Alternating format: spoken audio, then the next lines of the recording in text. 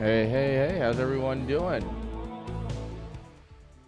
How are we all doing today? Alright, that is working. Sweet. Gunner, Croc, Love Snow. We've got the whole party here. How's everyone doing today?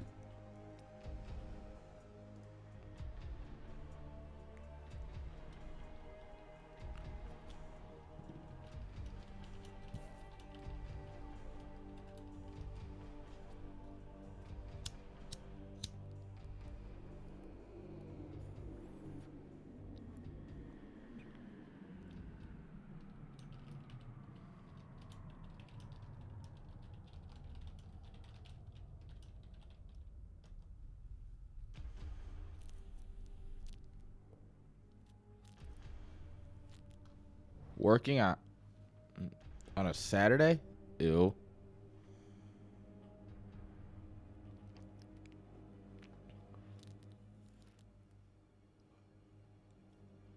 Yeah, that's not a great thing. You should have a day off. You should work on that.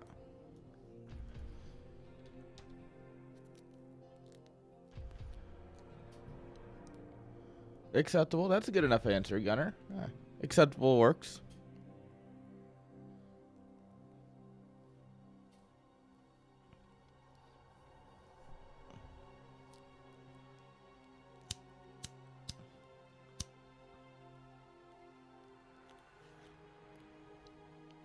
Damn right you will.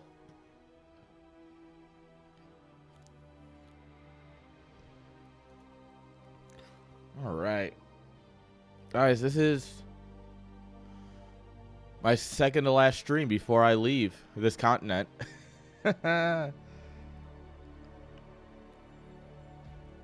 We'll have one cast on Tuesday of CPL, which I'm going to make probably a doozy if I can help it. And then off we go to Europe. You bet. I'm going to Katowice. I'm going to be there. Going to be a bunch of us Plat heroes there. I'm going to go to the casino, apparently, because everyone else is going to the casino, and I'm like, fuck it. Yeah, that got my luggage right behind me that I need to actually pack. If you can tell, it's basically empty.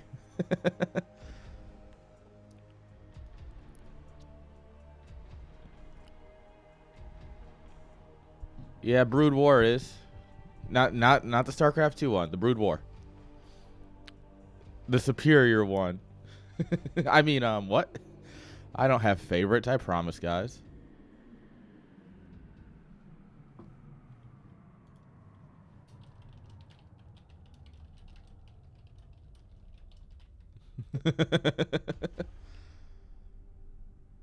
Well, I mean, I'm going to meet Tastosis at some point while I'm there, and I think that's going to be great.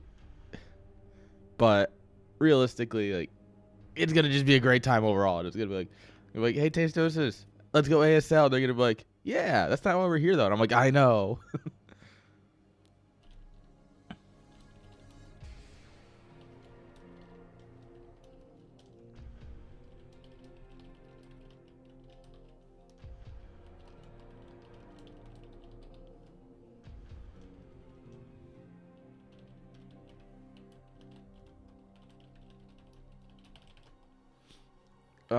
Brood War TBT. Actually,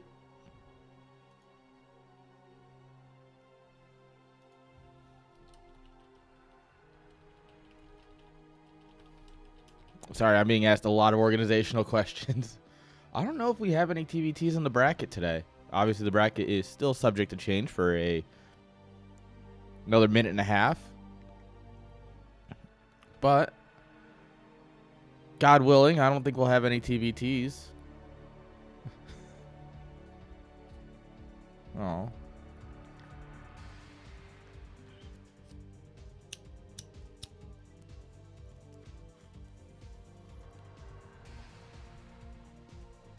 Oh, there's my beer. Hashtag not sponsored. That's a nondescript beer. Oh, Talk, you're working? No. You're still at work? I'm sorry, buddy.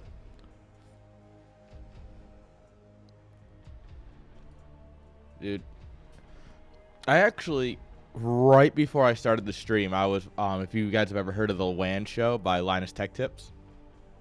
Oh, damn. I watched the WAN show, a few weeks after it airs usually, kind of behind. But there was a line that they said between the difference between dedication and motivation. It's like motivation's kind of bad, and you shouldn't really rely on it. Instead, you should dedicate yourself to things. And I don't know. That's kind of just ringing around in my head. It's a really neat concept of like, don't do things because you're motivated. Do things because you're dedicated.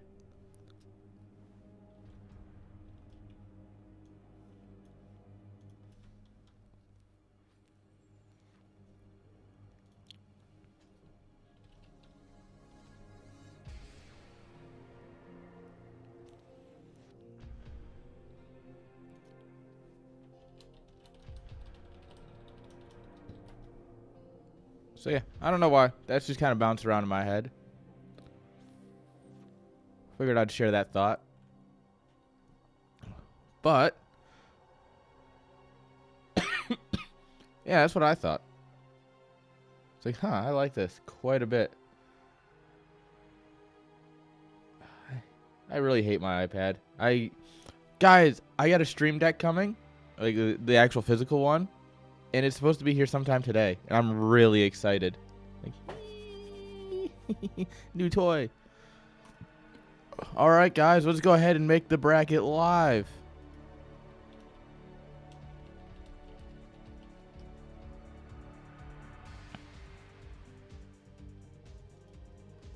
Yeah, exactly.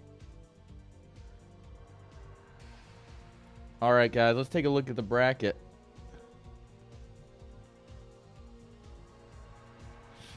All right, so we have Whiskey Dingo and Thor's. Winner goes against Daddy Fear. Exile and Tech. Yakub and Dog Lived. Nice. Vok and Bagel Pirate. Winner goes against Y2 Kid. That's fine. He's AFK for a minute. Igor's and Senderez. I don't actually know these two people. Like, I feel like I vaguely recognize the name.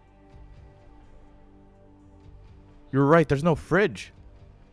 No, he said he couldn't make it this week or this month. That's right. Now I'm really sad again. No Fridge. How are we gonna have a semifinals without Fridge in it? He's been a staple basically since the beginning.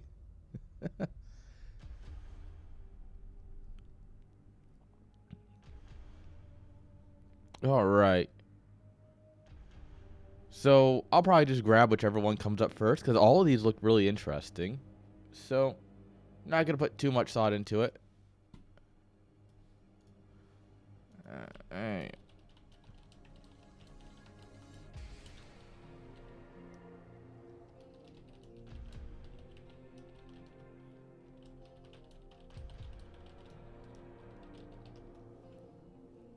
All right.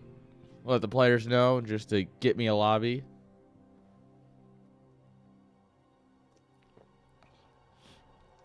God. The weather is changing and my allergies do not like that at all.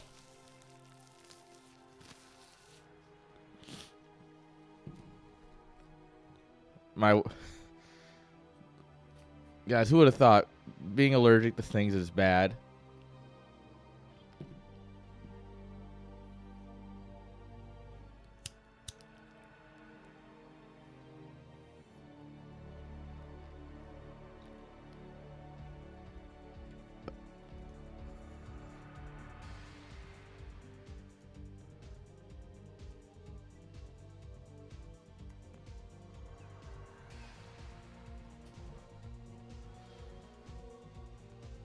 All right, it looks like the players are figuring things out. I see enough people here.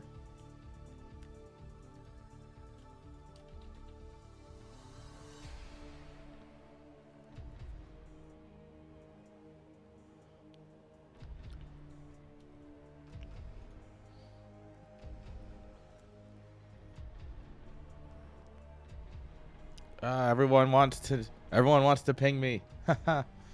Who would have thought? It's like running an event is popular or something. Hmm.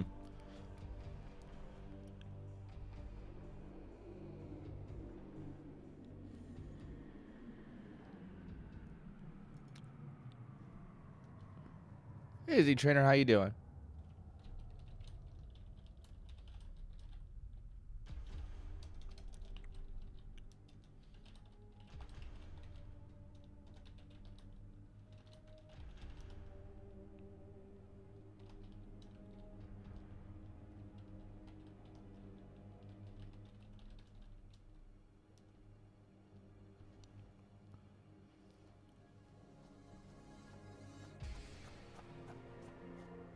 Oh, that's good. Glad you're not doing too bad.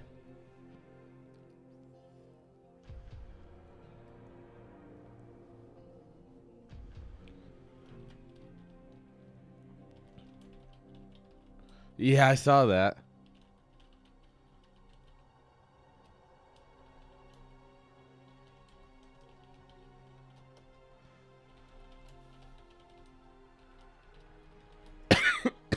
Yeah, I feel bad for Yo. He is his ankle's not looking the greatest.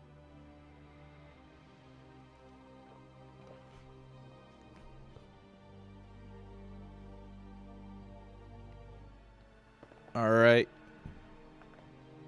Looks like most people have rolled in at this point. So I see some vetoes going on.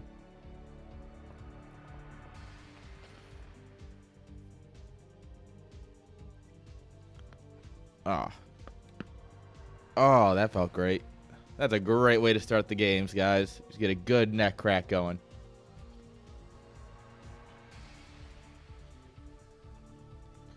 All right.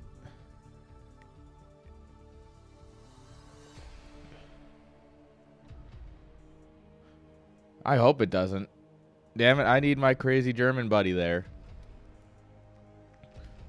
Who's going to outdrink me? Rexy won't be there. If Yo's not there, like what? Who's going to actually compete with me in drinking? Lethal?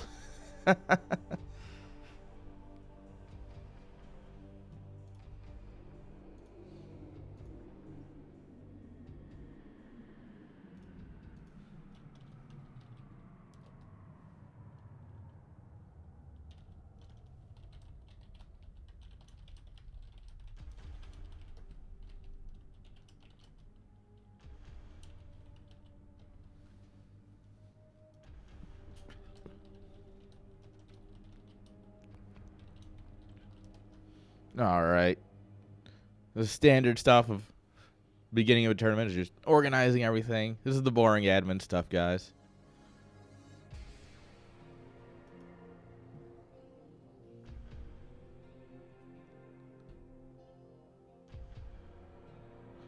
Joe Mama.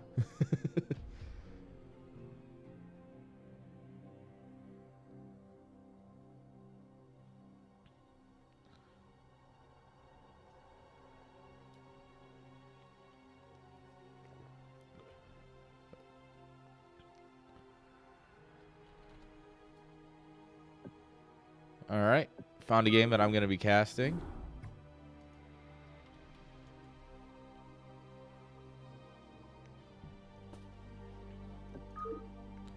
Now we just got to wait for the lobby. Guys. There's something to casting a live game that's just so much more fun than a replay, you know?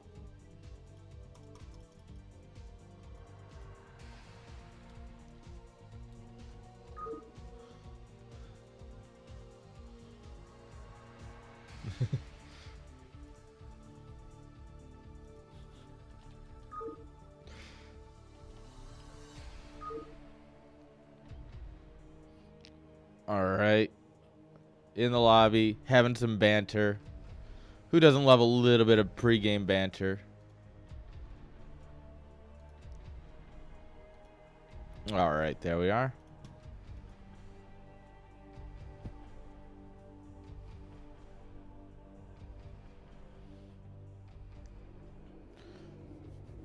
All right, come on. Hit that countdown. There we are, guys. You know that sound. Beep, beep. Let's go. Oh, a little bit of lag spike. But here we are in the top left-hand side of Desert Rose. We have, with the magenta probes, Yakub. And in the top right, with the green drones, give it up for Dog Lived. Ooh, jumping straight to extra high. Ooh, that's a bold man. Especially in ZVT, jumping straight to extra high. Ooh. This man, he lives on the edge.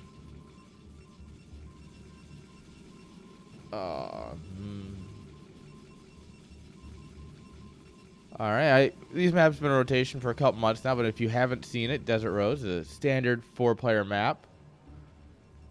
Your main is pretty small. You're expected to build out in your natural more than anything. Your natural, obviously, nice and huge. You know, it minus the smaller main bases, it's pretty standard design. It's, you know, it's not the worst design. I actually really like a more condensed main. It leads to more interesting games, I think. Because either you end up cheesing on it because you're like, I hate this main, or you lead into some really weird macro games. Not even to play on it. All right, that's a spot for the hatchery. Does Dog Lived know the maps? That's the real question.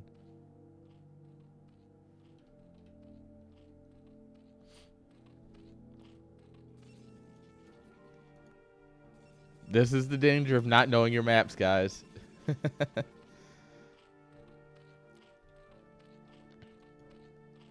All right, pool's coming up.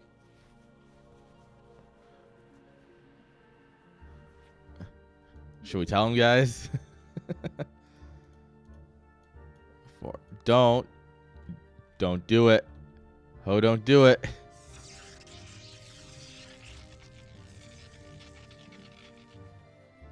All right, is this actually a cannon rush, or is this just blocking the actual expansion? Only time will tell. What kind of game are we getting here?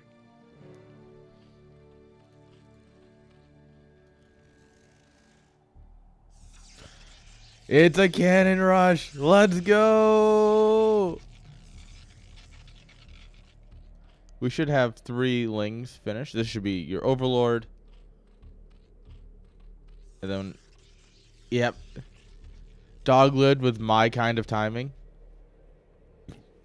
Because I'm pretty sure Dog Lived doesn't know the map. At this point, he sees the cannon, right? Yeah, I mean, if he looks. But I think he expected the minerals to be here and not down here.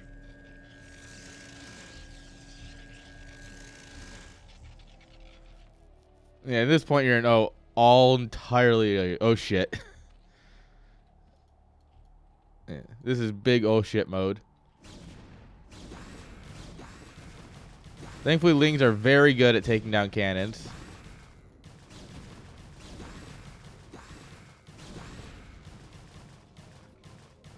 And the problem with this setup is that lings got full surface area on these cannons, right? At no point was there any, like, this gateway came up, but the reason you normally do it behind the minerals is because then you can block the lings from actually hitting it.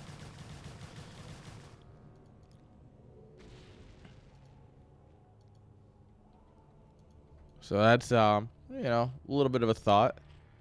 This might not have been the best cannon. It was a cheeky little idea, right? Because, you know, like, oh man, he put his hatchery here. Let's have some fun. But now here comes the big ling flood. All right, we're getting our probes out.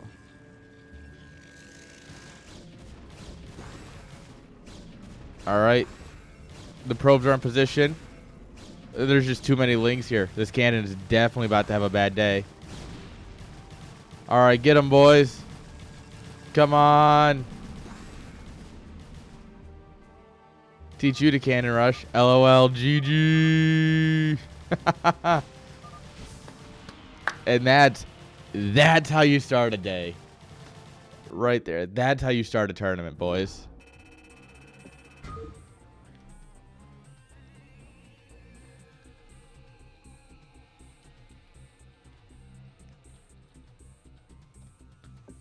That's how you start your tournament. You're welcome.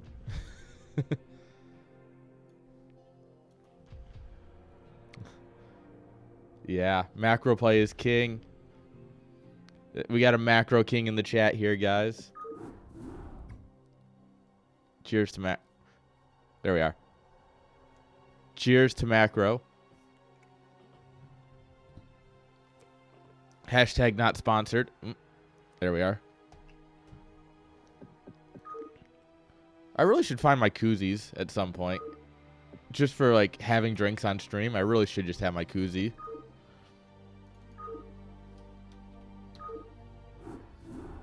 Alright, it looks like he dropped the turn rate to 16. So that way I don't have to play on extra high.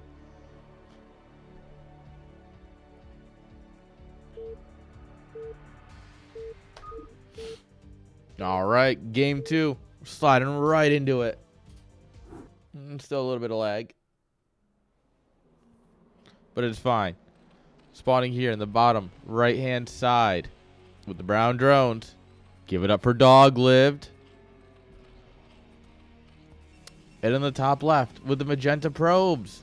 Look at them. Look at that color. Mwah, so beautiful. It's Yakub. So this is one of the larger 2-player maps in general. It's a nice, large 2-player map. You have these low ground, high ground rotations here between the two bases. You have 69. I've honest to God never noticed that. That's nice. That's real nice. I don't think Surrey did that on purpose, but we definitely have a 6 and a 9 here. And that's incredible. Remind me to point that out to him at some point. All right. Pylon. This is looking a bit more standard here for sure.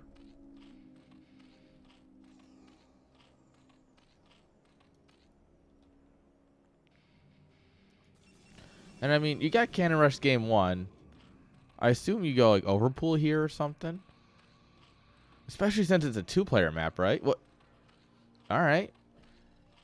How dare I think? This is what I get for thinking, guys. Overpool's for nerds. We're still going hatch first.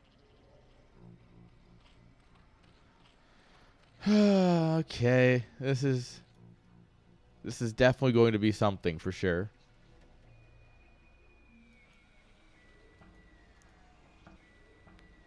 No, not again. No.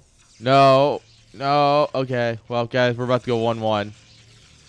This is what I was talking about. This is what you need. You need to be able to wall in your cannons if you're going to cannon rush. If you're going to do it, you got to do it right. All right. Second probe, you should be like, something smells fishy.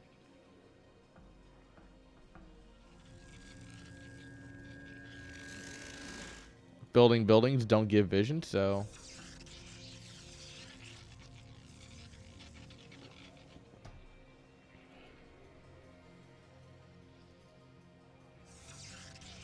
And now this is just a middle finger.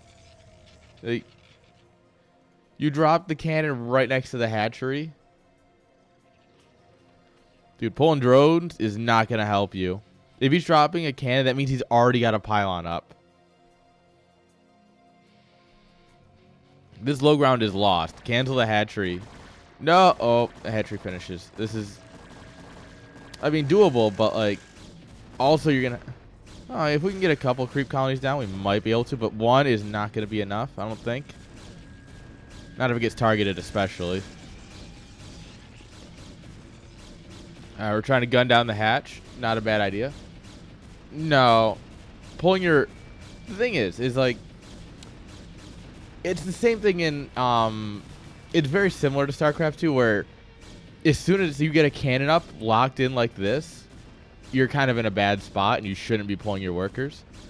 Is especially in Brood War, you could maybe get 2 drones here and 1 drone here. You'd never be able to kill these because pylons are tanky as fuck in Brood War. Like, pylons are 300, 300.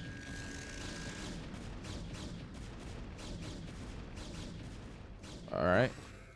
Good cannon at home for the counter defense.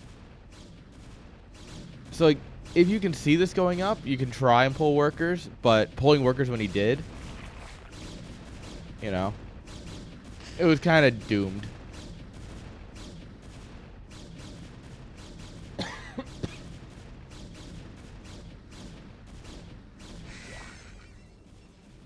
All right, behind this, Yakuba's just going to enjoy a very heavy advantage, and as long as he doesn't die to these lings.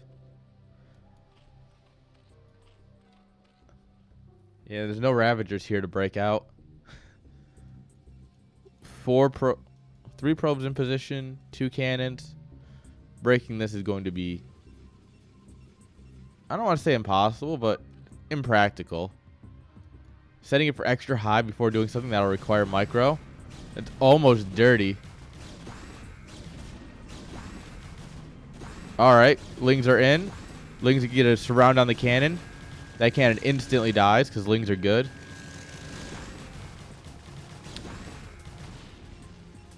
Alright, now you have to kill a bunch of workers at this point.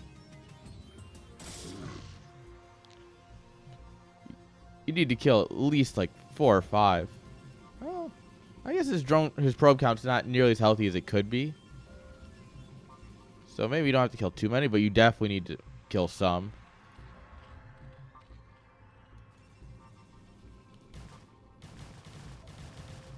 Alright, just going for the pylon. Don't worry, guys, we'll be here a minute. Lings are pretty good. GG.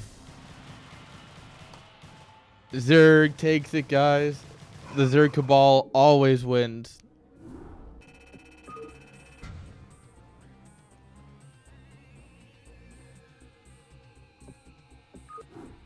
GG.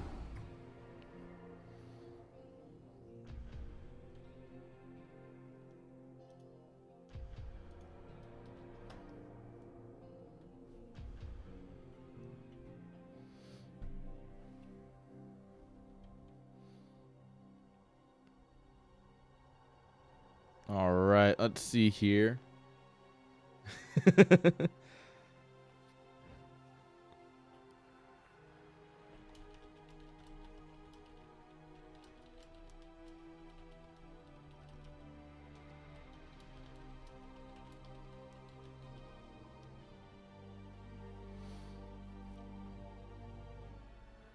All right, guys.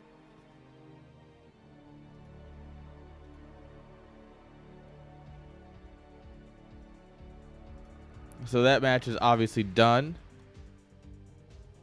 So now,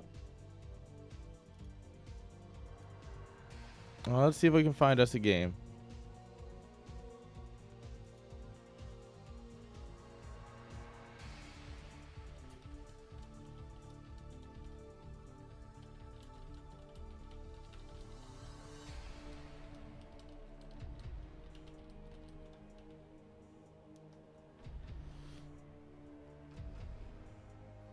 Yeah, I go, I don't know I didn't know where I was clicking. It's like, well, it's listed. It is written down.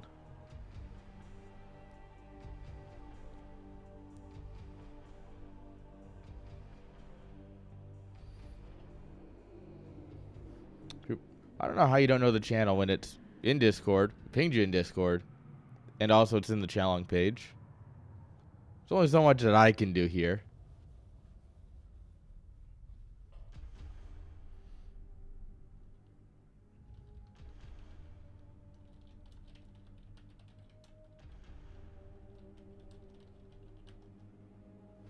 It was right, Protoss can't read.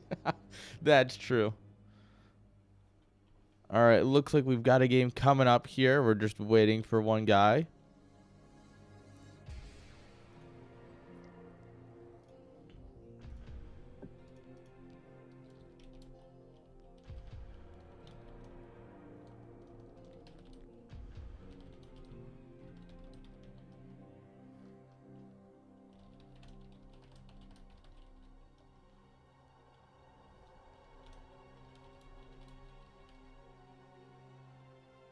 No Jack today? Nah. Nah, not yet. Look down. No Jack, but we got Jameson.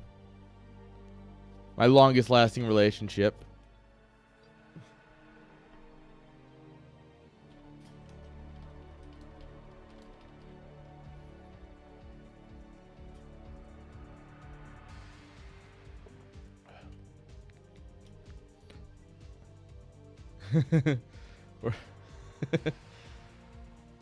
Jack, Jim, and Jameson.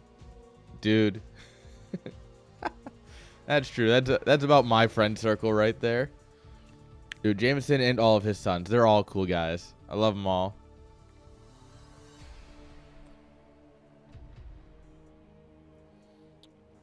Alright, guys. Well, after an interesting first round, we have a momentary brief reprise in the second round.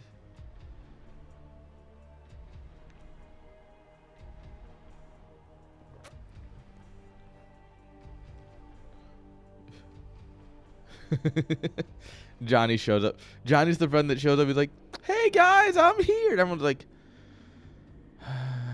"Fine, all right, come on."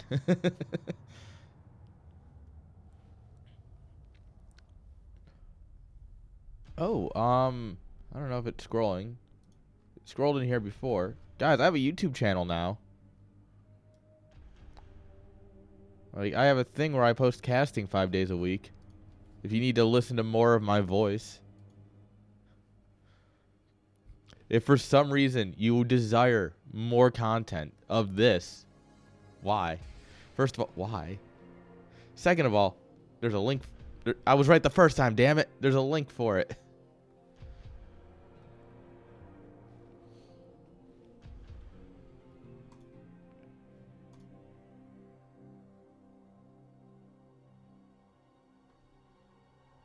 All right.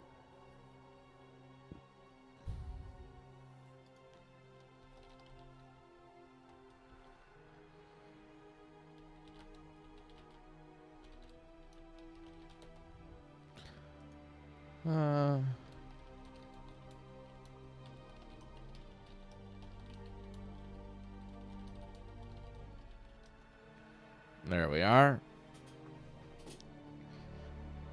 Good old organization. Guys, I'm an organized person, I promise.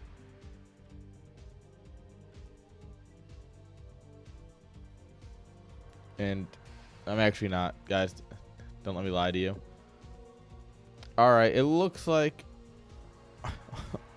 our opponent for the next round is just a bit AFK. So, my beer is like empty. So I'm going to grab another one. Go ahead and grab a drink. This is going to be the BRB time. And I'll be right back.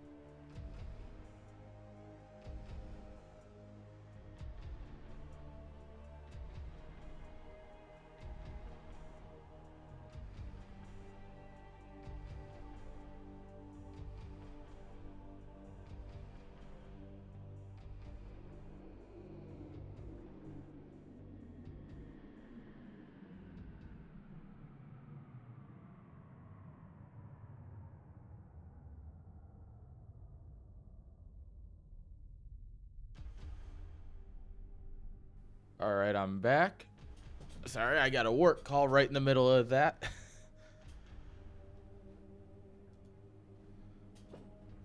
All right.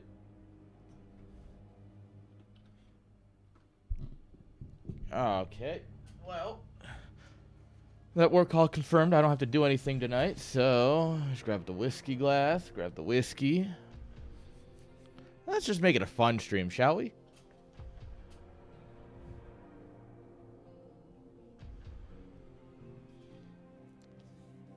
You know what we're about here. I just wanted to do that to be fancy.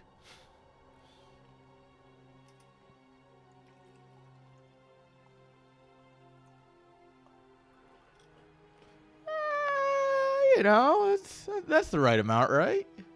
All right. just pour a bit in the glass and just. That'd be some shit. That was birthday shit. That's reserved.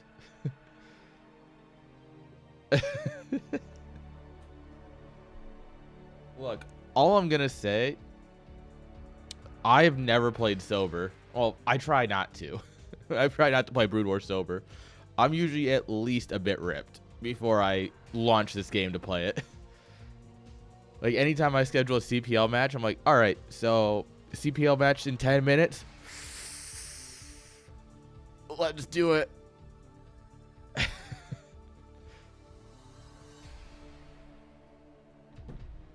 All right. Tap. Cheers.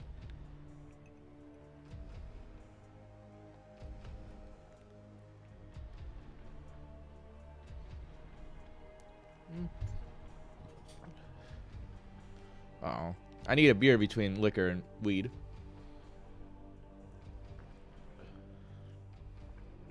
You know, that's the nice thing about Jameson, right? As long as you drink it relatively quickly, in terms of, like, not letting the bottom of the bottle whiskey sit, it's so smooth. I love it. Jameson is just a very smooth whiskey.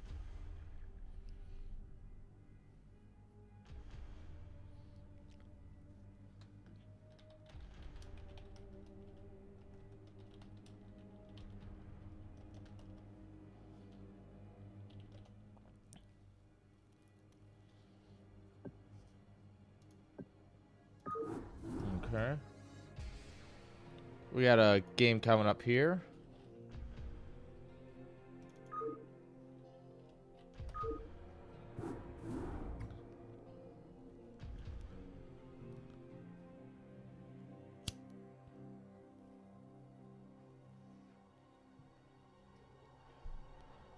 Oh, yeah. Nothing like a bit of liquor, bit of smoke. Man, I will admit, I run myself absolutely ragged. But damn if this ain't the life, you know?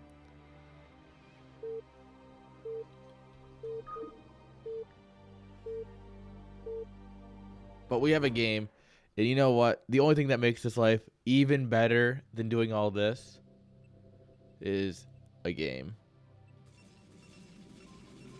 Dude, Tullamore Dew, I do love. Don't get me started. I do love me some Tullamore Dew. I think they're both great in their own right. I just kind of moved more towards Jameson because more places stock it. I've noticed in Oklahoma, like in New York, right, where there's a heavy Irish population, there is like dedicated shelves to Irish whiskey, right? That's fair. But it's like in New York, right, I walk into a liquor store in Syracuse and it's like, oh, there's just shelves of Irish whiskey because there's so many Irish people.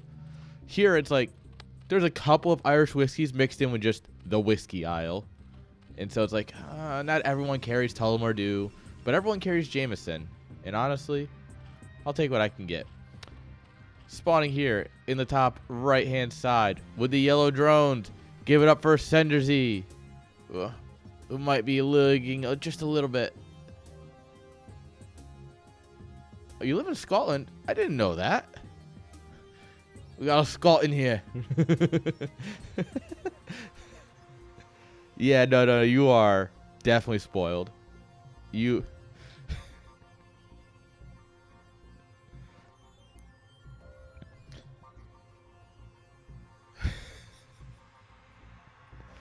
Now I'm just picturing like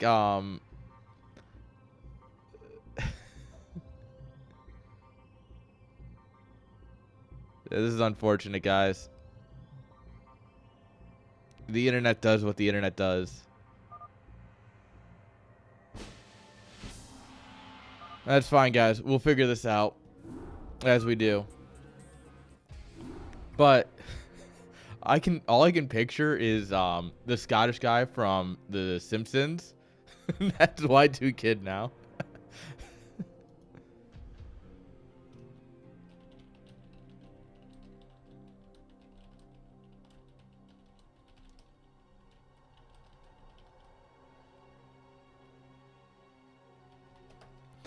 Oh, this is unfortunate. All right.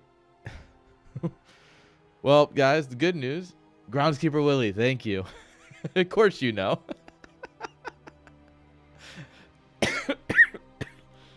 Of course you know.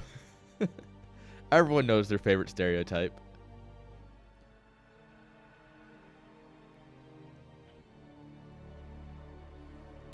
Oh, Fear's moving up in the bracket. Fear beat Whiskey Dingo.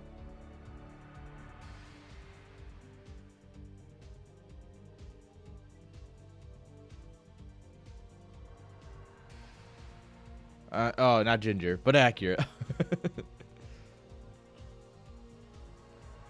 Oh, nice. You got the ginger beard.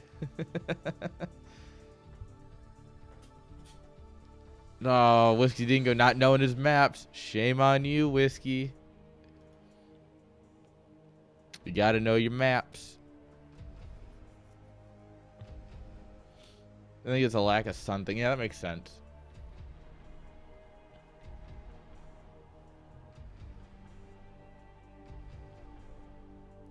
Oh shit, Tech and Exile still going at it in round 1? Oh wow, that's incredible. Can't believe we missed that series. Alright. Bagel's game is still going. Diaz, true.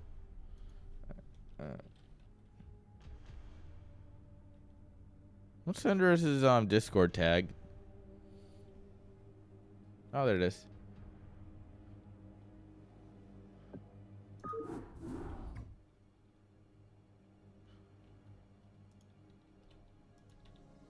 All right. We are rehosting, so I'm going to go ahead and I'm going to give this one more try.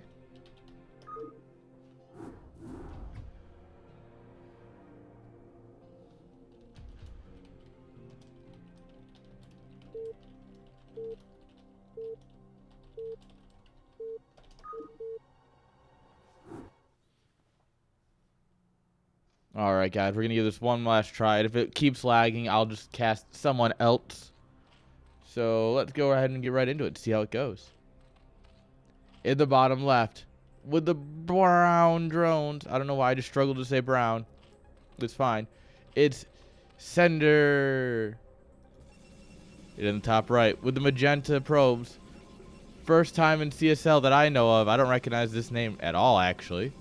Very interesting where he came from. I'd be curious to talk to him later. And it's Valerie's dad. So if you know Valerie, obviously this is Valerie's dad, so you should know him. I mean, I guess the greatest question is who's Valerie? Kidding. Kidding, guys. All right.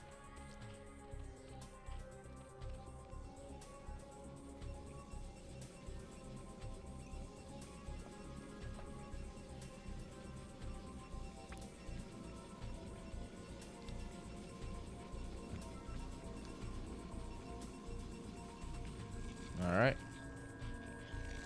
Looks like both players opting to play macro games.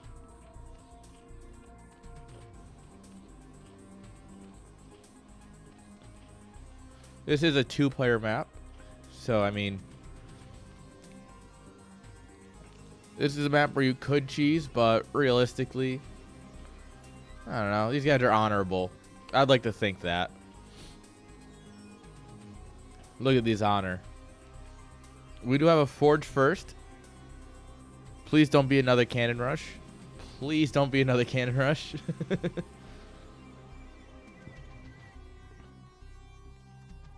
I don't think so. I think it's just going to be a Forge Fast expand once he gets in here and sees that it was hatched first. Pool goes down. So we might get one cannon before Nexus. But realistically, I think we can get away with Nexus before cannons. And I think Valor's dad agrees. Oh, no, no, no. He's going for that cannon. No, no. Okay. He had to think about it for a minute. But in the end, we dropped that early Nexus. And then Gateway. All right. Pushing off those cannons as long as he can. Obviously, this is the way he's tacking up quicker. He's going to have that quick Nexus. Overall, very clean build. Sender is looking to take maybe a third base real quick.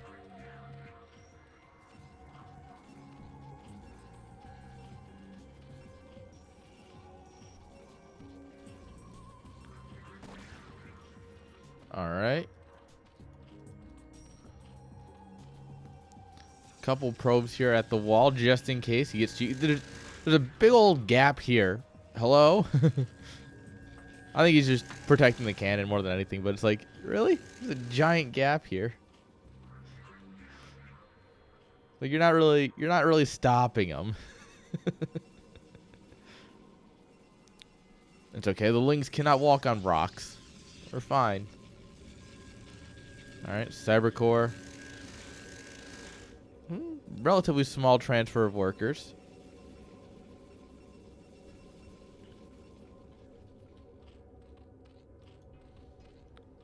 And yeah, we've just committed to the macro. I like the sound of that.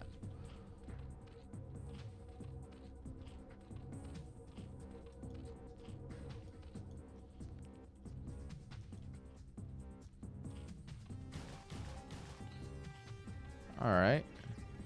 Lair coming up here.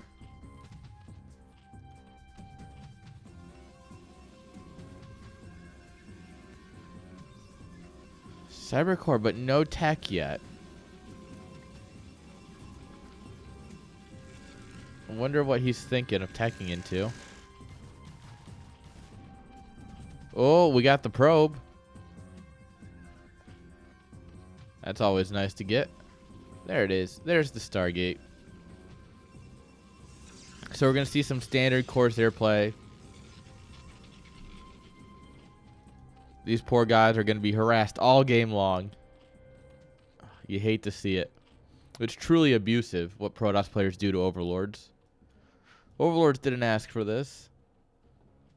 Alright, Zealot looking for that third base. Looks in the wrong spot, though.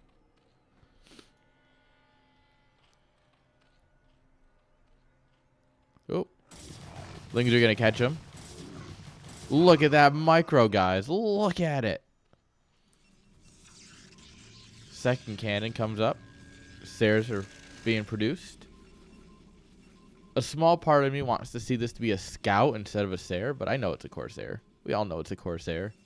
But could you imagine if it wasn't? Citadel. So we should see legs start here in a moment. It's a Corsair, guys. Spire. Most of the way done at this point. Another hatch in the wall.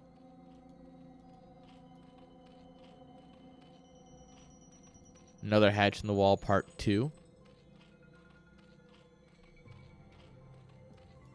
Don't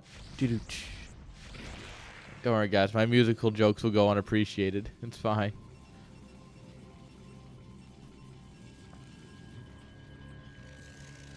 Hydra Den coming up here.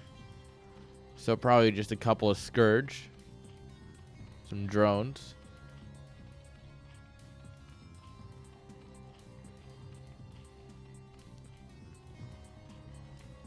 Yep, there's the Scourge. Ooh.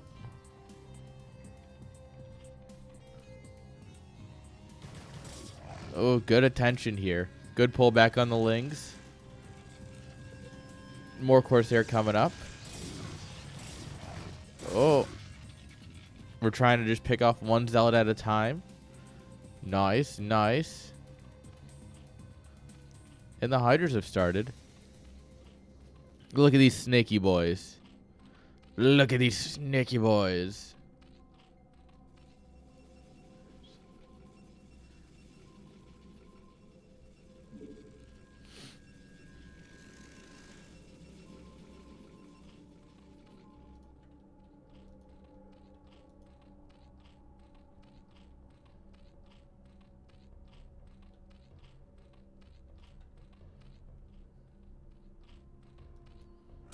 All right.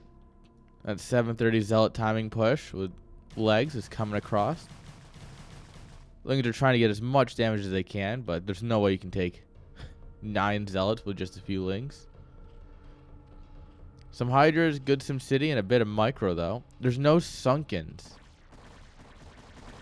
You need like a Sunken or two to really hold this efficiently. But once the Zealots start connecting, the Hydras start falling. The drones are drilling. They're trying to buy time. More Hydras coming up. Did they buy enough? Oh, drones are falling. Drones are falling very quickly. Oh. This is not good. Our Zerg player here was a bit greedy. Well, those Zealots, they did work, and a few of them get out. So not even killing all the Zealots, that's always kind of painful.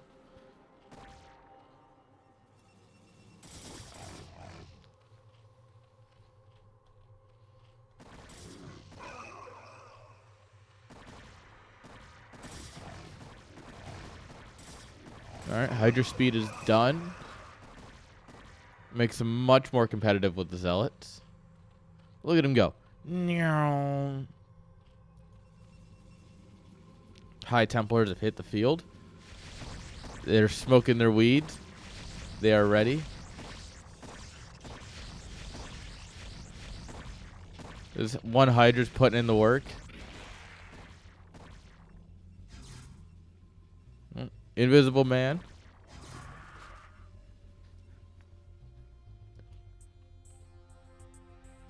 Alright, scouting drone. Oh, neither of those connected. Excuse me, game. Oh, no. This is the wrong side of town. You don't want to park here. You don't want to park on this side of town. You got to be careful what side of town you park on. They're going to leave these Corsairs on bricks. Like, what? How do you leave a flying unit on bricks? I don't know. Hydras are going to find a way. Lurkers hitting the field.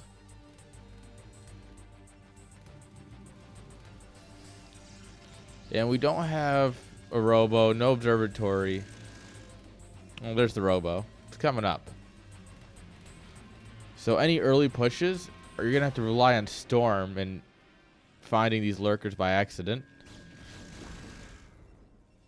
I mean, or find these lurkers on accident in the more literal sense.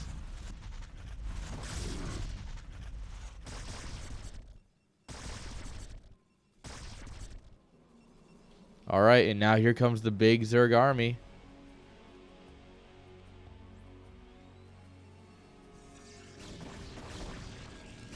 Oh, that's bold.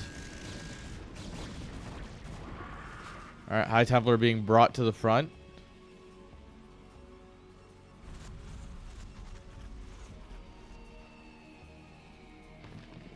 All right, now begins the most fun part of the game. Slowly peeling the Protoss apart. And by that, I mean losing all of your Hydras to a storm.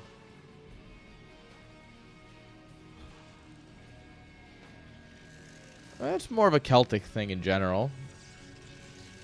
Is to my understanding. But it's more stereotypically expected with the Irish.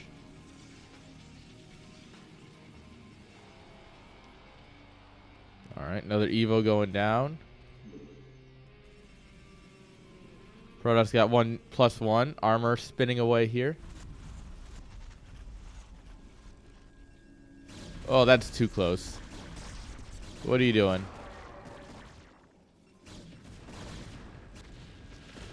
Oh, first storm goes down. Gonna bruise up some Hydras. Pull the rest into the fight. Oof. This is where you gotta be. This is what you gotta be the most careful about. Is your units just getting pulled into a fight? Unit army control is so hard in a moment like this, where it's like a storm will drop here, and then all your Hydras are like, "Ooh, we're in the fight," and they just run in, and then they get stormed, and you're like, "Motherfucker, no!" Oh, that's a storm and a half. These guys are all getting a little beat up here. More lurkers, lots of Hydras. Look at this macro. This macro machine. Alright, it's time to kill the egg.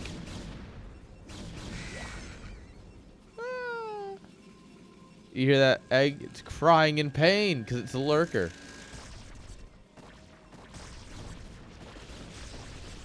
Alright, storms, then sends the stairs in. Oh, okay.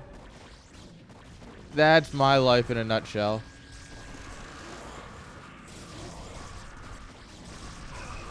Alright, without High Templars, this army is much less scary. Oh, look at these lurkers just getting so much damage. Okay, click the observer. Click the observer. Never mind, lose all the Hydras. The problem is lurkers are not good against Dragoons. Dragoons are the natural enemy. So they will break out of here.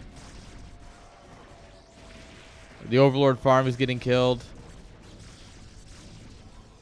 We do have a fair amount of Hydras at home that were just never rallied out. So that's nice at least. We do have a 4th base on this. Protoss trying to take a cheeky bottom right base. Ooh. Ooh.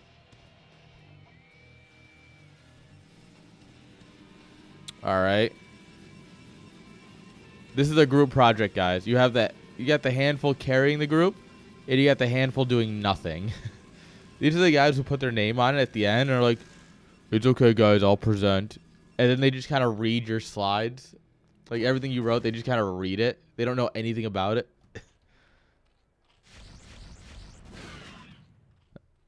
That's these probes right there. Oh, now they're forced to work. Damn, this brutal system forcing us to work.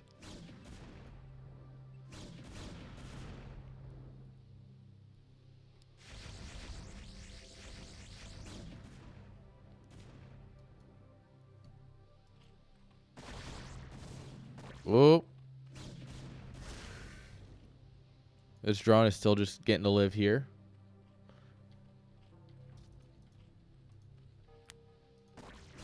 Not. Ooh, we went with +2 attack instead of +1 armor. Alright. Makes sense. You want your units to hit harder in this matchup. You don't. I guess you don't really worry as much about armor. Because, you know, you're just mostly relying on Storm. Zerg with 1-1. It's going to help offset this extra damage that the goons are doing, but, you know.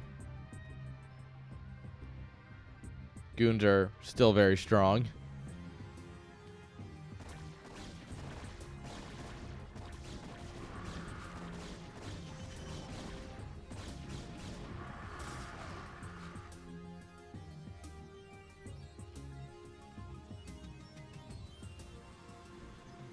Alright, main is starting to mine out here.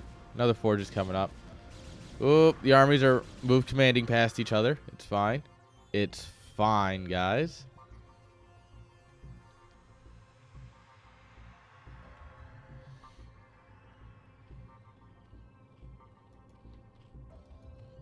More lurkers coming up. Oh, Valerie's dad banking enough money so that way Valerie can send her grandkids through college, you know? What a great dad. Banking up all that money for her.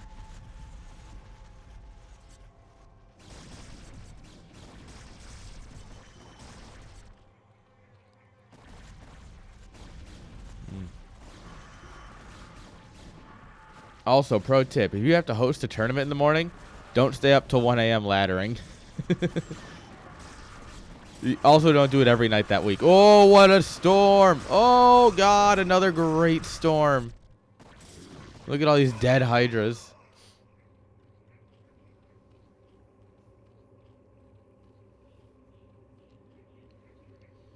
What I want is I want a mod that continuously just keeps the dead bodies there. So that way they stay rendered in. So you can just see where all the battles happen. That would be cool, actually. Kind of like if you've ever played Payday 2, there's a an option where the bodies don't despawn. So that way you can just see all the bodies as you're playing. It's a really neat setting, actually, if your computer can handle it.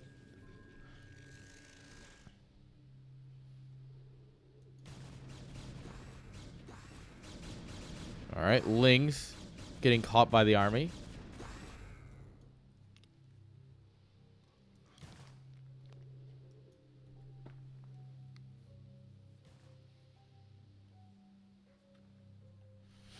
Looks like the bottom right.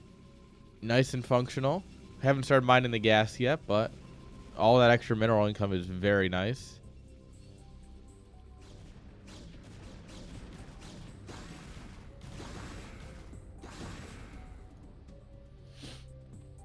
All right, big Ling energy. Defilers are coming.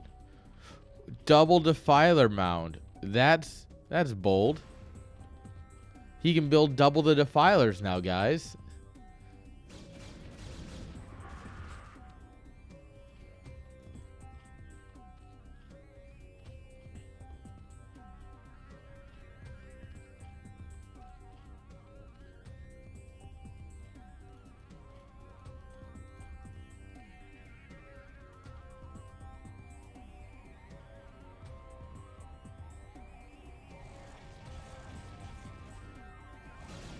All right, we're sending out those scouting overlords right through the army. And just a pack of overlords in that direction is fine.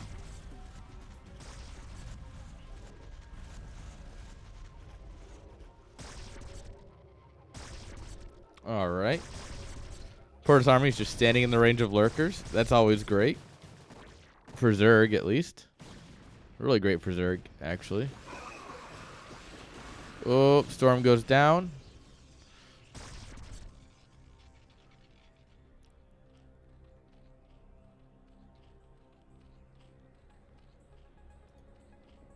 Two defiler mounds, 0 defilers. Interesting. It's a bold strategy.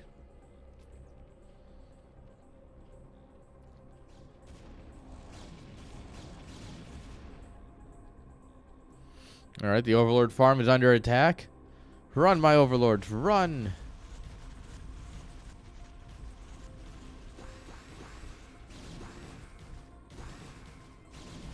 All right, look at those Lings. They're cracklings. Da-da-da-da-da-da. Yo, fear.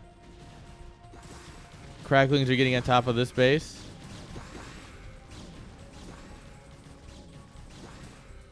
All right, the army is posturing to push into the 9 o'clock.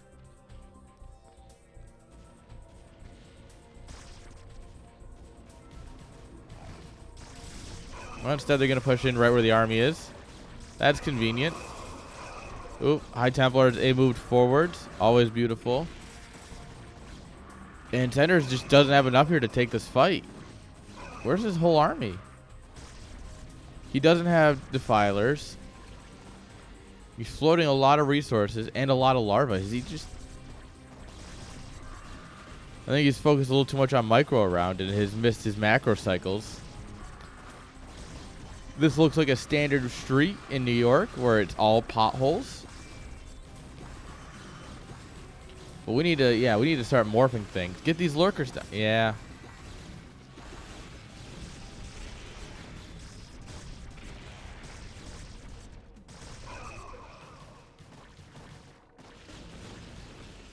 All right, those hydras get stormed down.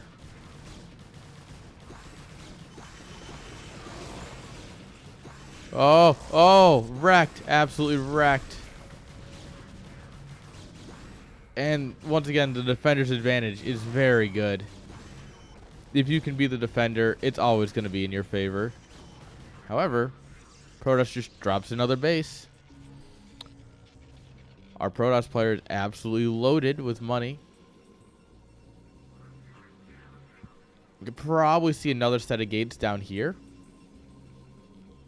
That way he can just, you know, upgrade his production. He's floating a lot of money for his current supply count. Alright, Lings are coming in here. Oh, they're streaming in one at a time. If you ever want your Ling attack to fail, send them in one at a time. That is the weakest Zergling you'll ever find.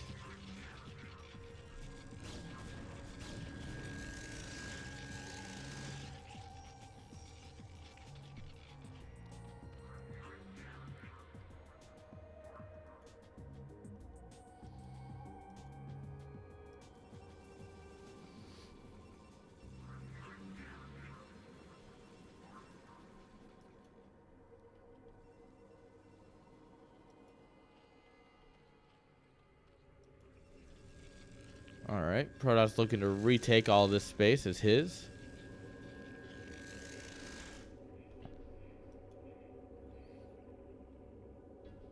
Zerg still denying the 12 o'clock base. Oh, finally, a Dark Swarm.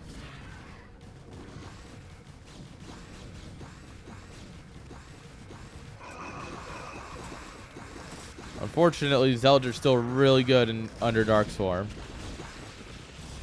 Oh, that Storm doesn't really do a whole lot against the Zerg, but... Oh, there's a Plague. Ooh, look at them. Look at them. They're all sick. Guys, look out. They've got the Koof. Alright, Sender's finally got that late game army. He'd finally start doing things.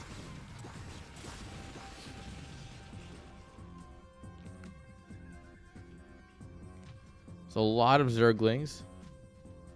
Zerglings have +2 armor, +1 attack.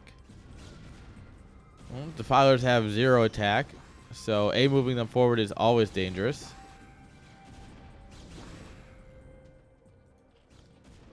The Lurkers have 2/2.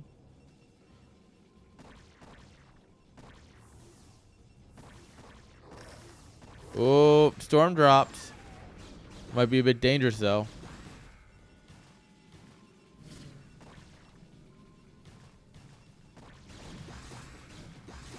That's fine. What if everything dies before it gets in range? That's cool. Oh, that was painful. I'd have almost rather seen a Plague go down. Oh, reinforcements have arrived, but good news, they're all going to die too. Aha. Alright, a bunch of Lurkers not burrowed. Alright, just drop one Storm right here and be the happiest Protoss ever. Yeah. Oh no.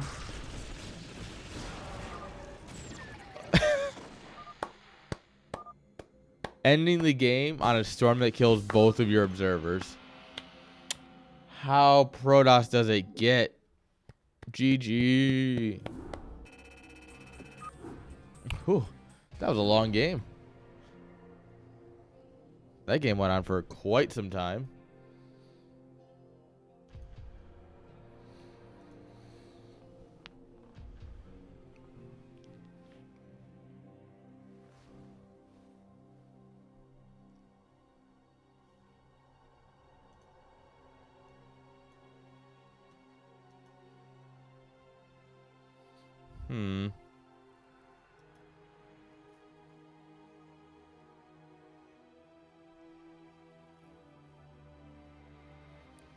Alright. So it looks like Sender is going to go play in Battle of the Tiers. So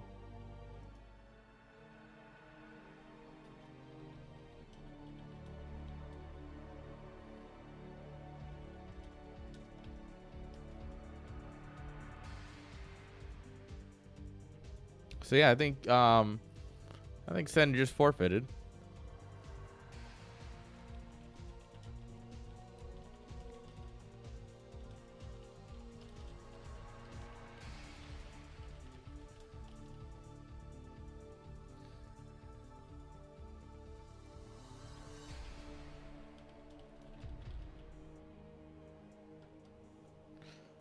All right. So, yeah, I guess we only get a one-game series. Nanimba, thank you for the follow. Appreciate it. You're around here often enough. Thank you for the follow.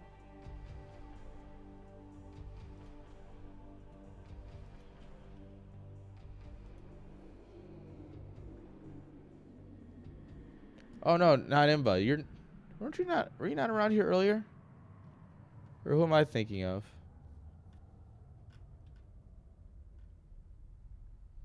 Then who's that? Because someone has a very similar name to you, then. Hey, Nanimba.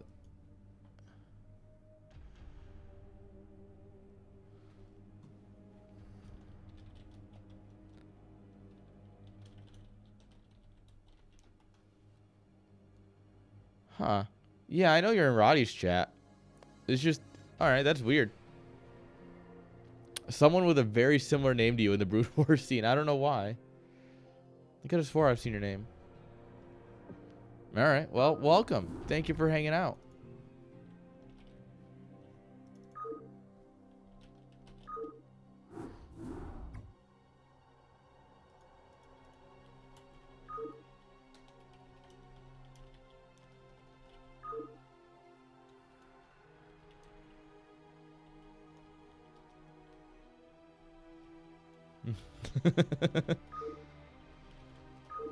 Alright. I've got us a game, guys. Oh, man. I've got the ultimate game. I'm jumping in mid-series. This is game 3 of a best of 3.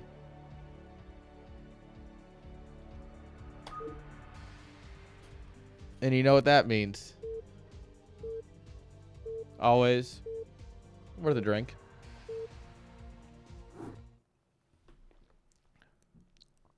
But thank you for stopping by, even if I am a little confused sometimes. I'm a little slow, I promise.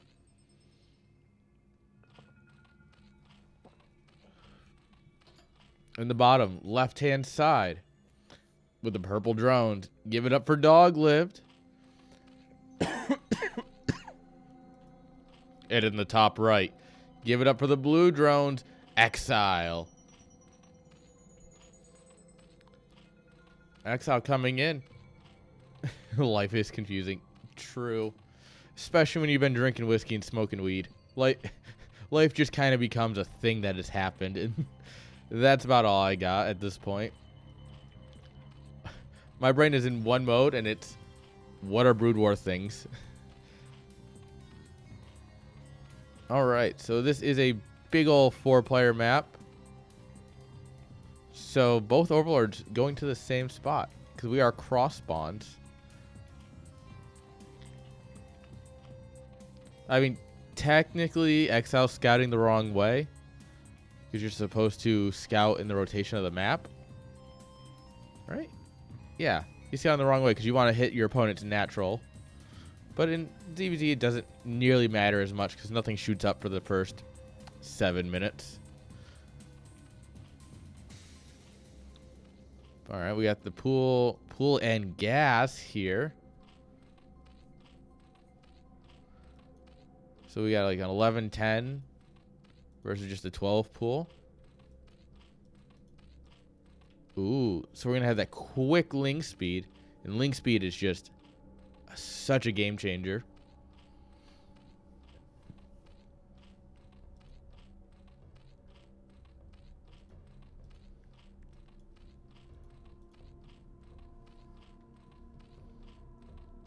Exile. His pool. No, their pools are pretty close enough.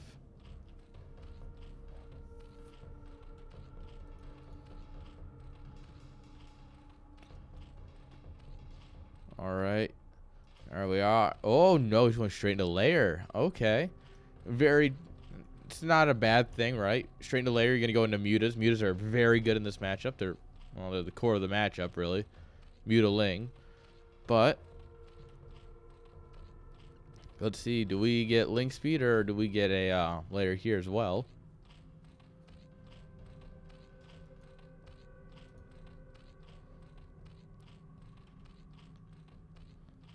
Means you're going exploring. We get another layer.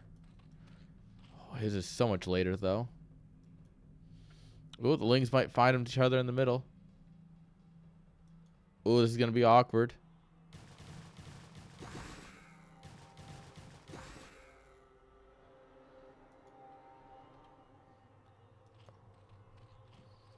All right. 2 hatch versus 1. Double the larva. Double the fun.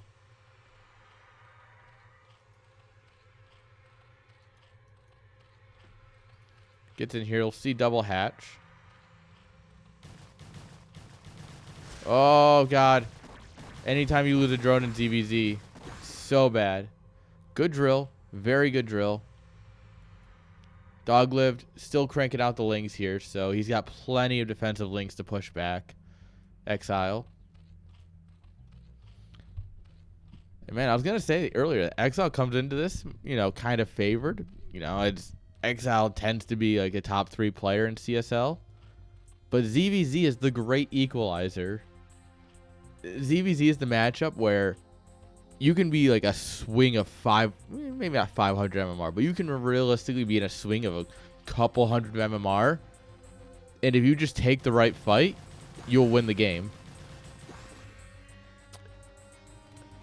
Like if you do a +1 build, +1 almost always wins, as long as it's not scattered. And even if it is, still a solid 50-50 because it's such a hard build to hold.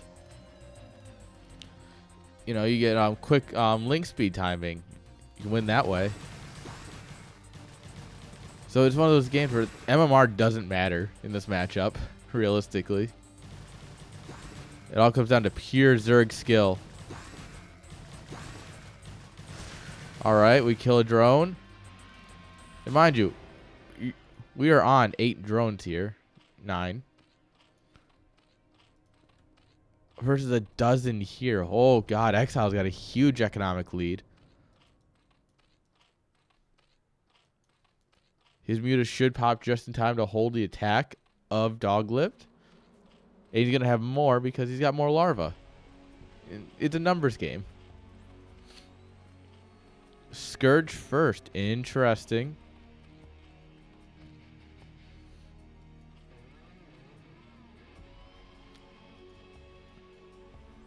I don't think I've ever seen Scourge first. Most people do mutas first, and then...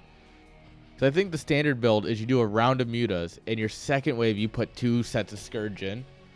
But apparently I'm absolutely wrong because Exile also went Scourge first.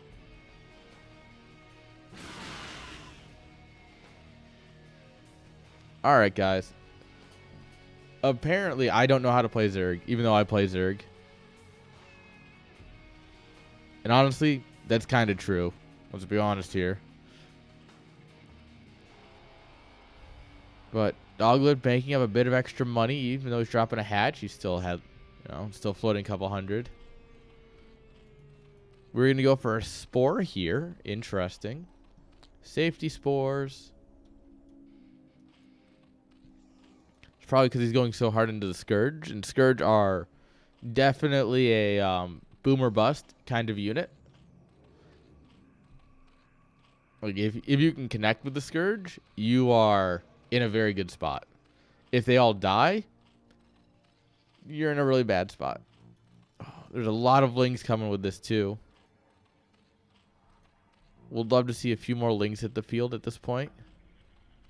Obviously, he doesn't know this is coming, but...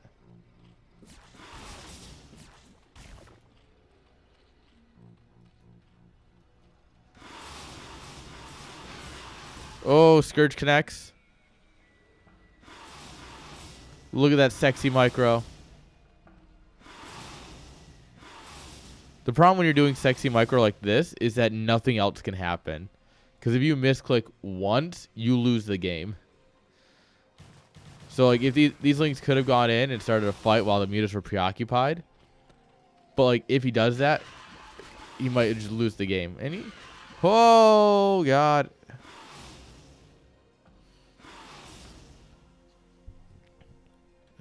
Scourge, man, they're good. Ooh.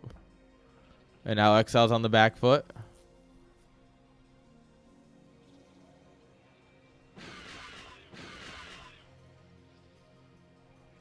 Yeah, your best hope is to trade Scourge for Scourge.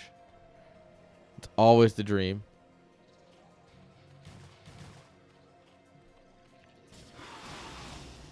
Oop.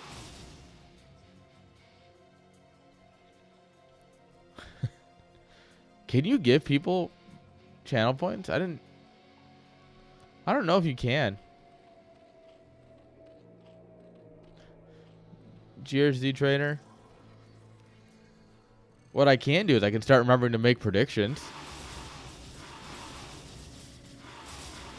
This is the problem with having effectless mod teams. No one shows up to run predictions.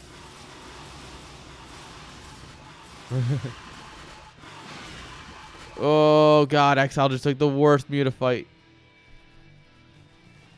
And this emphasizes how important where you fight with Mutas is. Because so many... Look at how much damage this hatchery took. All of those bounces were not hitting Mutas. That's like 100 damage. That's like a whole Muta's worth of damage against the hatchery.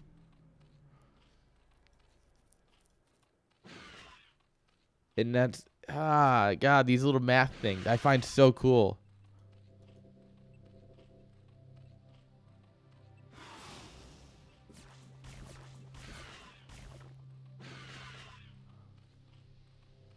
All right.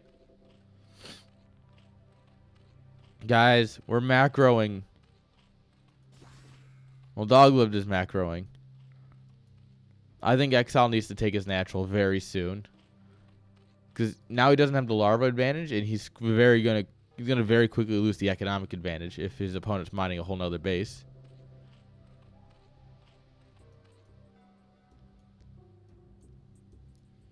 All right, here come the Mutas.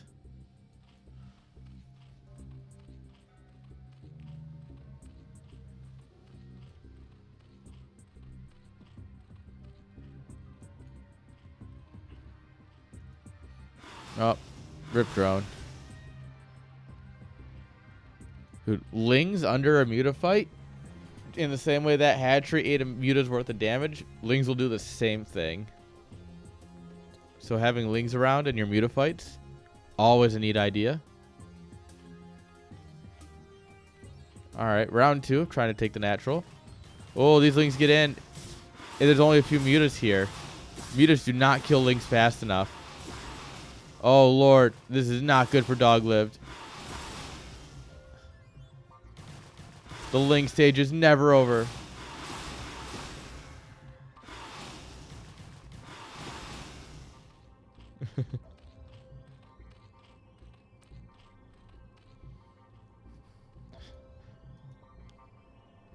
Scotch do make a nice whiskey, but they still have a lot. They still have to learn a lot. That's true. Oh, hello. Keyboard?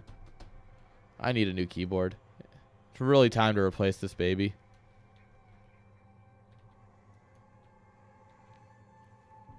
If I thought about replacing my keyboard like a month ago, I might have had a new one for IEM. But nope. No way in hell that's happening. Oh, and there's nothing at home. Oh, the worker counts. And honestly, it doesn't even matter how bad your fight is here.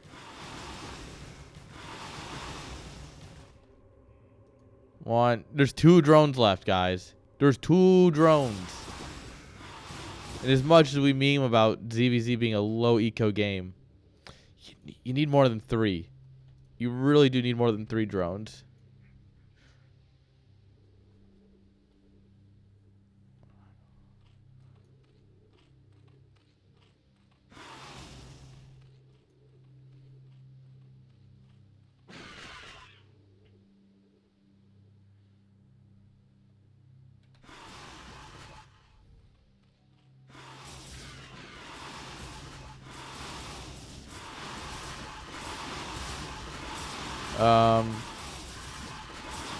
I don't know who's winning.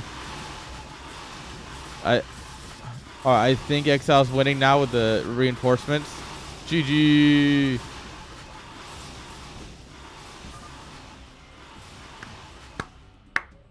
Exile moving on up in the world. Damn, and Doglib gave him one hell of a run for it, though. Like, that was close. Right up until the end.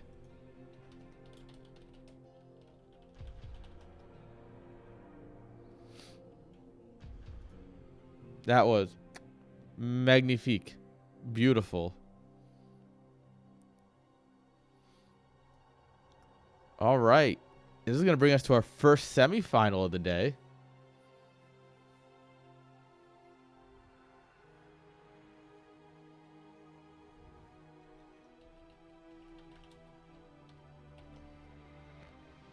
All right, guys. I'm going to go ahead and kill those pre-roll ads because there's no other way to stop them than running ads, and I do actually hate that. So I'm going to go ahead and throw it to a BRB, run the ads real quick, and then we should be back with a semifinal. So don't go too far.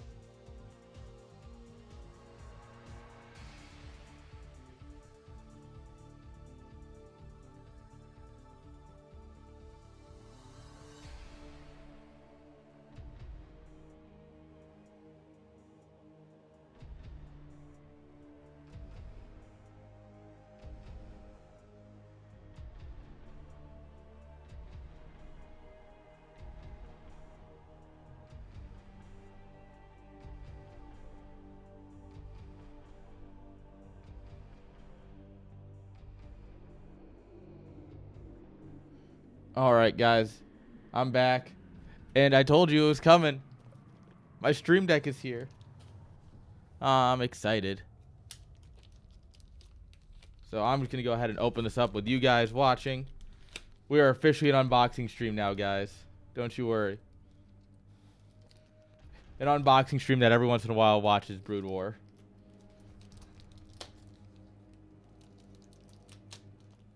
How you doing, Escalade? Welcome. I see you. You know, if I open this the way they wanted to, or I sharpen my knives ever, this would not be hard packaging. But because I don't do either of those, this is an absolute pain in the ass. Oh, yeah. Look at her. Aw, she beautiful. Please be USB-C. That would be so convenient right now. For legal reasons, that's not a knife. There's a few seconds of delay. That's just naturally built into Twitch. There she is. Ah, paperwork. Ah. All right, what is it? Oh no, it's an attached USB. Damn it. I was really hoping it was just like a USB-C plug-in, because then I already have a USB-C cable run for my Xbox controller. So I could just be like, oh, convenient. But nope. I have to plug in this friggin' cable. Oh, baby. What is that? That's not even... That's like a 5-foot cable. All right. I know because I'm short. All right, so how does this work? Presumably this goes in here? No. Goes in like this? Nope. No, I'm not going to read the instructions. Mama didn't raise no quitter. Okay, so it does sit on top like this somehow. No, I feel like it's supposed to inset. You know what I mean? Like it feels like it should be insetting, but it's not. Huh. And we got a minute here. I don't see where fear is, so. All right. What are the odds that I plug it in and it just reads my settings off of my iPad? What are the odds?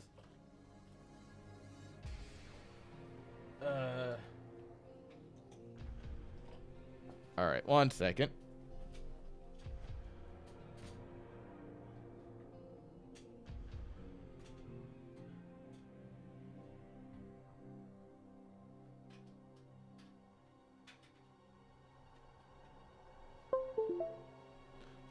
I'm actually starting to run out of USB ports. Yeah. No, I did cast it. Anything I watched, I cast. Anything, if I'm in a game, it's live on. Yeah, I'm waiting for Fear. I don't know where he is. So, in the meanwhile, I'm setting up my new Stream Deck.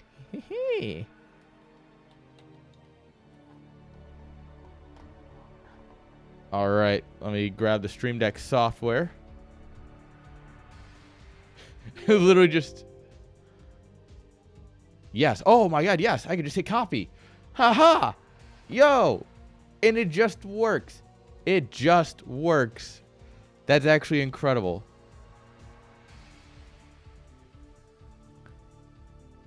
Like, it's just got everything. CSL, BSL, Ladderman, and CPL.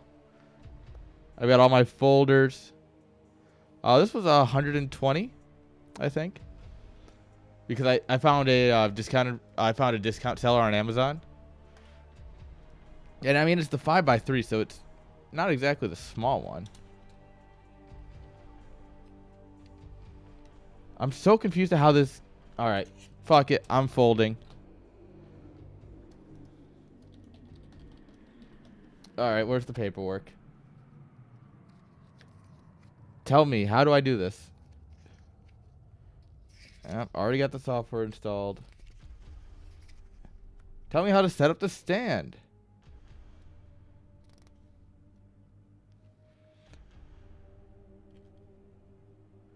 Oh, there's like a little...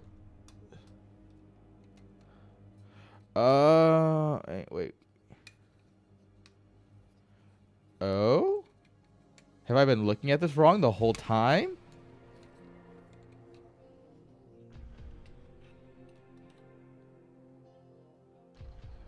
Is it something like this? Oh, I've got to unplug. Damn it. Hang on. I've got to unplug it from my computer.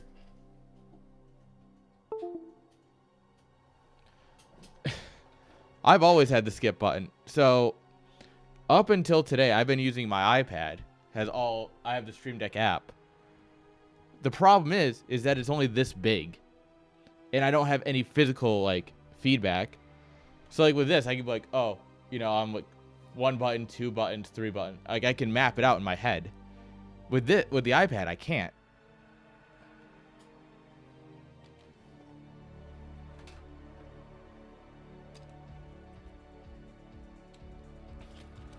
All right, so the way it shows in the booklet, right, is you've got the little clips here. I don't know if this is visible at all, but you got like these little clips, and then the way it clicks in. So to me, that means it's supposed to sit like this.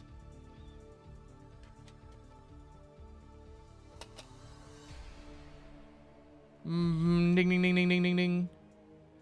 I don't actually know who that is. Funny enough. Just the kind of guy who showed up.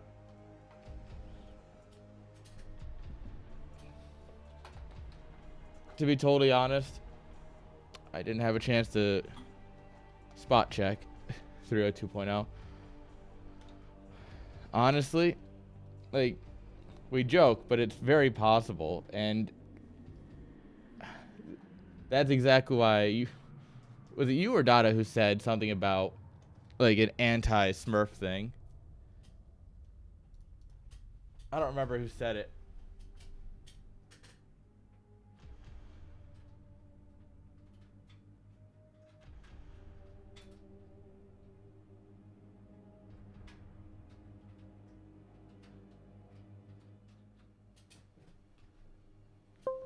But it's definitely something I need to consider sooner than later. Because I really should put effort into figuring, like, stopping Smurfs. Oh, yeah, no. You are way too busy.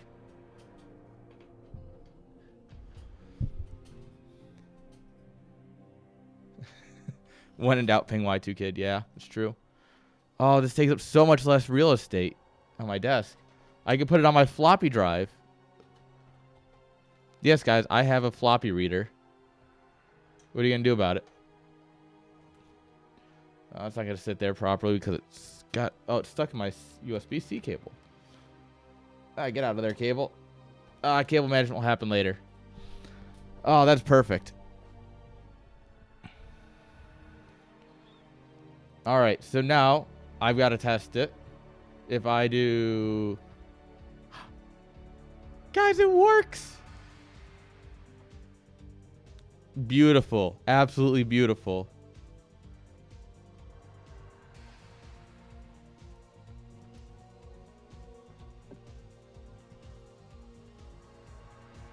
Oh, Fear's playing in both tourneys. No, Y2 Kid, what's your game name? Y2 Kid, what's your game name? Let me join. Let me join. Let me in. Let me in. Y2. Okay, I'm coming. Don't start. All right, guys, we've got content, I promise.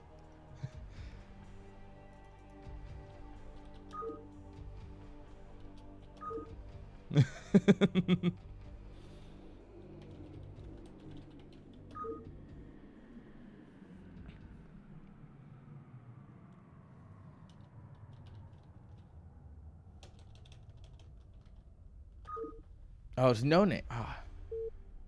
Yeah, you're welcome to.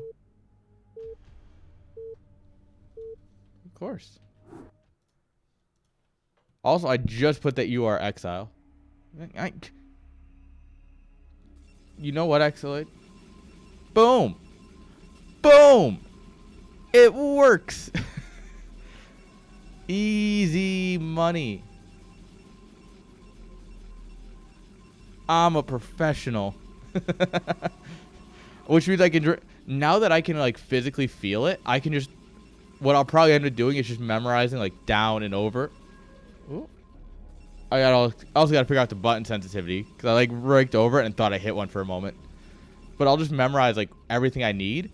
Which means I can drink a lot more. Because I don't need to actually look at my iPad every time now.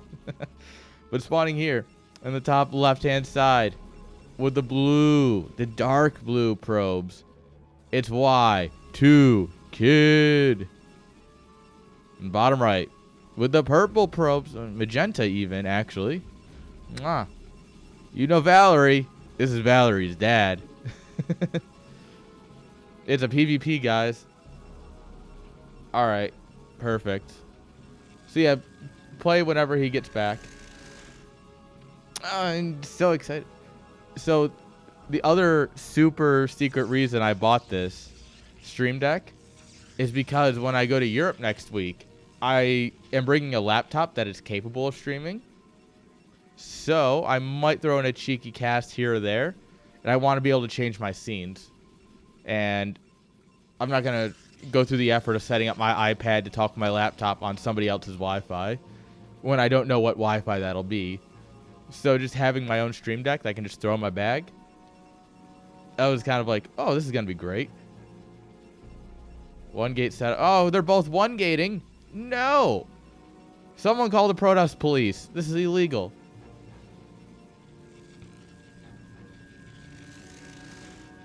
No. No. The rules of the game say that someone two gates and someone one gates. Wait. Alright. I mean, we're one gating, but we're not teching. We skipped. What is Valerie's dad doing? I'm actually genuinely confused. I guess you go Zealot first, which means you push your Cybercore back. Sure, but like, he's going to be floating a whole lot of gas here, isn't he? Doing something like this? Versus here, you'll have enough gas to start your range in a goon. Right about now, right? Give or take. I don't know. I just feel like, you know, you're supposed to do Cybercore first, but I don't know. I'm a Zerg player, guys. I only know how to do Zerg things, like build Hydras.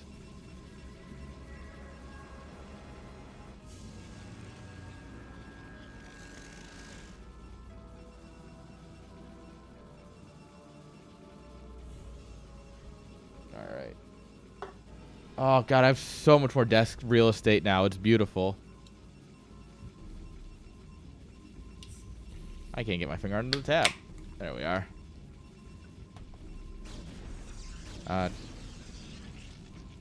Alright, Goon is out.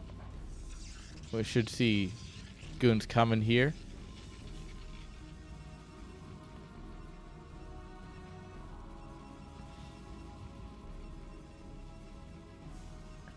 And Y2 is in a bit of an advantage in terms of tech, if he wanted to. However, since he's not, there's still a chance for Valerie's dad to do something. There it is. The quick robo. Quick robo means we should get quick reavers. And reavers are great at swinging a fight real quick. Look at all this mess. Give me back my elbow space. I'll throw you out later. There we are. Now I got my elbow space back. 2 gates coming up. There's the second gate. But yeah, as a defender on the high ground, especially a game where there's a ramp, right? With a ramp into your natural, you can hold it easily with just a couple goons, so you can play this quicker tech. Like, if there's ever a map series for it, it's going to be a map like this.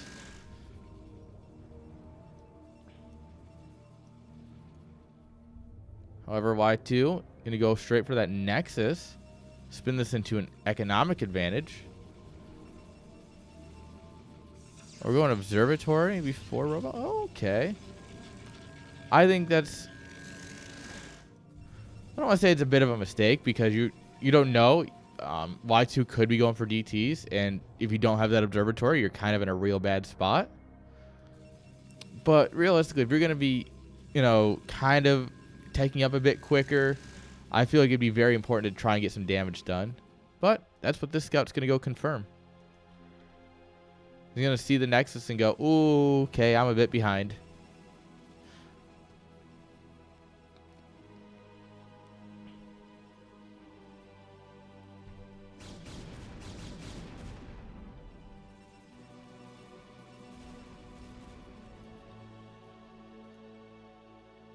All right, so he definitely saw the Nexus.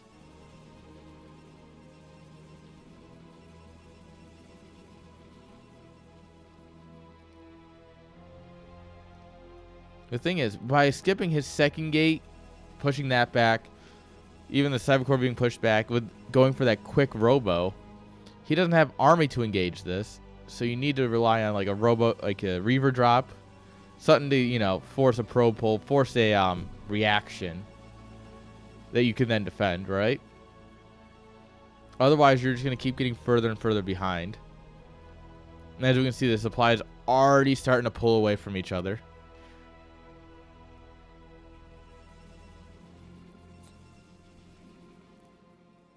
Fun fact, this is essentially spaghettification in terms of science. Science where, like, as you approach a black hole, everything gets just pulled into a thin line. That's what's happening with the supplies here. Just getting pulled apart into a thin line. I don't know why, but we're talking science today because it's my stream. And I'm not part of any organization but my own today, so I can talk about whatever the hell I want.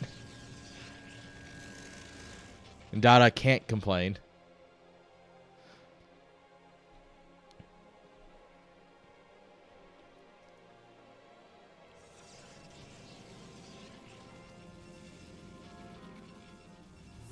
All right, there's the Reaver.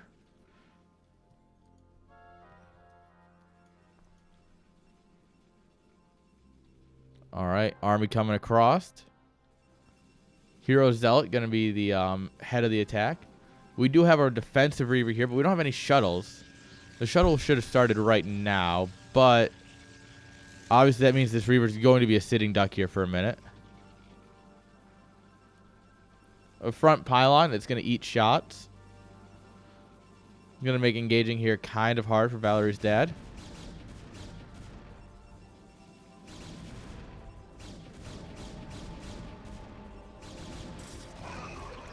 Oh, observer snipe. One of the things is like, now am I going DTs? You don't know. I just sniped your observer.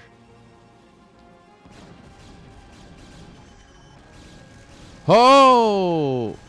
Shuttle down. Alright, Y2 grabs the shuttle. It was a costly snipe, though. Oh, I think we might have enough goons here to trade out, though. Especially with defender's advantage. Alright, pull a couple of boys. Come on. Target fire. Man, these things are almost dead. Hit the ones that are almost dead. Also, this Zealot never participated in the fight. This doesn't have any... oh, come on, Y2. You're better than this. Hey, Legoland. How's the weekend treat me? Man, it is so far so good. All right. Wave of reinforcements come up here. How's your weekend? How you doing? I saw... weren't you streaming earlier? Could have swore I saw something about it. Maybe I'm mixing my days. Oh, I guess, man, I'm really out of it today. That Non-Imbus showed up, and I was like, weren't you here before? And he's like, no. And I'm like, dear God, I can't remember anything today.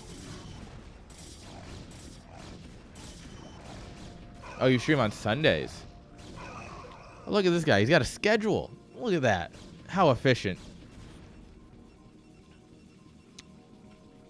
Yeah, I think I'm going to try not streaming on Sundays because I want Sundays to be my editing day for my YouTube channel and for the Plat Heroes channel. I think I'm going to dedicate Sunday to editing. Oh, what do you cast?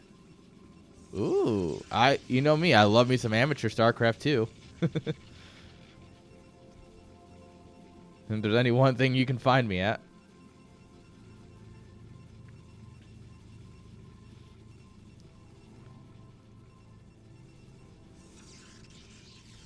Citadels are coming up on both sides here. All right, shuttle going out. This is going to be some drop play.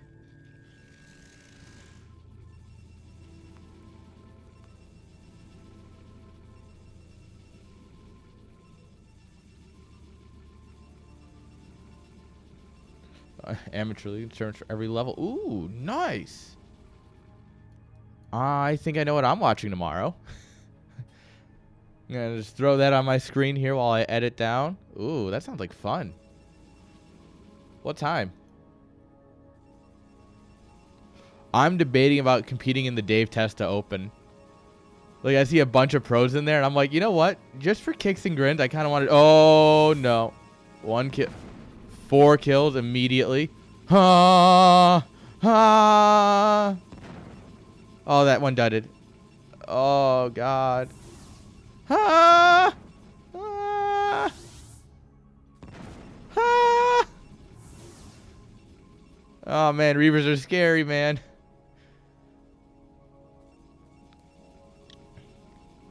Oh, it's at noon. Okay.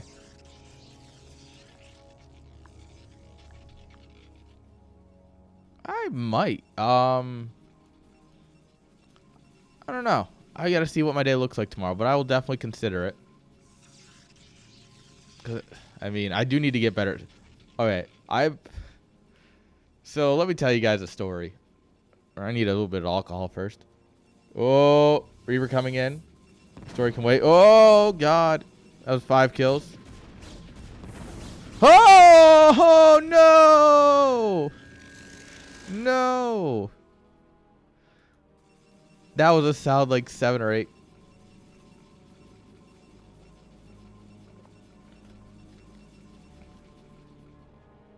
It was 7 kills.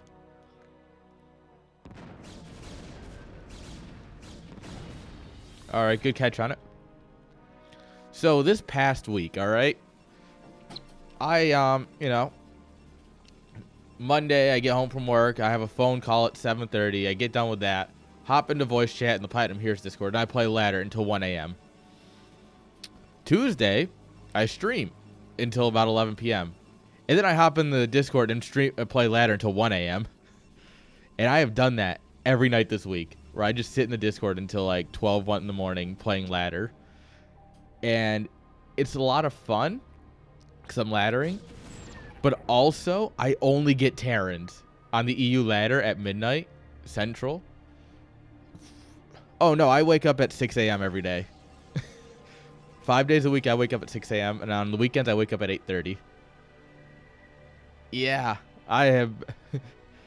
You know, I took a candle, right? And I lit the top, and I lit the bottom. And then I took a torch and just kind of held it across the middle. But, man, I got to tell you, I have not really been tired. I've been having a lot of fun. And, yeah, this morning I'm a little beat up. Like, you know, I can feel it a little bit this morning. But tonight, I'll probably stay up late again. Who am I kidding? But tomorrow I'm going to sleep in probably until like 9, 10 o'clock. I'm just going to turn my alarm off in the morning. Dude, you're talking to the guy who ran on 3 hours of sleep for 3 months straight. Like 3 hours of sleep a night for 3 months when I had my first overnight job. Because I was working overnights, weekends, and an internship. And, you know, all of, like, the social things. All right. Valerie's daddy going up to 4 bases while Y2 is taking a third. Dude, my long-term health is that I am an asthmatic. I have allergies. I have ADHD. I have so many physical issues that my long-term health... I am predisposed for heart disease. My grandpa, who is the healthiest person, lives on a farm, eats healthy, doesn't really do anything, doesn't eat a whole lot of salt or anything, had to have a triple bypass. I'm already fucked, right? I have given up worrying about it a long time ago. All right, and that 4th base kicking off is really starting to... Y2 was pulling ahead at the beginning, and now Valerie's dad is really starting to pull away with this hidden base.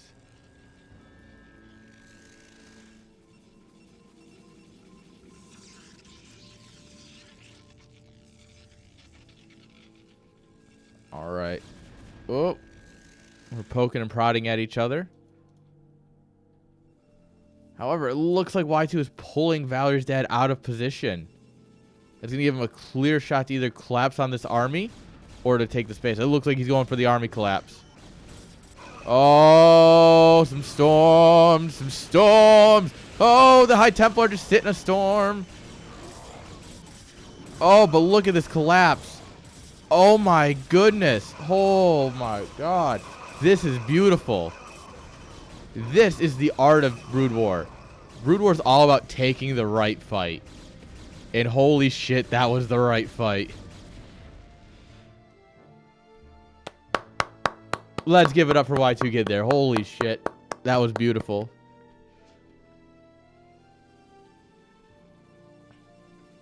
Another shuttle going out, but I think we might need that at home. Whatever's in there, we're probably going to need it here. Alright. Unfortunately, we're just kind of eating these storms. It'd be better if we were like microing or something, but this is Protoss we're talking about. Protoss don't know how to micro.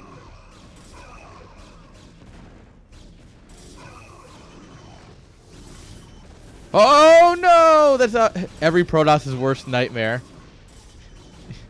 Every Protoss's nightmare is you pick up your Reaver and your shuttle immediately gets killed. It's truly the thing that like Protoss nightmares are made of. And Y2 showing us that if I don't kick my iPad over, that if you just take the right fights, you know, you can do it. Oh no! Let's have all of our probes clump up on an Archon that deals splash damage, guys.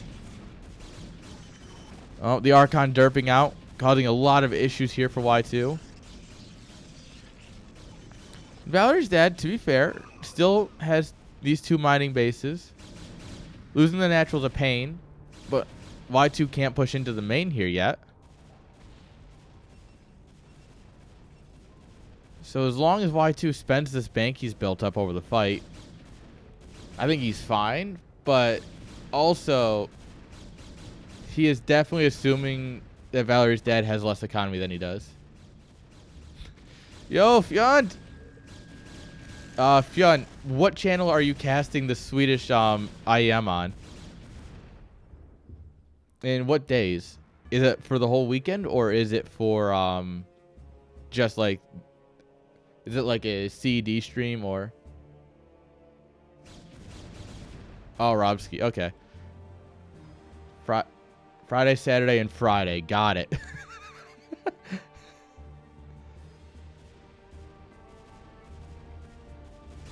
Really? Fear still hasn't shown up? That's not like Fear.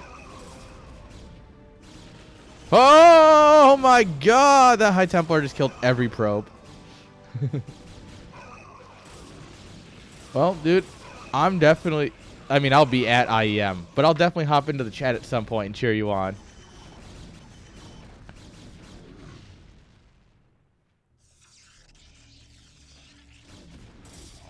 Alright. And the funny thing is, I don't need to think about when that'll be. Since I'll be in Poland, it'll just be 5 p.m. local time. I'm so excited. I even got my DreamHack shirt on. I really wanted to bring this with me to IEM, but I don't think I'm going to do I might do laundry just so I can bring this with me to IEM.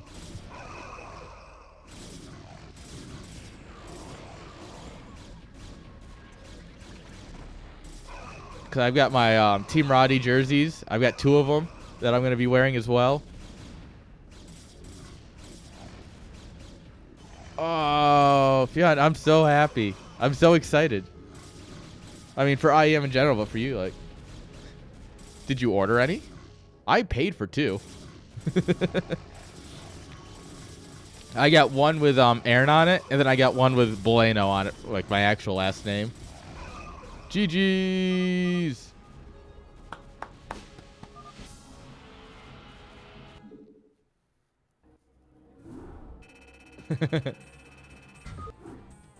Alright, good luck, Exile. Good luck. Remember, best of 5.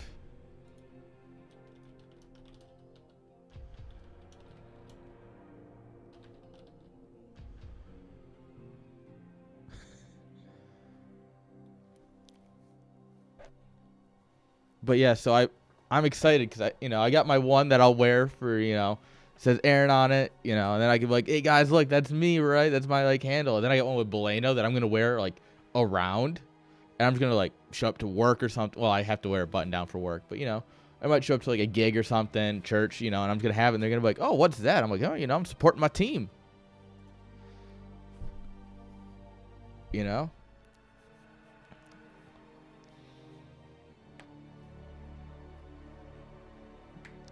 I'm excited. And then when I get back, when I get back from IEM, I got to order my Platinum Heroes jersey because I went to order one and it wasn't going to arrive until after I left. And I was like, guess I'm not having one for IEM. That's sad. Spirit. Oh my God. Who was? I think, I almost want to say it was, Lethal Shockwave was talking about, or was it Daniel was talking about odds for IEM, and it was like Spirit or one of the India guys, like India Pakistani area, was talking about how he had a fucking like 400 to 1 odds. Yo Gunner.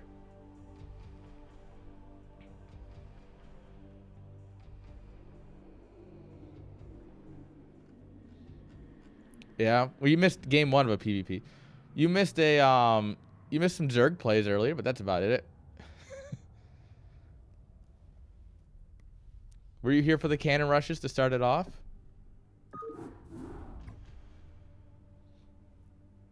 Oh yeah, Zerg is really good in Brood War. Zerg exists a lot in Brood War. I play Zerg in Brood War. Look at me, guys. I'm a Zerg player.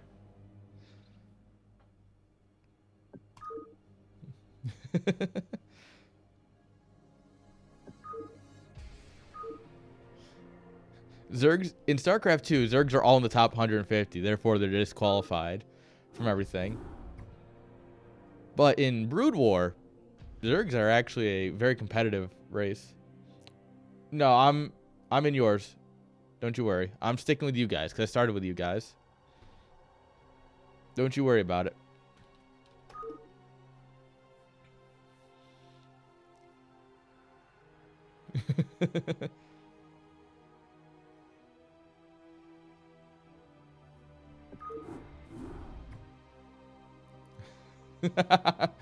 Damn, Zergs control the banks.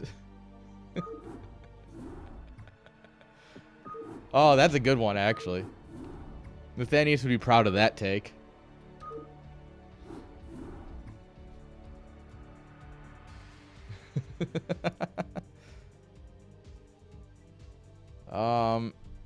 I don't know.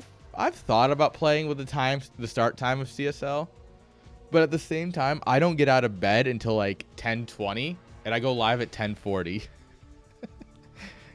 Like I wake up at 8:30, and then I just scroll memes, and I'm like, oh shit, I got to get ready for CSL. So I mean,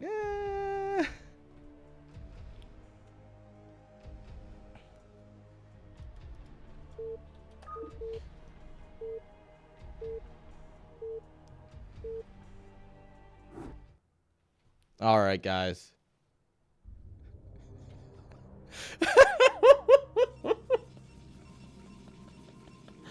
All right, hang on. Before I get it into a cast, I need to screenshot that. Not with your name, so I'm not going to throw you under the bus or anything, but because I think that's actually kind of hilarious. I know someone is also going to find this hilarious. All right. There you go. Get that. But I do it for a Scooby Snap. Oh, fuck. That's right. I have to click back into Brood War. Brood War, why are you like that? I don't know why it goes black for a few seconds there. But anyway. In the bottom right-hand side with the green probes, it's Y2 Kid. In the top left with the magenta probes, give it up for Valerie's dad. Now, at this point, I'm just curious who Valerie is, right?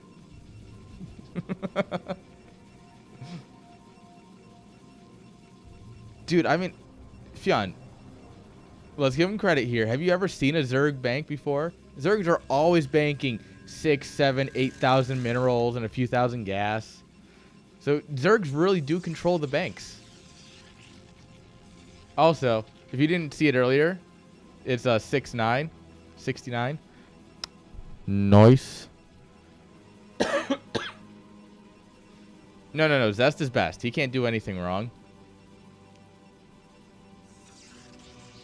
How dare you insinuate Zest does anything wrong? Absolute bannable offense. There we go. Finally, balance has been restored to PvP.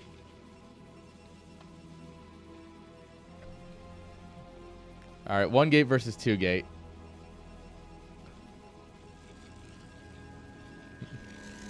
Zerg to the future. The future is now, old man, and it's Cyril beating up Zest.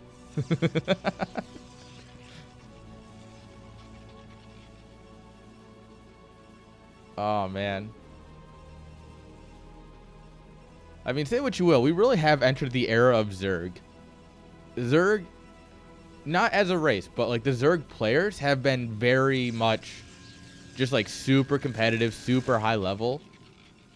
And I don't think it's a balance thing. Well, I mean, it could be argued as a balance thing, but it does seem like we go through times where it's like a lot of Terrans are winning, a lot of Protoss are winning, a lot of Zergs are winning. In StarCraft 1, you have Flash, and then you have everybody else. Like, and since Flash is not playing currently, well, to be fair, the last ASL season was a TVT Grand Finals, and it was actually so good.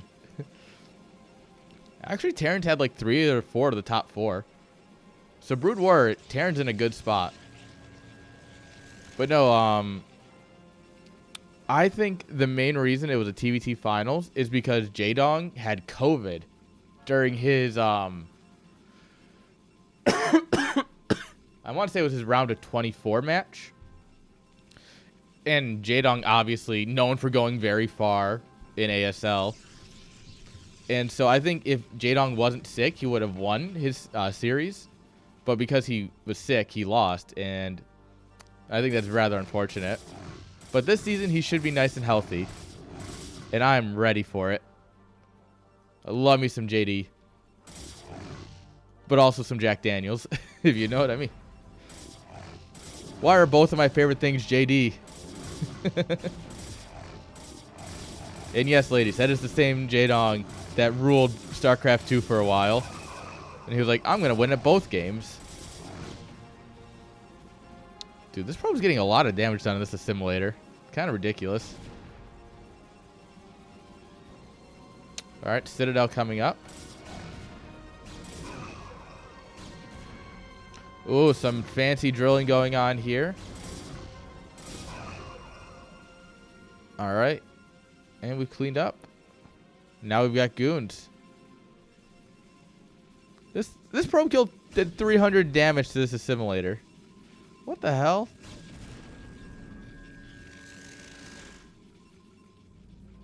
Alright. With 2 goons and a ramp, we should be able to hold pretty easily at home, so not too worried for our boy here.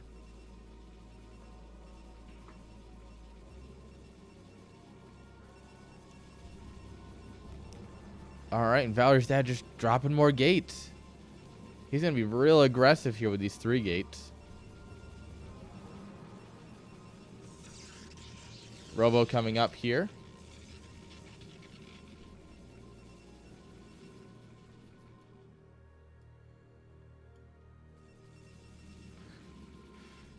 I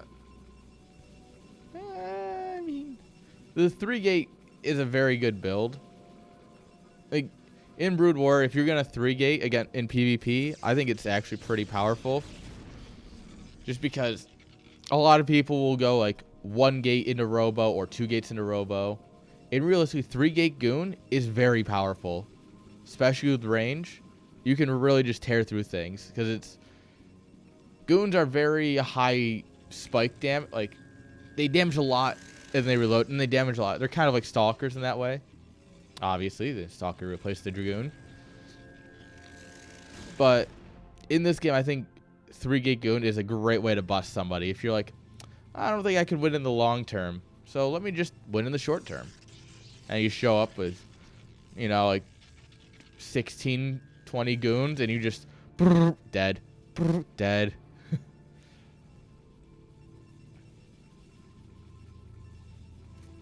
So yeah, I guess it's similar to the Blink's 4 gate blink without the blink.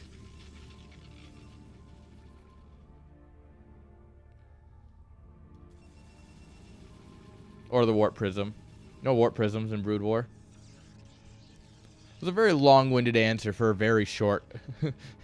For as little information as you asked for, it was a very long-winded answer.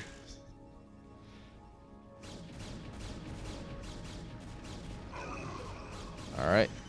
And this is where Zealots come in kings. They eat so many shots. Oh, no. We are losing this. Yes, but they function very differently. Any amount of target firing here from either person would have made a huge difference. So, batteries in Brood War are about this big. So they're a 3x2, I think. So they're maybe a little bit longer than a Robo, right? And you have to manually take a unit and then right-click it on the battery, and then your unit can't move while it's being healed. So you're essentially like, it'll just sit there and take more damage while it's being healed, but it's obviously healed.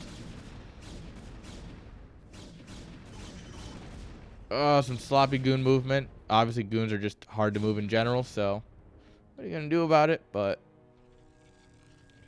I think Y2's got his defense down pretty well. We just need more goons. Should see a Reaver drop here. It's not. It is really good. So, a standard, and the reason this pylon is here, right? If you're playing 1 gate versus 2 gate, you drop a battery here. Oh. So you would, they're just flirting. You drop a battery here, and you have your Zealots on the ramp. And while they're here, they can just heal and stay in their position. So what you do is you just have your Zealots here, goons behind. Goons are continue firing, and your Zealots are basically just infinite walls of shield. So long as you have battery energy. So they're very useful. They're just a lot more micro intensive.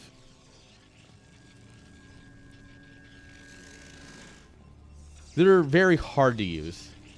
That's a better way of putting it. But they can be used to great effect if you use them right. Oh, he's standing there in an arc. And everyone knows the greatest unit in Brood War, in StarCraft in general, is always a concave. Unless, of course, we have enough to one-shot. Oh, God, this is just a massacre. GG. 1A. GG.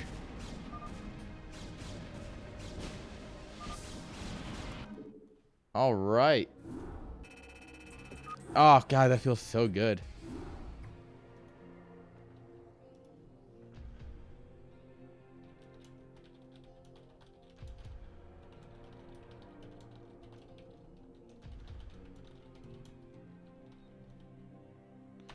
You want to see the bugs in action?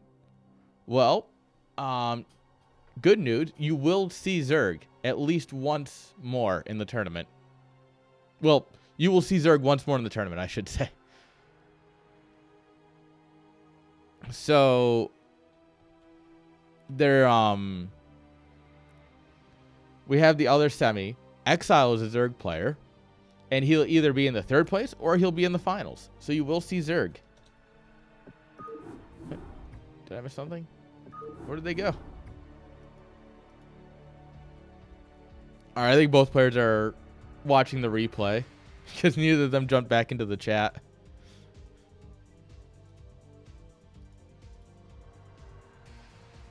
All right.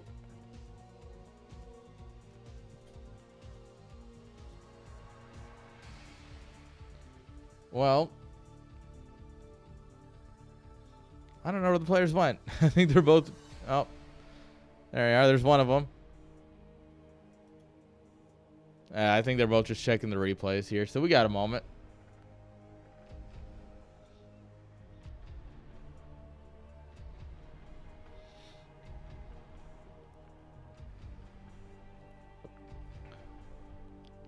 Yeah, fun fact. I went to buy water, and I forgot to buy water, and I bought beer.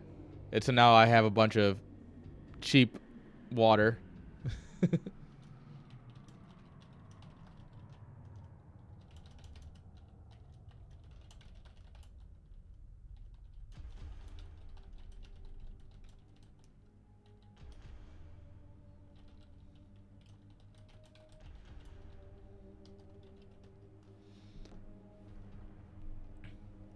All right.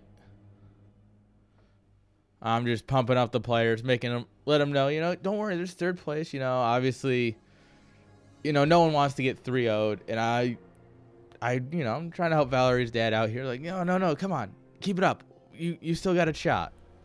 I believe in you. And honestly, that's my favorite part of this is like hyping players up. It's like, come on, you got this.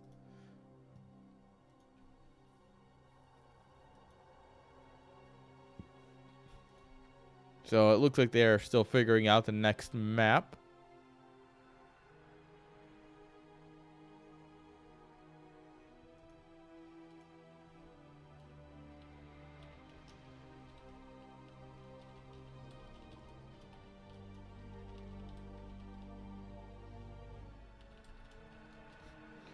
All right.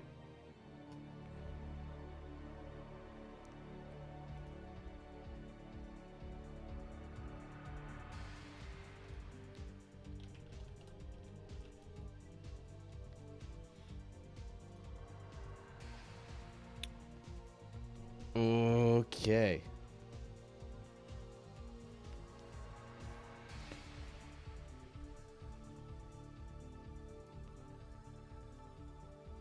Well, you know, I guess we've got a minute. Let's smoke him if you got him, right?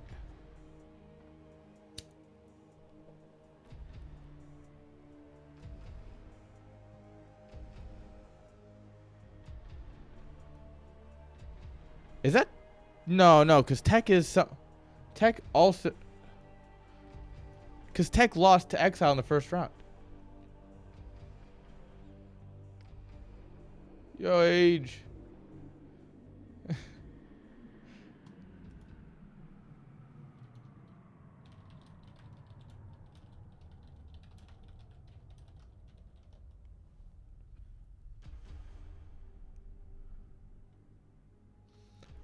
Yeah, so you use this flying catapult, guys? This flying catapult.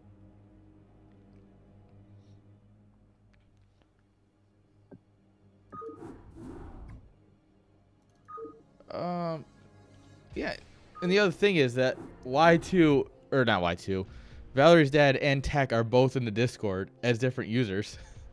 So, I don't know about that one.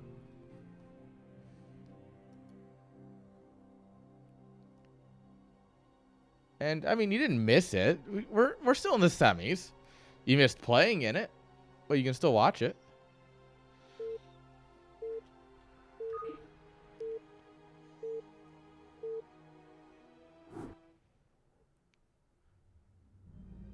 Oh,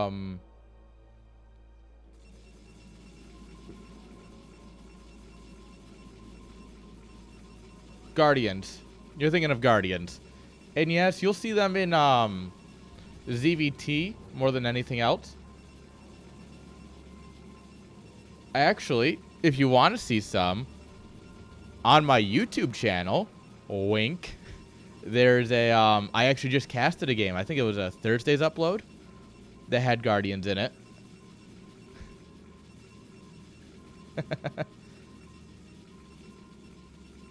They're spawning here in the bottom left with the gun steel blue probes. It's Y2 Kid. And top right with the magenta probes. It's Valerie's dad. Do you think Valerie's dad and Stacy's mom know each other? Because we all know Stacy's mom's got it going on. Do we think Valerie's dad knows? Oh no, I don't have a. Oh no. I made the rotating. I made the command that just the timer command, and I did not actually add the YouTube command. I'm a professional, guys. Don't you worry. Also covering over the black screen as I tag back in. All right, Desert Rose. Its notable feature is the small main in the big natural. So let's see what happens here. It's a very this map is very different than what you'd expect because you have to put all your tech down here. Well, you don't have to put your tech down here. You have to put all your production down here. Realistically. And so I think when Suri was designing the maps, I said, let's do something like this because I think it'll be much more interesting to have at least one map like this. It'll keep it, interesting. It'll, give us more dynamic games. So, yeah, that's the story of this map. And so far, it is delivering in the way I wanted it to.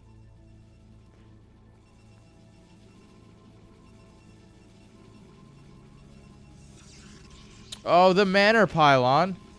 Excuse me. Hello.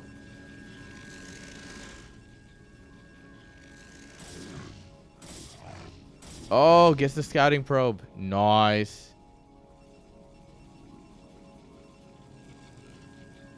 This is where I'd expect to see a battery, right? This is the kind of game where you can put a battery down.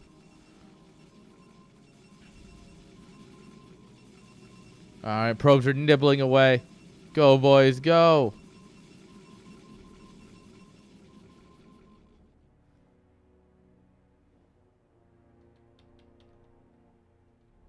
Alright, Zealot's running. Well, he's more power walking. He needs the Citadel to teach him how to run.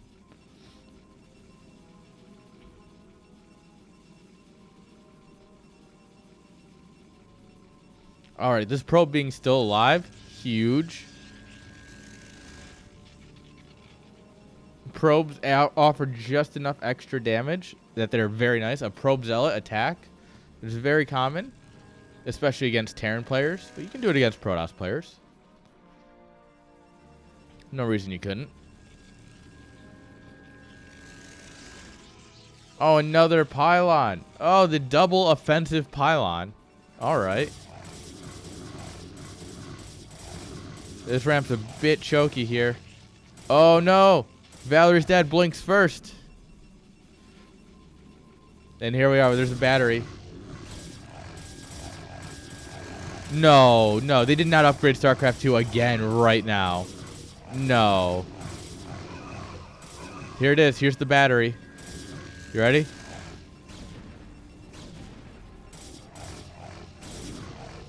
Alright, we're not going to use it though.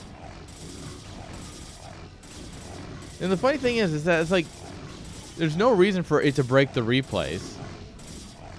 Like, because what it'll... Oh, hey, look, there's the timer command.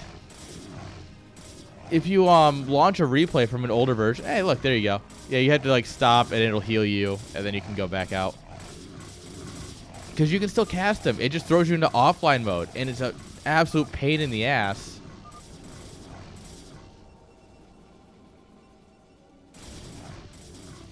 Alright, GG's called. Valerie's dad will tap out eventually. There it is. GG.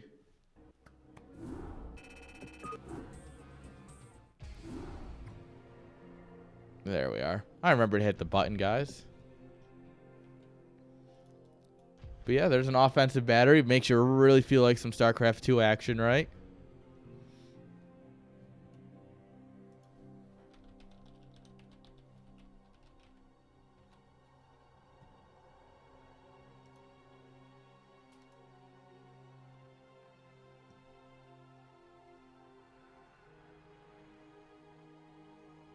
Alright.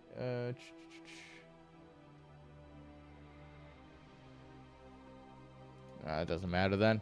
I don't really care to find that. Someone sent me a news article for a local thing, and I'm like, I don't really care to find that. That's work.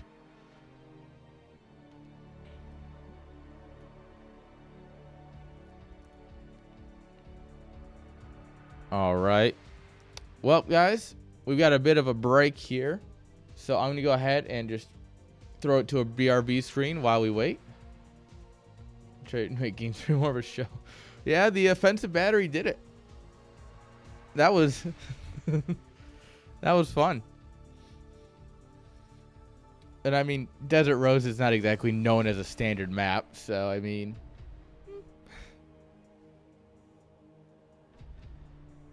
Yeah, it was clutch, except the part where you still lost the Zealot anyway after the battery had finished. Yeah, other than that, it was clutch entirely.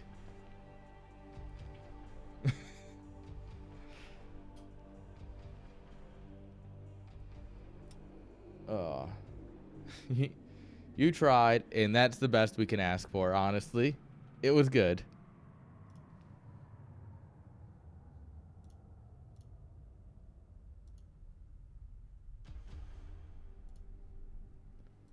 It was a good game. I kind of feel bad because it feels like Valerie's dad is kind of upset about getting 3-0'd in the semis. Well, I mean, maybe I'm projecting. I feel bad when people get 3-0'd in the semis, right? So maybe I'm projecting a little bit, but I'm like, don't worry. There's, third place. You still got a shot. You heathens never updating your scores, so I'll do it for you.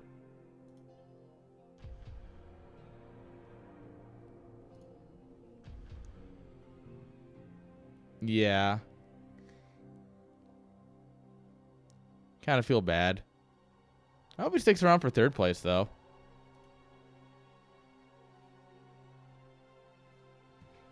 Well, I mean, I think... Well, let me look here.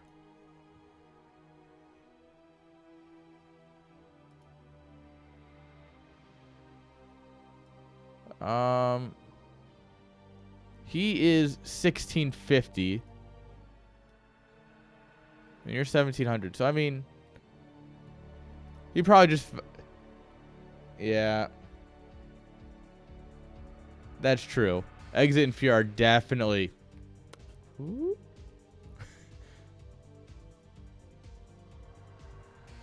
So I feel bad, but it's like, come on, play the third place match, Protoss bullshit always works eventually.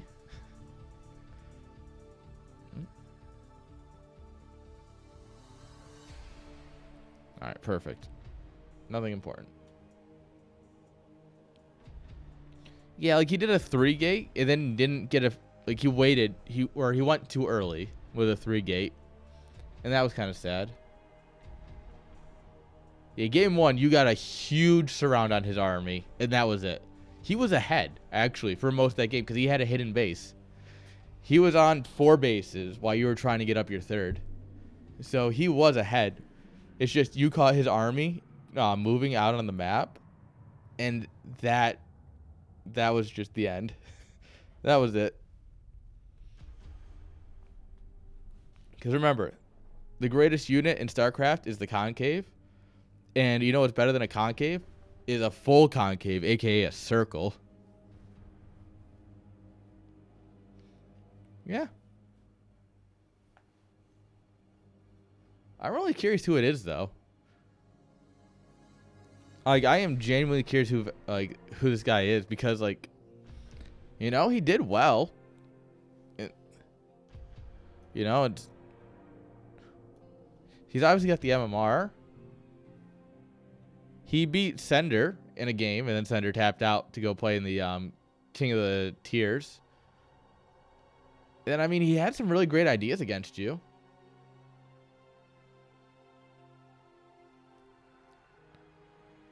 But, yeah, I mean, I don't know. Tech is... It would be funny if it was Tech. But, one, Tech already played, and two... they're both in the Discord together.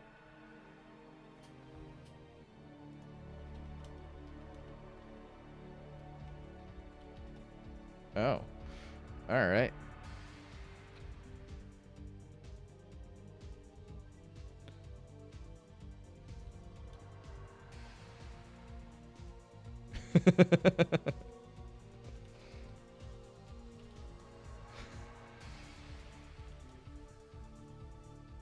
Yeah, I was like, yeah, I don't know.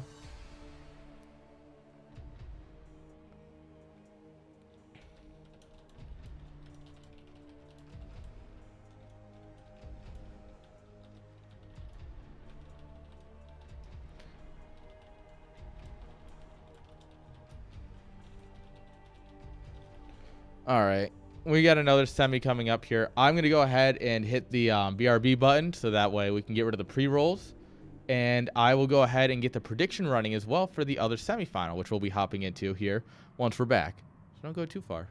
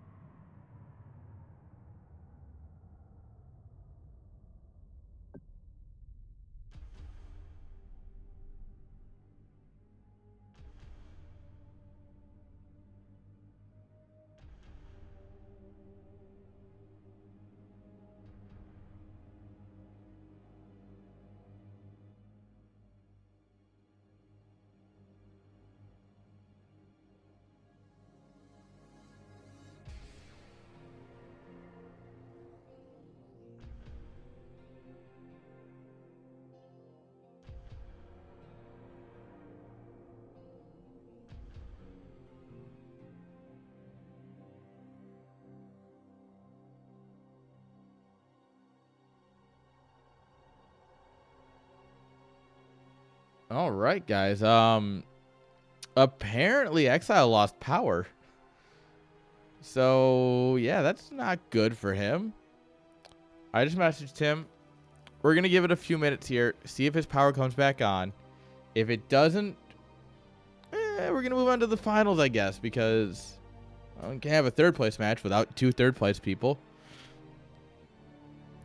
So, yeah. We're going to go ahead. And like I said, we're just going to chill here for a few minutes, guys. I know. I'm your favorite content. You guys came here for me, obviously. Not the game here, right? Right, guys? No. We'll get you plenty of Brood War. Don't you worry. We'll get it to you as quick as we can. Straight into the veins. You just take that Brood War and just...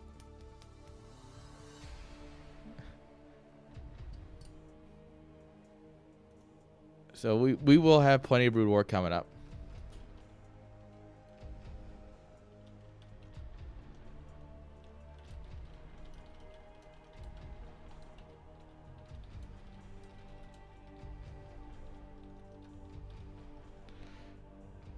All right. So, yeah. What do you guys think so far? What do you guys think of the tournament? Anything? Give me something to work with, guys. Improv time.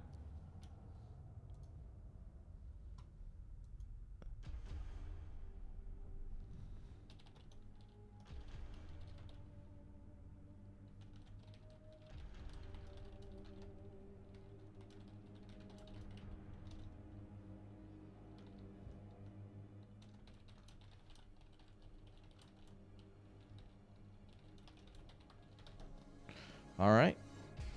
Well, I guess I might not have to start dancing or anything. So, because it looks like Exile might have gotten power back. It looks like it might have been just a quick brownout. But we might be back on, guys. In which case, I'm going to throw that prediction back up.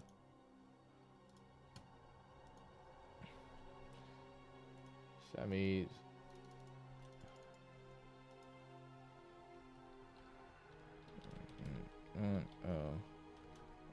Best of 5. Fear versus Exile.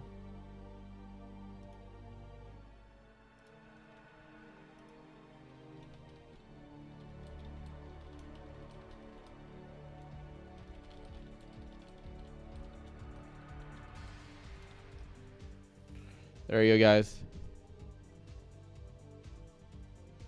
This is Exile.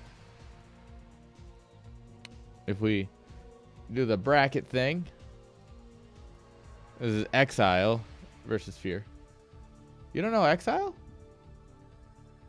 Oh, he's always around. Is he not in CPL, actually? Yeah, he doesn't participate in CPL, apparently. I just checked mutual servers. No, they're not. He's a cool guy, though. Where does he sit? 1650. Yeah, he's a cool guy. He's pretty much a staple in CSL at this point. He's one of the main staples. Like him and Fridge. All right, well, if Fear's going to have a smoke, then I'm going to have a smoke. All this time you thought that was exit? Yeah, I'm just sad that there's no Fridge today, honestly.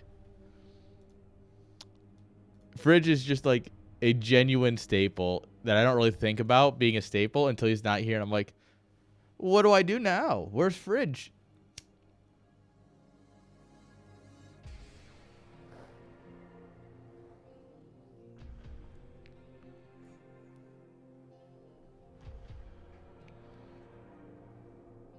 But no, I think we've had a good day so far.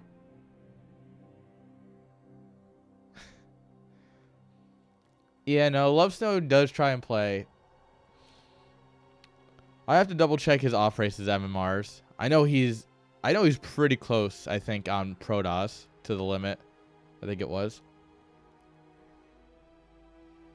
So next month I gotta remember to check that. At some point.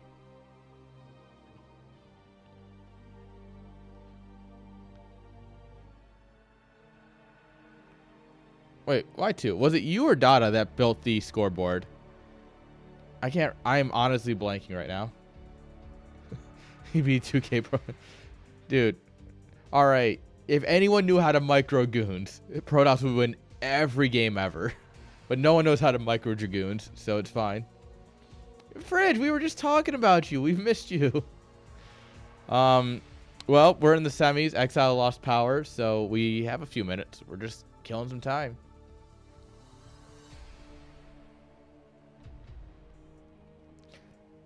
We're talking about how no one knows how to micro dragoons because it's actually impossible. Micro dragoons, impossible challenge. YouTube clickbait.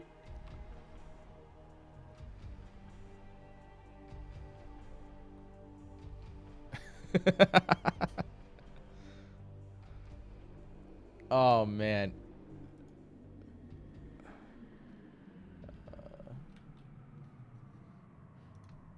God, dragoons are so dumb. It's hilarious. It's honestly hilarious how dumb dragoons are. But also, let's see here. I need to go in here. Grab this. Go in here. Add new command.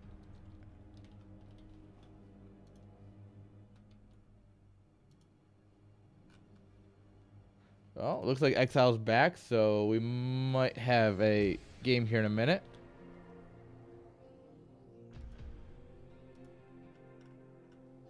There we are. Now YouTube is a command. Hey, it works. Go ahead and bet, guys. The games are back on. Stop. Try to shoot. Stop again. No. No. Goons are not good with attacking. Have you ever just seen goons just stand there and go, that's an enemy shooting me? That's a problem. And then they die because they didn't actually fire back. And you're like, ah. You want to grab them by the fucking phase gun and you just strangle them. I'll kill you again, you dumb zealot.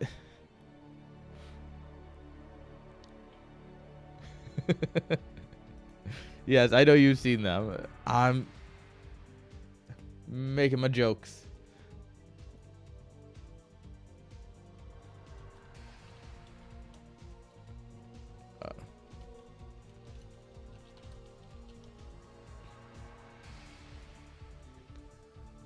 Welcome back.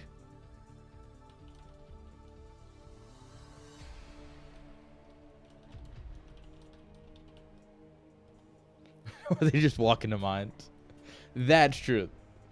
My favorite part is when you see someone clearly move their army like up the map and you see just 2 dragoons just over here and you're like, what? What? Where are you guys going? Come back.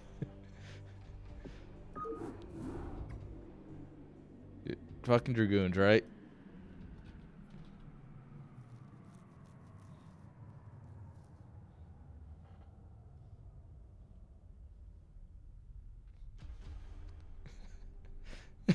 Oh no, right next to the probes. Oh, rip. Oh no, that's a big old rip. Oh. That feels bad. That feels real bad, man. And you're like, oh look, all right, I'm gonna run my probes away from the vultures. Dragoon comes in, mine blows up, everything dies.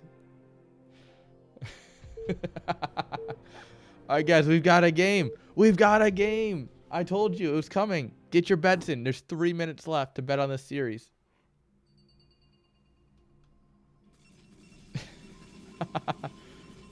Oh, God.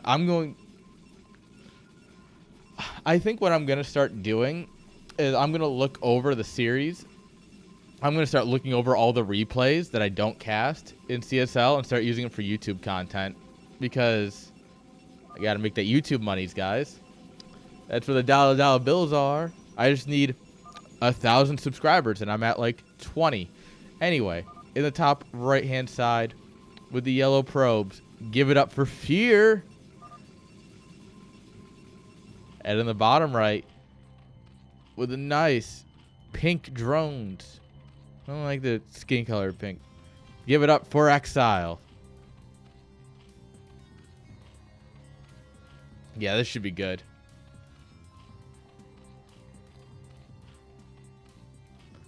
But yeah, you guys, you know, I'll admit, I'm going to sell up my YouTube channel because I do think the YouTube channel is actually good content. And I put a lot of effort into my thumbnails. Wink. So yeah, if you're looking for more Brood War casting, always check out the YouTube, !YouTube or YT. You know, it is a thing. Gateway first, nice. With first scout. Oh, poor Zerg.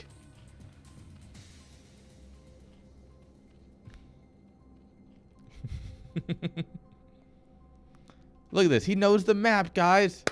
Finally, someone knows the maps. I'm so proud.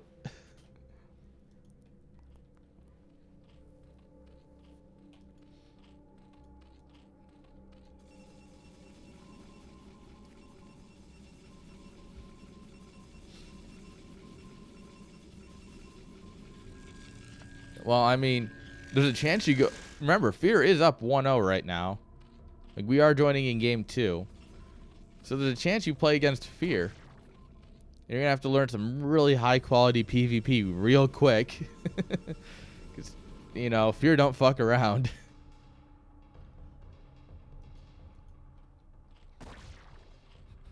Fridge is speaking from experience.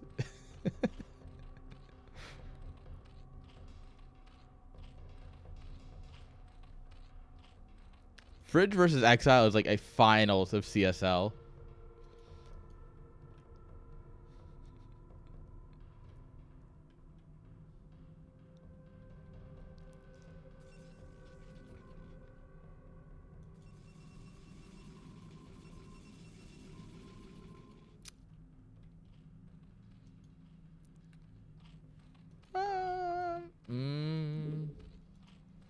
It's actually a great thing to think about.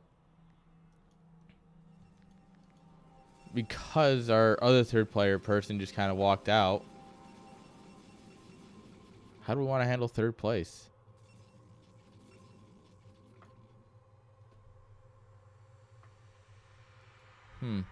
I'll have to give that more thought later. One Zealot got in. Beat up a little bit on the drones. We need to start splitting these drones out. Look at all these drones just chilling. That's going to absolutely destroy Exile's economy.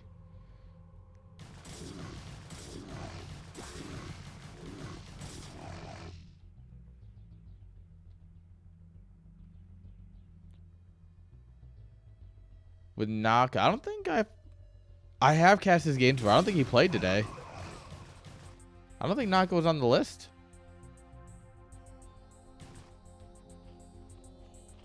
I'd have to double check though. Nexus down, Cybercore coming up.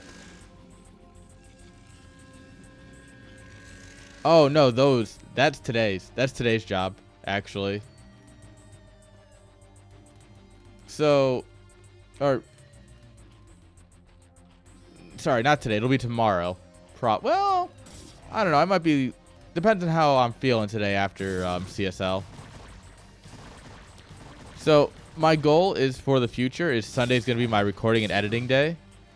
So, I might cast them today. I might not.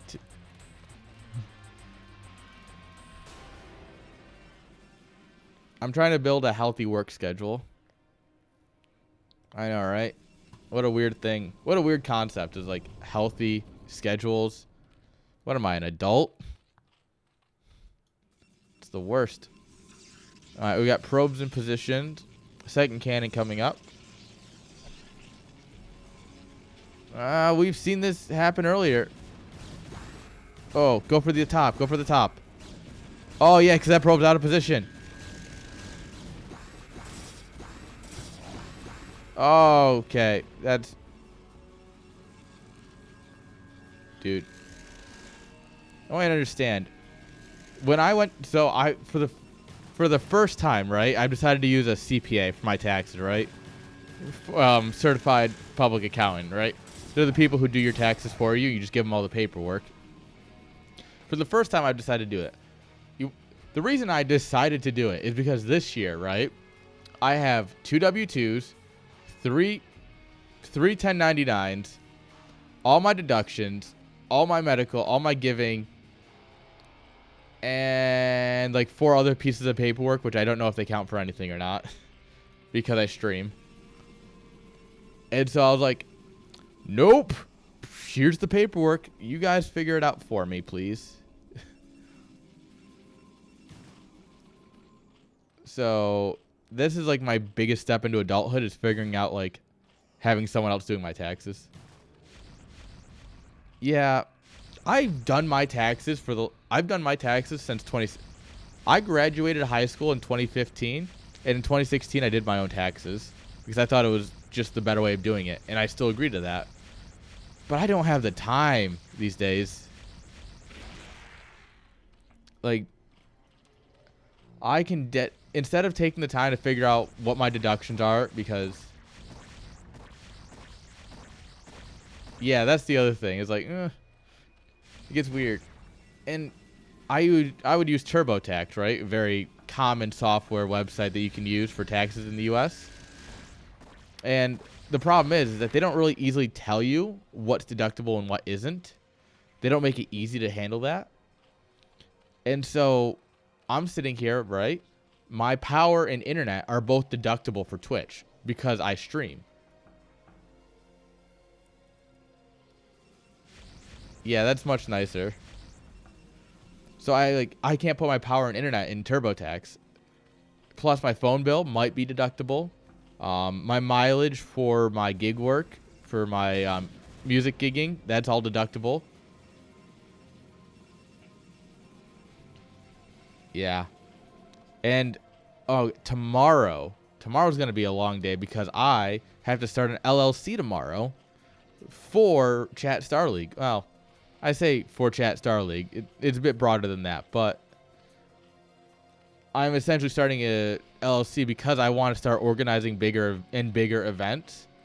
And to do that, I want it to be organized, and then I can also write it off on taxes because, a little extra money.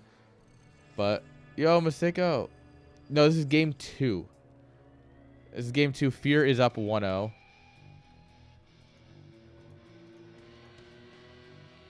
But yeah, so the potential here is that I can start organizing very large StarCraft events. And I think that'll be a lot of fun, actually. So yeah, I got to figure that out tomorrow, which means I need a name. I still don't have a name for the LLC. And that's something I need to figure out real quick. Exile's just having a really bad time here, guys. Straight up. Dude, I only wish I could be half as good as Zero. If I could set up something half as good as Zero, I would be floored. Like, honest to goodness.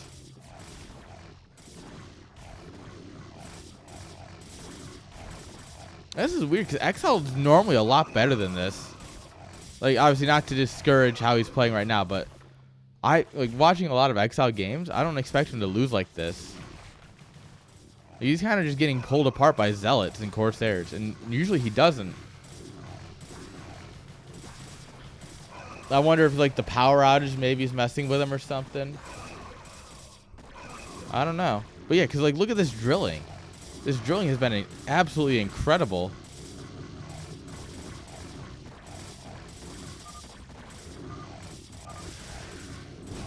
Yeah, GG. GG. Yeah, that's true. But come on, Exile. I believe in you. Show us what you can do. I believe. But yeah, if you guys have any good ideas for an esports organization name, let me know. Because ideally, so my long-term idea, right?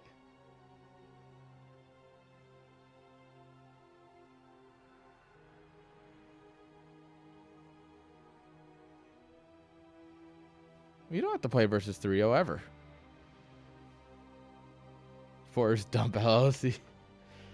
So, my long-term goal is to essentially run an esports, and it'll host things like Valorant, CSGO, League, things like that, right? Which bring in a whole fuckload of money. And then I take that money and I go, here's a StarCraft tournament. Here's a Brood War tournament. StarCraft 2 Brood War. It's like, here's just like, I'm essentially going to use other games that make a bunch of money to subsidize StarCraft. But by doing so, I want to build essentially an esports juggernaut. Similar to how DreamHack works. I don't know if you guys... This obviously isn't exactly the DreamHack crowd. DreamHack's much more of a StarCraft 2 thing, but... Ideally, it's... Yeah, it's my long-term goal is to make it into a much bigger thing, right? So... Doing that is... It's a bit of a daunting task, honestly. And the more I think about it, the more I'm like, oh, this is going to be painful. It's going to be hard and it's going to be scary, but I want to do it. And I think I can do it. And no one's told me I couldn't, so that's your guys' fault. By not saying no, you have encouraged me. So, yeah. If it's something that can be done, I'm going to do it. And, yeah. So I just need to think of a good, catchy name. Because then I can start getting sponsored. We can get money in. We can actually, like, do things. But for now, spawning in the bottom left-hand side with the green drones. Give it up for Exile. Come on. And in the top right with the yellow probes. Let's go Fear. Yeah, I mean, if it comes down to it, I will definitely let you know. Well, because the thing is, if I get an LLC, I'll obviously set up a website because I'll need an email domain at minimum. So I need a domain to set up an email server, which I can run through. I can set up my own Exchange server. I do have a server. Literally, this monitor right here is connected to my server right below my desk. So I could localhost an Exchange server. All right, 9 pooling. Interesting. But the idea is that, like, so I need a domain to have an email server, and then I have a website, and then then I need a web dev. Oh, God.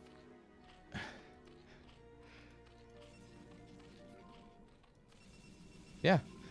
As you can see, like, I know all of the parts that go into it, and that's actually kind of the worst part. One of the most dangerous things about starting something is knowing what you're getting yourself into. But honestly, I know it, and I'm still diving in head first. So I don't know what that says about me. But I figure someone's going to enjoy it at least.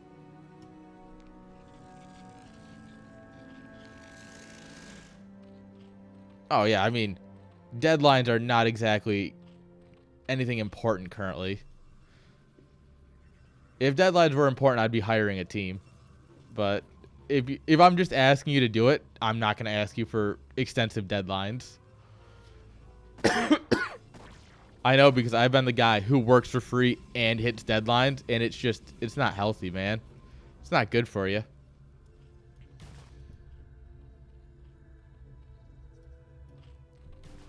And I mean, to be fair, I know, trust me, I'm someone who did web design in high school and college, so I know how this is going to sound. But when in doubt, I can just open up WordPress and just hit a button and have a website if I really am too worried about it, right? I know, it's sacrilegious to say when around web devs. But realistically, WordPress has made it much more possible for anyone to just start something and have a website.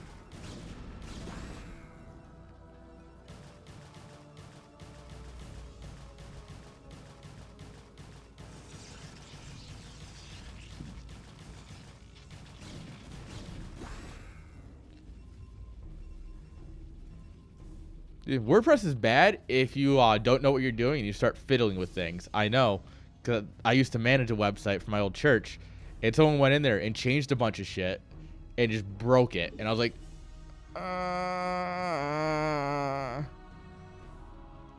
yeah, that's true. But what you can do is you can literally just rip the HTML and CSS and just throw it into your own documents, and then you have it. I'm not saying that from personal experience. I'm saying that from a totally just assumption.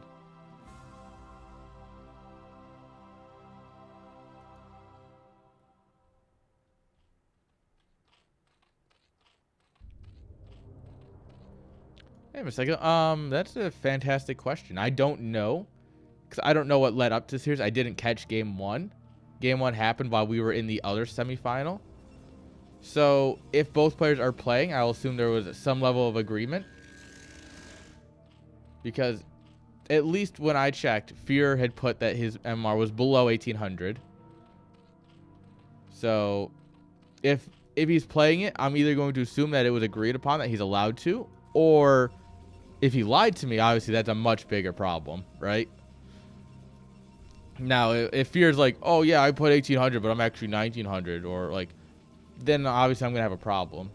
But you know, as Fear is someone who's in the community, I don't think Fear would do that. But maybe I'm just, you know, maybe I'm just too optimistic. Maybe Y2Kid really does need to get that anti-Smurf software built. Maybe I'm too stupid to host a tournament.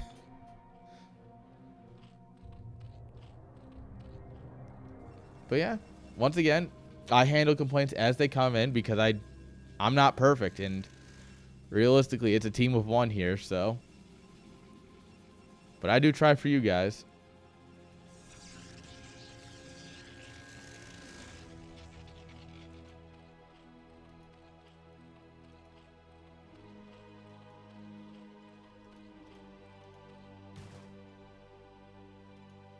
All right. 540 Zealots. Yeah. No, it's always better to double check because God knows I've missed a few people over the last year and change that I've run this tournament. God knows that I've missed a few players that have been in and that have been above 1800. Or I've also made some bad judgment calls, you know? Not perfect. Honestly, a lot of it comes down to my mistakes. So I'd rather someone say something than something get missed, you know?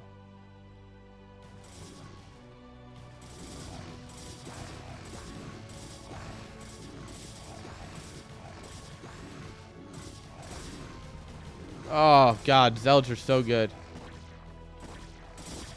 Once again, this is some good handling by Exile. Well, could be a little bit better on the micro, but... Oh! Look at your natural, my dude. Oh, no.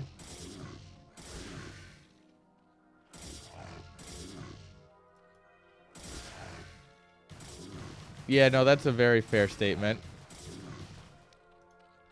I mean, Exile does have a mining base. Like, this base hasn't been touched at all, so that's not too bad, at least. Yeah, I don't think he was playing random. I think he did race pick Protoss. Yeah, I think he picked Protoss. So, that's why I think that they've talked about it.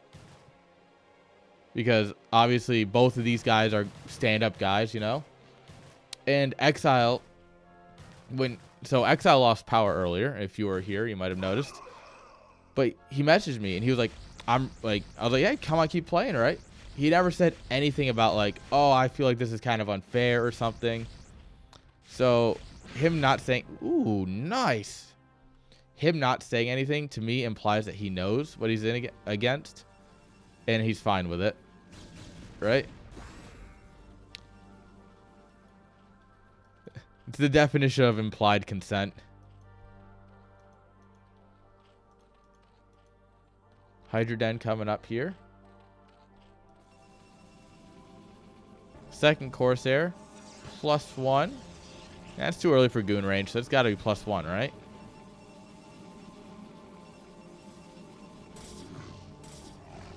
Slap of the egg.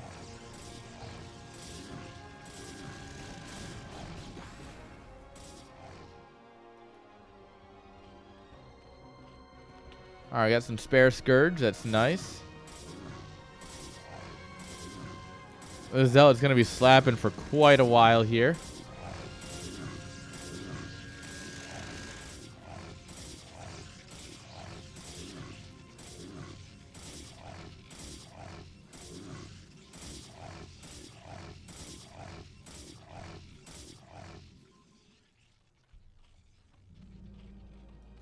All right, Scourger going to dive in to get a little bit of a scout. Sees goons coming. Maybe it is goon range then. You know, he's got goons coming out here.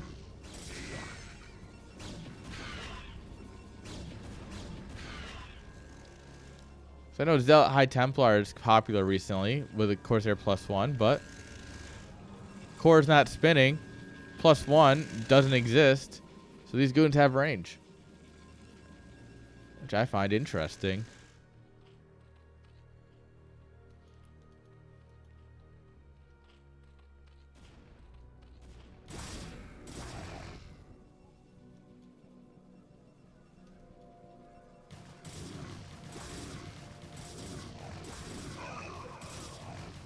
All right, we're going to nab a Zealot.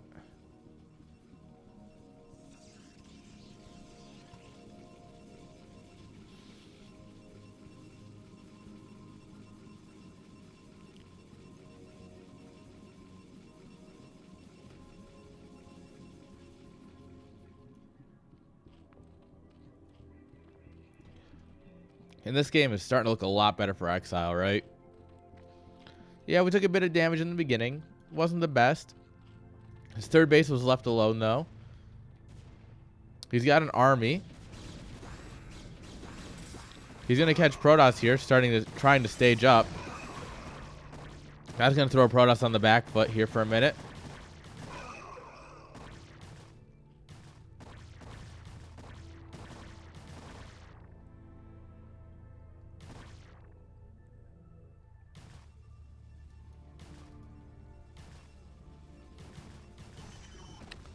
All right, and we're just sending it across the map.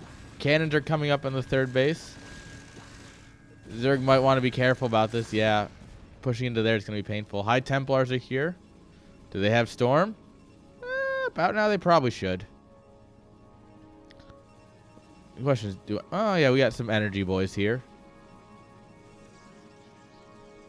All right, Corsair going in. Oh, we're about to have a really bad time if we get sandwiched here. All right, first storm goes down, kills a couple Hydras. The rest of the Stormy boys are coming up here. Actually kind of helping the Zerg. Oh, and the Lings are taking out the Goons, which is very good. The Hydras are... Oh, come on. Oh, God, that's a good storm. And this army's done, though. It's really unfortunate to lose the whole army there. He definitely overextended a bit. Oh, we got to grab these reinforcements and bring them on home. Mac her up. Go on home. Go on home, British soldiers. Go on home.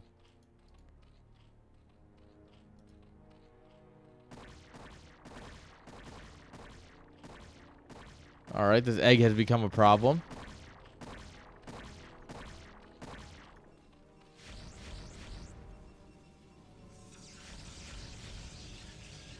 All right, third base. Workers coming on over. Fourth base going down for Zerg. It's definitely nice to stay one base ahead when you know you're not going to be trading nearly as efficiently. It's kind of like the best way of doing it. What is this? Exile. Figure your shit out.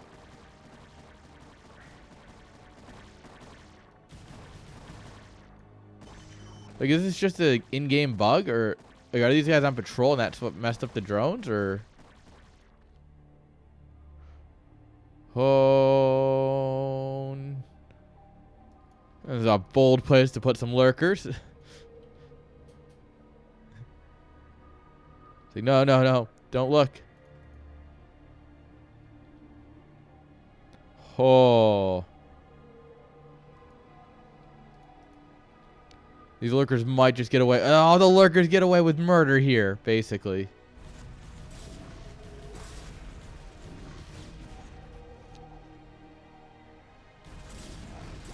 Would love to see these spaced out a little bit better. But realistically, lurkers on top of a ramp, very good, no matter what you do.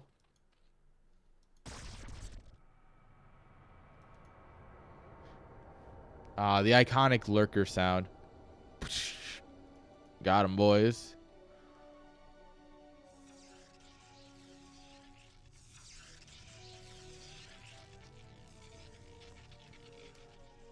All right. Protoss also trying to take 4 bases. This is just a big old macro game, guys. Look at this. No one's dying super quick.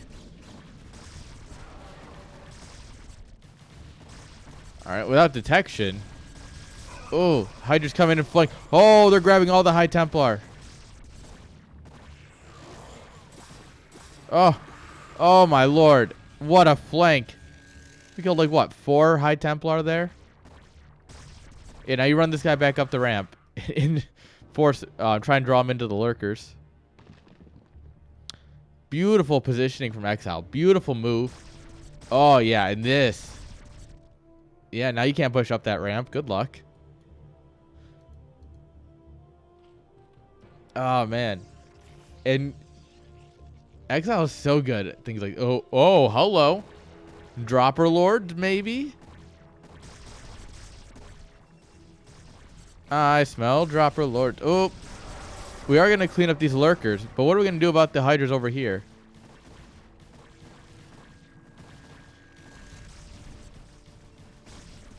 Oh, oh, my lord.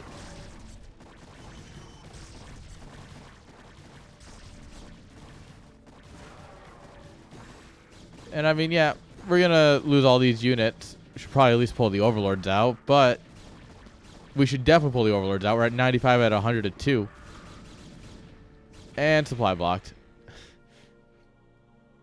But I think overall that was very good. Protoss, though, dropping another base. He's really trying to get up to 4 bases at this point.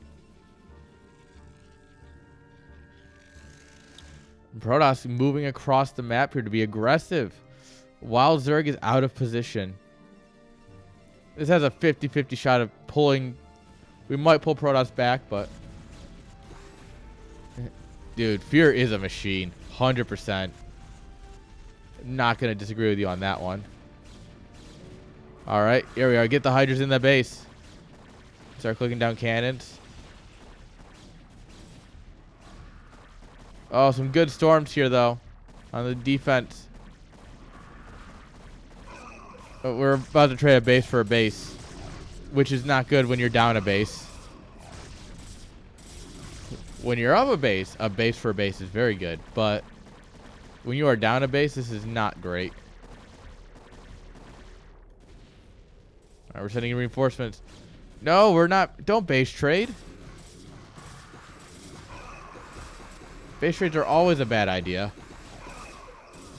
For Zerg.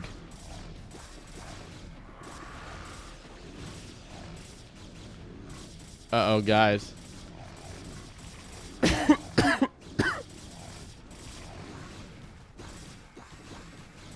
All right, this is, oh, no. We're going to put all of our lurkers in a choke.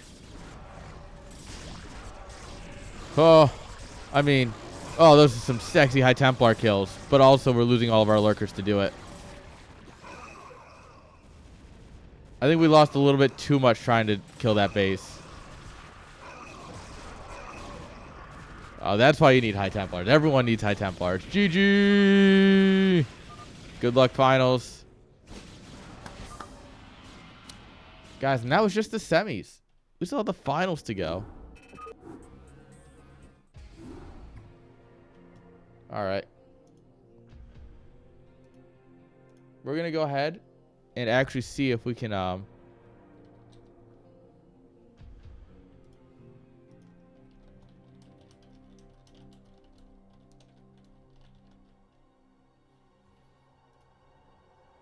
going to go ahead and see if our third place.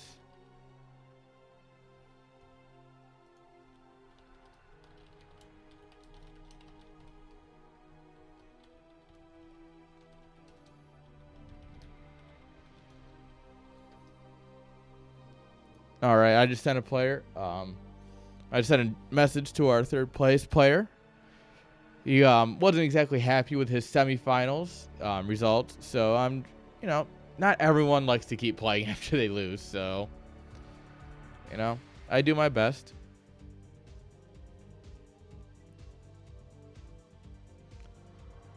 All right, big stretch. Well, there's one thing to do at a time like this, guys. Cheers.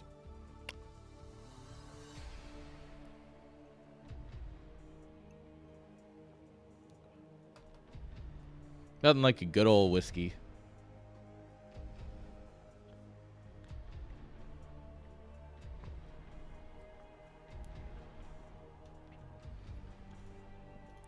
All right. We'll go ahead and give this, I don't know, like 5 minutes. Oh, do you know?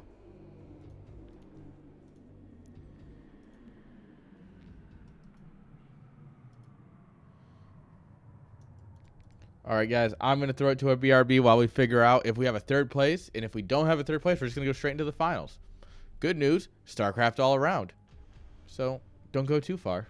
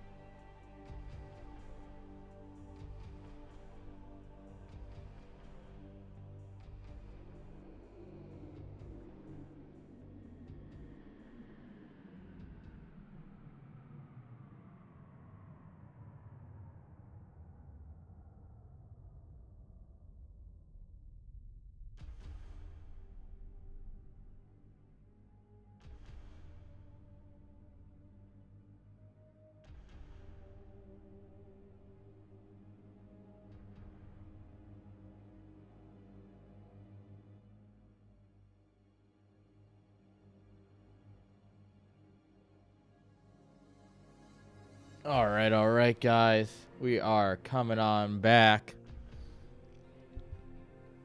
All right, guys. It looks like our third place match might not happen today. It looks like so we might have a default exile win for third place, but no matter what, we will have the finals. As I see Fear and Y2 are both ready and talking. So, well, Fear's talking. Y2 is ignoring me, as he does.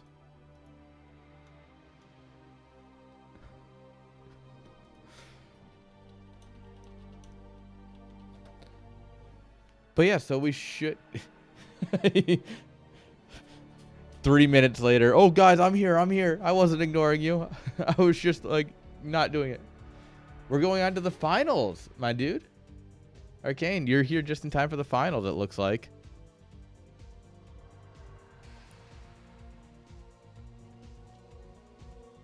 All right, guys.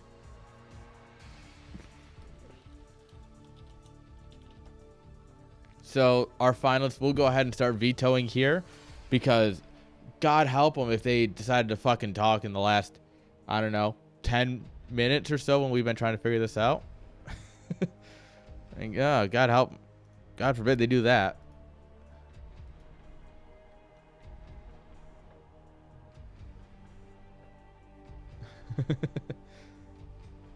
All right, so yeah, they're just talking, getting things organized. I got a bit of this left. Let's go ahead and send it.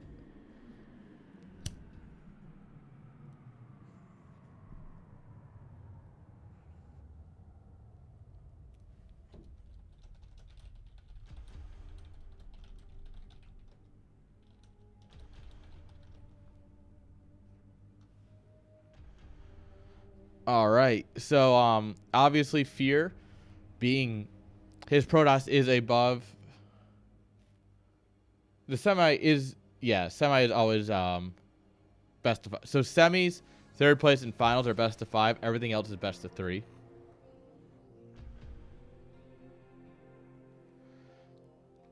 And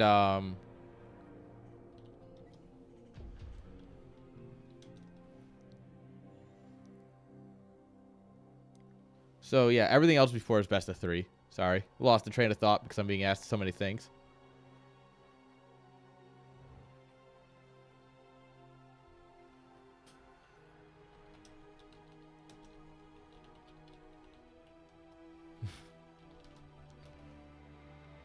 Plus or minus, yeah.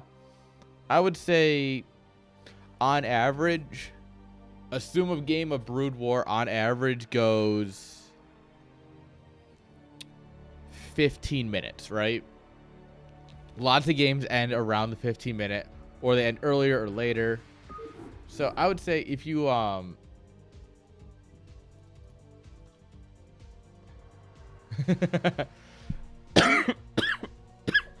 oh yeah, those games go for like fucking 3 hours, but that's because I'm bad.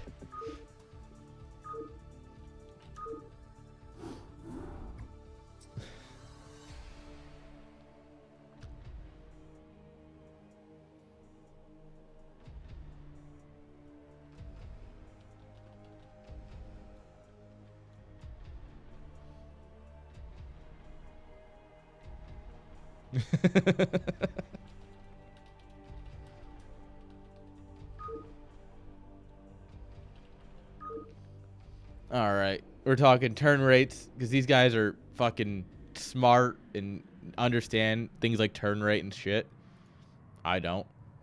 Yo, Croco Shoko. Thank you for the follow. It's always appreciated. I don't know. It was like 14 minutes ago, so I don't know if you're actually still here. But if you are, I love you and I appreciate you. Everyone who follows is appreciated, even if I don't notice it right away. So just keep that in mind.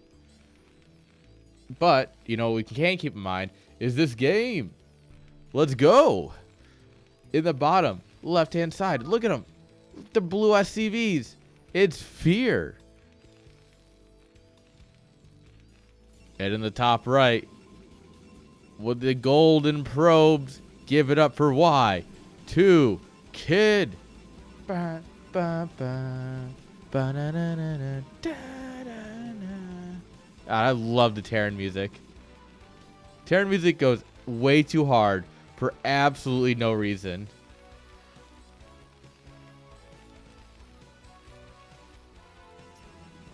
And so, other fun and interesting facts, right? I obviously, you actually can't really see it in the camera. I have my guitar back there. My buddy owns like 4 or 5 guitars, and I might be getting a roommate who plays bass, one of my old friends. And if that's the case, I want to record a handful of covers of different songs. Like maybe Terran 1. I have a fun idea for my dono alerts.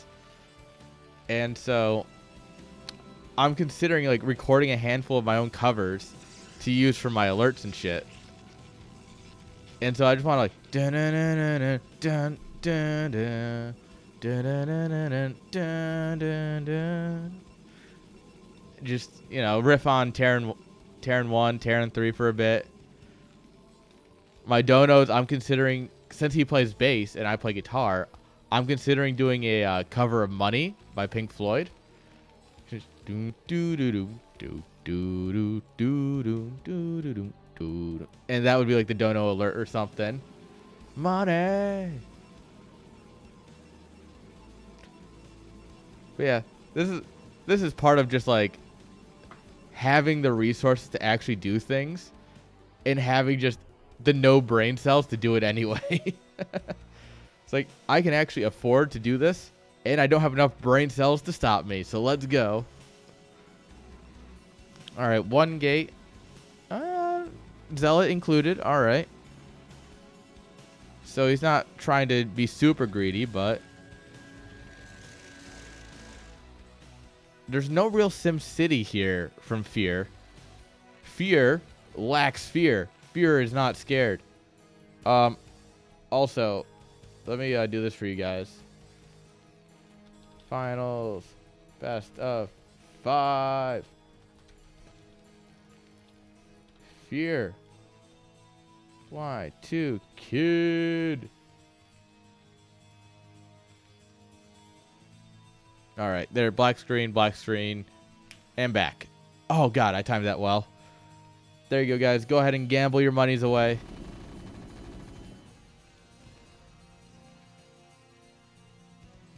Oh wow, you guys all believe in one person. I just saw that total rack up real quick. Someone should play the odds, if nothing else. So, Fear has said he's not going to play Protoss. So both races he'll be playing will be about 1700, which means this is going to be very competitive. Because that means they'll both be about 1700, if I remember Y2 Kid's MMR correctly. So I don't make it seem like a sweep, because I do think this is going to be competitive. Unless the Dragoon doesn't shoot. Hello, Dragoon. God, Dragoons are dumb. And it's hilarious. Is this why you guys believe in Terran? It's because Dragoons are dumb?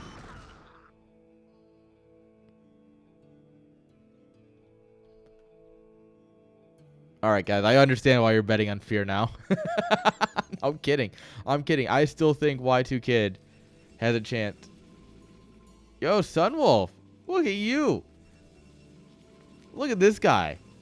I've known this guy for fucking how many years now? And this is his first time being in my chat. How you doing, beautiful? Oh, cancels the armory? Supply depot? Alright. Spinning away. With vultures out, it's probably mines first.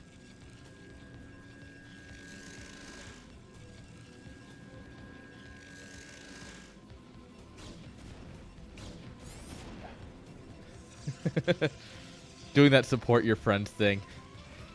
I guess there is a first time for everything. Oh, hello. Marine Vulture tank with a few of the boys.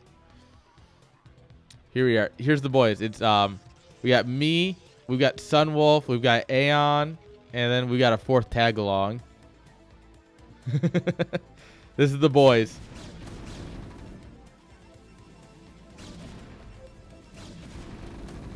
Yep, it was mine. It's always mine. Ooh, good shot. The Marines stand no chance, and we're building a bunker for nothing. Because the Marine is about to die. Ooh, good drill on the tank. Good drill on the tank. Marine's still putting out that DPS. Oh, Marine's dead. Cancel the bunker. Now you want to get on mass repair. Alright, mass repair does not work. Haha, high ground. High ground's a meme, guys.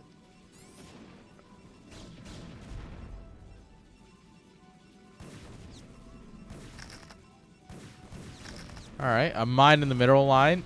Very dangerous. We do have an observer out, so it's not as bad.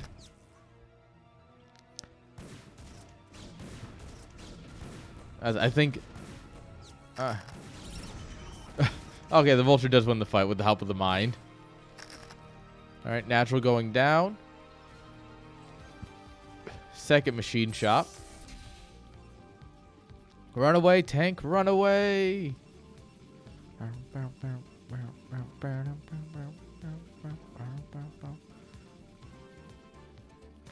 Oh, Sunwolf, I might tap you on the shoulder for music. I might ask you to play some instrumental lines for me. I don't know yet. I gotta talk to K-Dubs about it, because he also might record some bass lines for me. And then I'm going to maybe buy an electric guitar after IEM, because I'm irresponsible and really want one. And then I want to record my own dono alerts as music that I've played. So yeah, I might ask you about that at some point. Alright, basic anti-observer turrets going up. Oh, please do. There we go. That'll be the alert.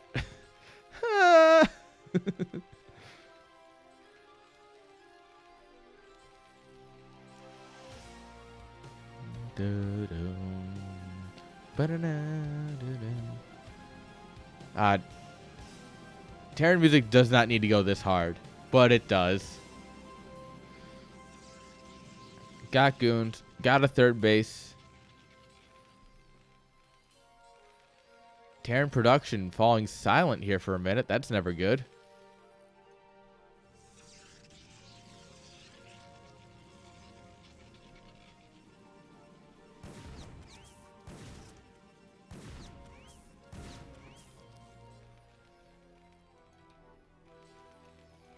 All right. What is our plan here, Fear? You're floating quite a bit of resources.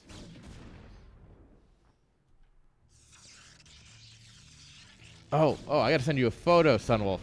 My dude. I got a thing in the mail today, and I'm so excited.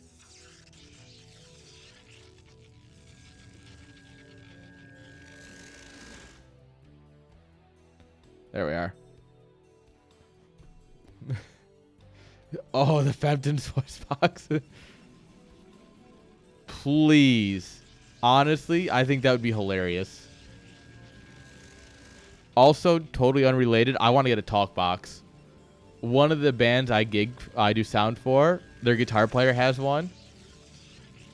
And he just does like Daft Punk with it, and it's so beautiful, and I really want one.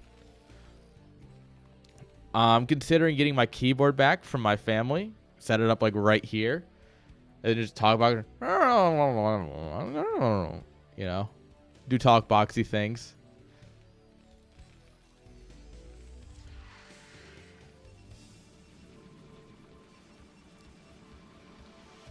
Then we could truly make this stream harder, faster. We could make it better. We could even make it stronger. All right, Fleet Beacon. We got carriers coming up, guys. In case you thought I wasn't paying attention to the game. Lots of tanks. This is a lot of tanks.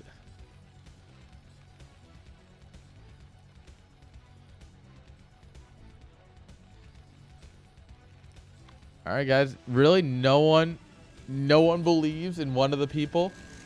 All of you think it's going to be a landslide victory. Come on, guys. If nothing else, get in there for just the odds. I actually have no clue what the way the odds are swinging. I just see that it's 1.2 to 0. And honestly, I think that's a bit of a disgrace because I think both players are pretty competitive here. And I'm not just saying that to make you spend money. 1 point. All right. Someone's going to win big tonight. Exile. Oh, Exile. I was told to ask you, why aren't you in CPL or anything? Y2 is so confused. He's like, who's Exile? I have no clue who that is. I'm like, yeah, he's like not in CPL. He's like, wait, what? So yeah. Do you know of our great Brood War savior, CPL? Look at this tank count. This man's just building tanks. You just never. You would be. Okay, I'm gonna double down on that real quick. You would be a coward in Vegas. Yeah. If nothing else, honestly, join and hang out. It's a great place to find games if you're looking for them. I think we have something like 200 players per race active right now. So yeah, if you're just looking for games, honestly, I think !CPL in the chat will get you there.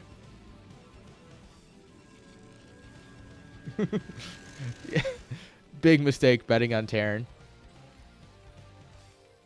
Yeah, there it is. Honestly, hop in there. You don't even have to. Guys.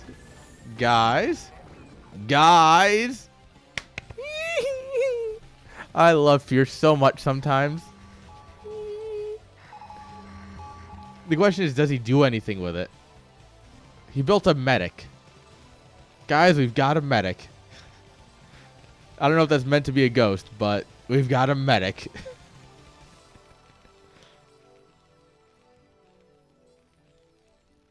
Oh, I should have updated the stream title doing like finals. Fear versus Y2. That would have gotten some views. I'm sure people would love to see this. The two blimps have entered the battlefield.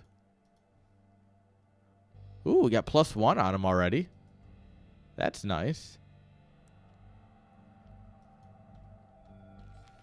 Oh, it's coming in. Goliath count is ready for this, though. He's not ready because he's going to get sandwiched here if he's not careful. We got no vultures. The bonus build. Potentially. All right. Good army movements by Fear here, though. Y2 is just not ready to take that fight. And I don't think he should be taking this fight either with half his army. The Zealots are absolutely melting. But this map has like high ground, low ground, high ground. And with these little like bridges here, English is hard, guys. You should be able to abuse your carriers here, especially right in here. Oh my lord. Get him in there. Come on, Y2. Get him in there. Yeah, this is where you start abusing that high ground.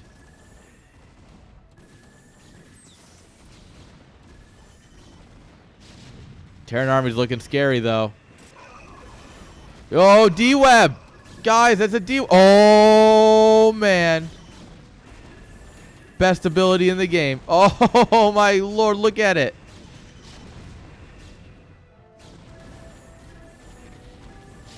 Guy said, fuck your blue crystals. Look at my D-Web. And look at this arc. He's literally coming in from every angle. Granted, it's one Dragoon from every angle. Doubters in shambles. Absolute shambles. Get out of here, Doubters. Oh, I know what I need. I need the Pet the Believers and Pet the Doubters emotes. That's what I need. Because this is definitely a Pet the Doubters moment.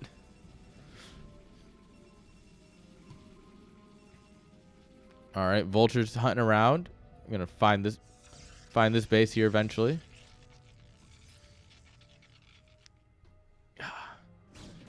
These guys just know what makes Brood War fun, and D-Web makes Brood War fun. Anyone who disagrees with me is wrong.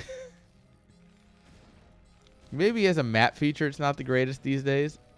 But man, just watching someone drop D-Webs is... It's exciting because we don't see it. That's probably the real answer. But I enjoy it nonetheless. Oh!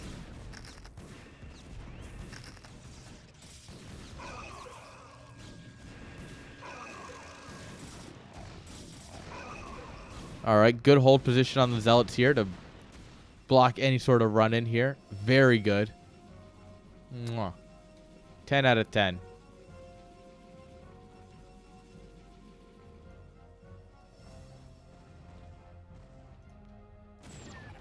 Alright, Observer gets got. That's a lot of Goliaths and not much else. This is where you just build goons. LOL Dragoons. Oh, we got Ghosts. Somebody call for an exterminator. You start D-Webs into carriers. Really? Ooh. I'm going to have to keep my eye on it then. I'll admit, I'm really bad at keeping up with builds sometimes. So, I need to watch more BSL this season. I love BSL, but I definitely don't watch enough of it.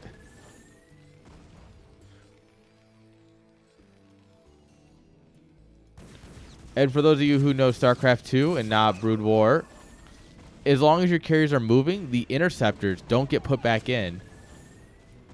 They kind of just stay behind it. You can't really see it because my camera's here, but the interceptors will stay behind it. And you can actually micro your carriers. And that's why another reason why Brood War is better than StarCraft 2.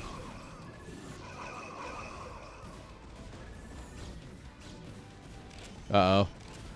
These Goliaths are not in a great spot here. This is where the carriers come in and abuse them.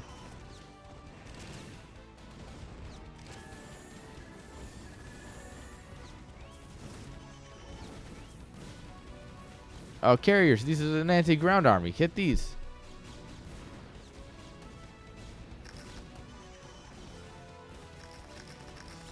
That's true. It is a new build. Dude. Speaking of new builds, the Valkyrie build is all over everywhere these days. And I hate it. As a Zerg player, I hate it. Totally unbiased opinion, but I think it's tragic.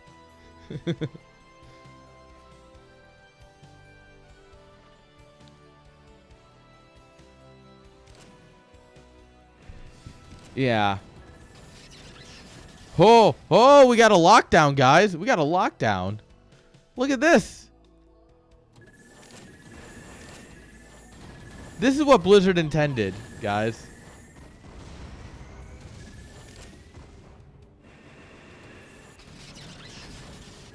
Oh, look at these snipes.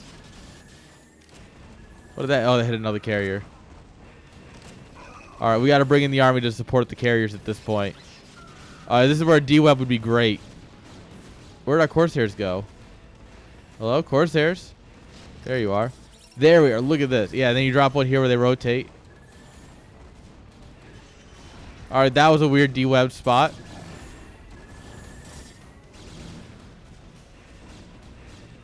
All right, and even with these lockdowns, Protoss, man.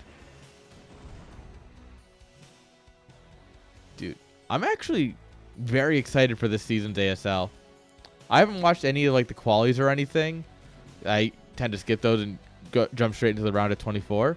But I'm really excited. Say GG. Say GG. Come on.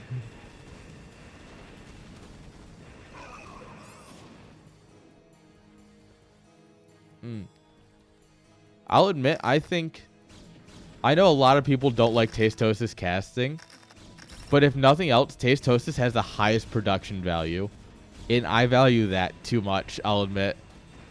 I think StarCast have great commentary, but their ASL coverage, the production value is just not good, and it really killed me last season. So I ended up watching everything like 3 weeks late because of Tastosis. I'll admit, that's what gets me out of bed in the morning is production value.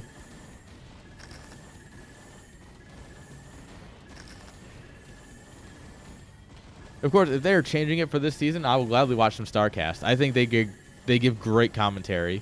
They're great guys, but I'm a sucker for production value.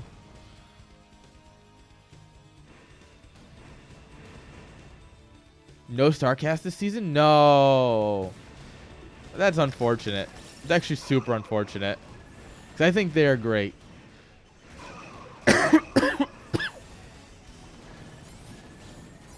That's actually really unfortunate.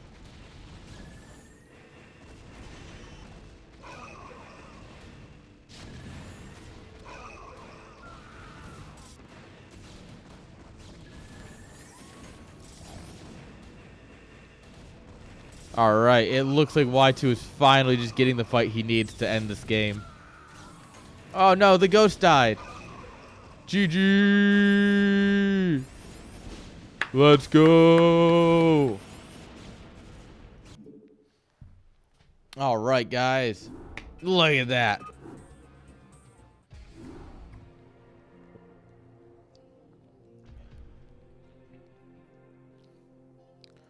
Look at that.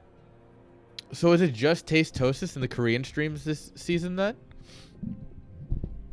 That would be, right?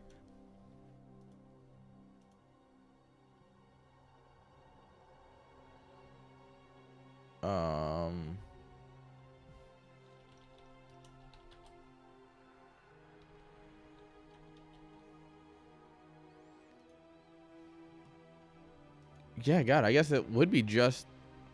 I don't think there's any other...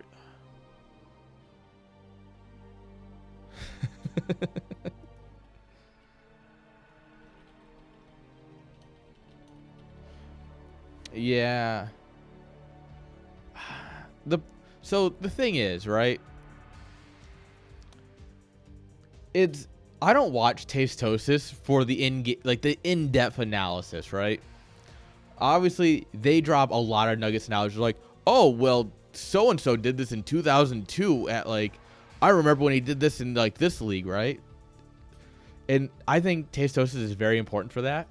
But realistically, I'm watching it because I think they're funny as fuck. And I think those two get along so well. And so, but the problem is that I can watch a VOD, right? I can watch a game happen, and I can watch a VOD happen and follow it because I know Brood War well enough, right? Obviously, I'm here talking about it. If you just like showed me a game, I could tell you how it's happening. But at the same time, it's like, you know, I want the discussion part of it too, which is why I don't like the Korean VODs. You know?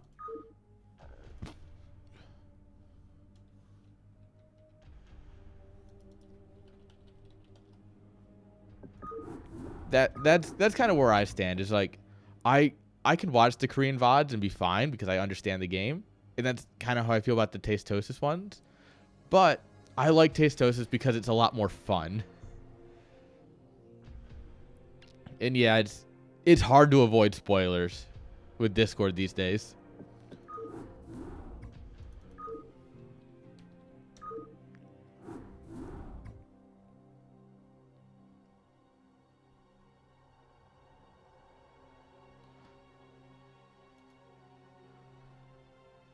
Oh, man, I'm just excited. Another great season of ASL.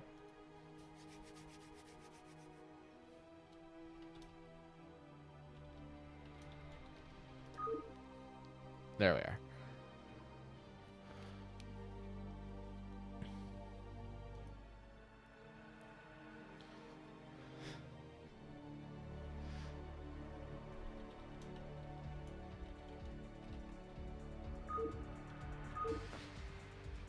All right, guys, we are rolling into the next game. It's happening. Don't you worry. But yeah. Of course, you guys have any other thoughts on Tastosis versus the Korean casters? Feel free to post them. I love open and honest commentary. Like, you guys can disagree with me all you'd like. You can say, "Oh, Tastosis is stupid," and I'm gonna say, "Yeah, they're not covering the game, but I think they're fun, and I think that's very important in casting." But spawning here in the lower right-hand side, a Tempest, our 3-player map. It's Y2 Kid. And in the top center, give it up for Fear. Down 0-1. Playing with the Zerg this game. All right.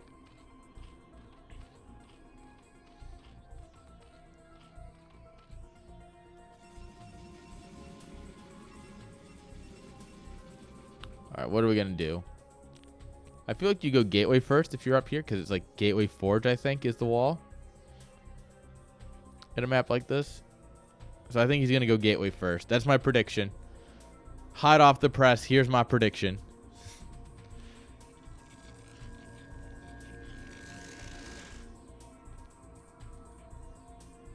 Actually, while it's kind of quiet.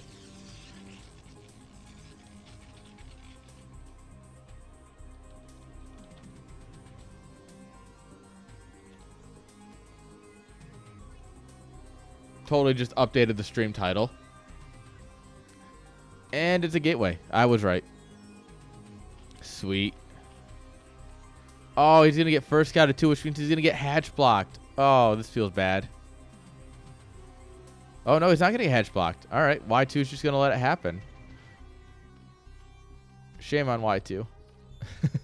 Always go for the hatch block. Realistically, always go for the hatch block. If you can get it. Because it'll just tilt Zerg. And by Zerg, I mean me. It tilts me heavily if someone hatch blocks me. Alright, so we got some Zealots on the way here. No Forge, no Nexus. Pure Zealot man. You're ready to just run up and start punching things. There he is. There's the first lap boxer. Look at him go. Look at him go.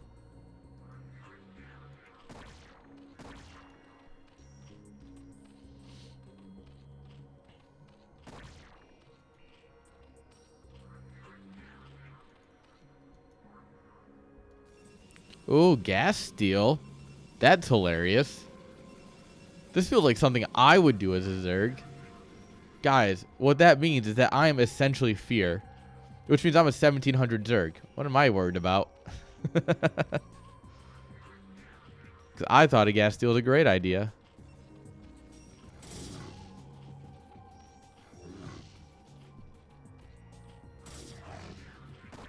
Alright, good drill. Ooh.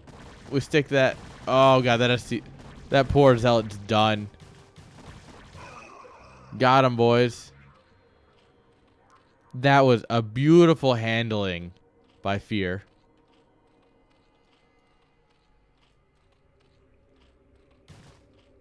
And now you just kind of park him right in there.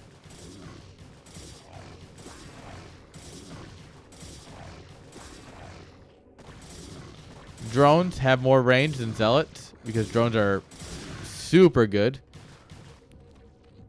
Drones are what we refer to as super Gosu.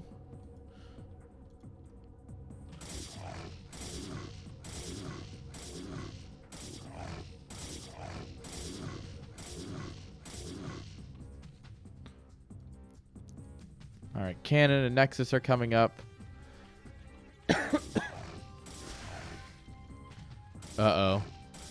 This is super unfortunate. Now, Y2 is starting to kill drones. You definitely don't want to be losing those. Drones are kind of important.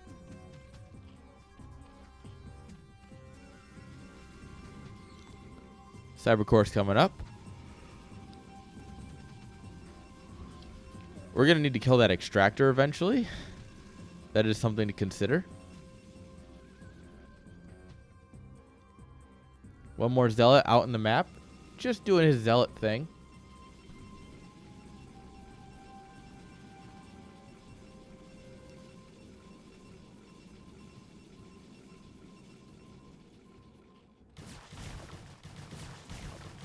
Oh, nope. One sunken, making a world of difference. Fucking Overlord. There we are. It's about 100 HP down.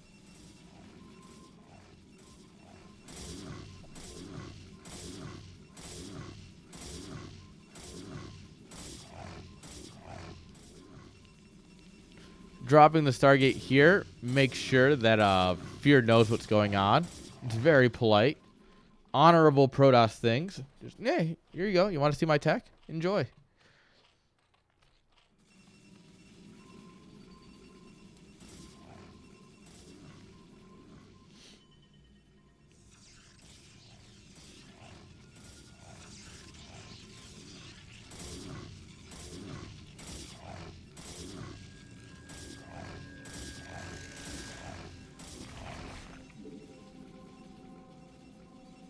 All right. +1 spinning away. Zerg droning up on 2 bases. The layer. Bit over halfway done, at least at this point. And look at this. We got Lings here. Lings. Overlord. We got a ring around the Protoss base, just in case anything wants to come out.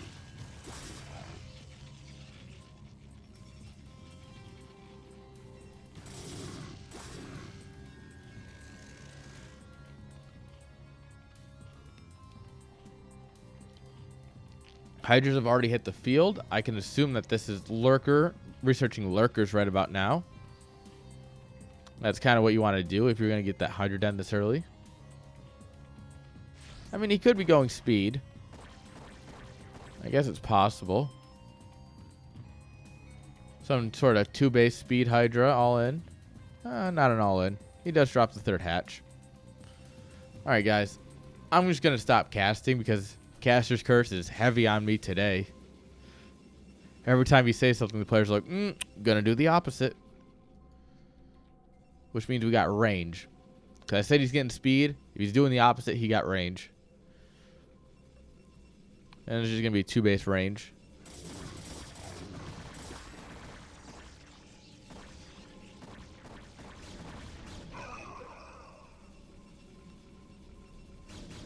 Yeah, these cannons don't stand a chance. Oh god, that cannon's almost dead. And in the words of Hawk, if you see less than 6 cannons, you gotta send it.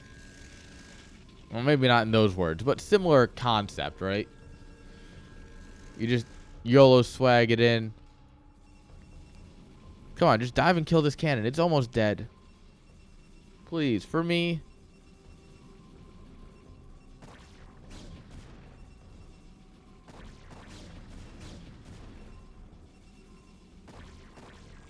What a game, Brood War. What a game.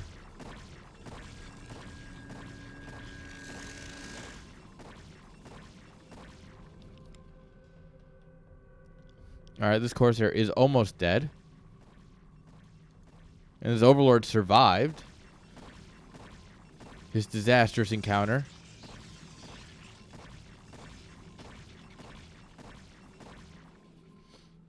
Alright, we are floating a lot of larvae back at home for Fear here.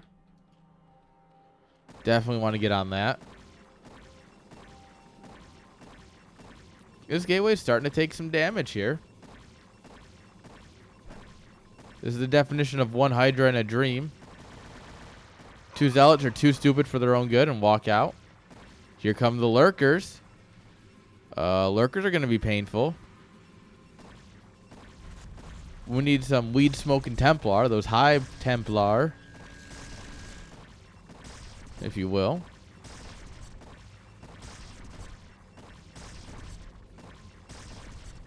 +1 did finish.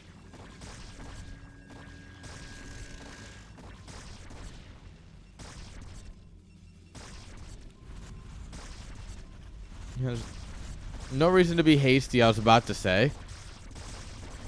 Apparently, Y2Kid has decided I was wrong about that. And there is, in fact, reason to be hasty.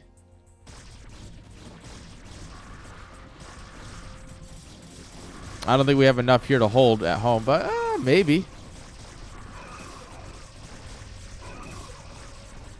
It depends on how close Storm is, right? If Storm's about done, we should be fine.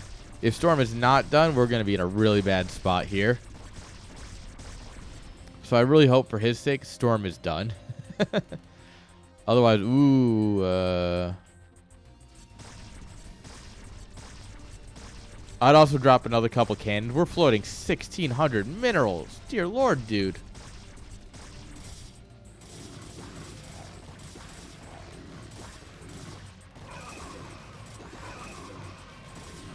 All right, we're getting a couple of drones here. Not quite the greatest trade out ever, but, you know, it is better than them all just dying at home, at least. Take a few drones with us. Force the Zerg army to stay home for a bit.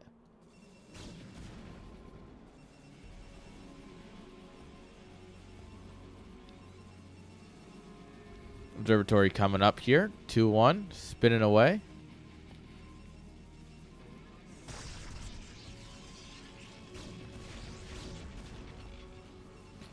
Overlord speed is done. Good storm. Rip the Sair.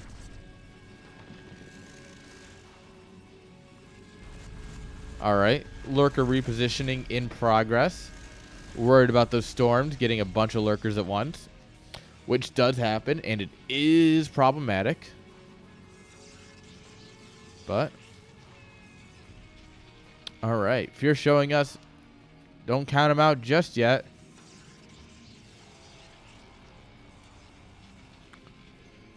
Gates coming up.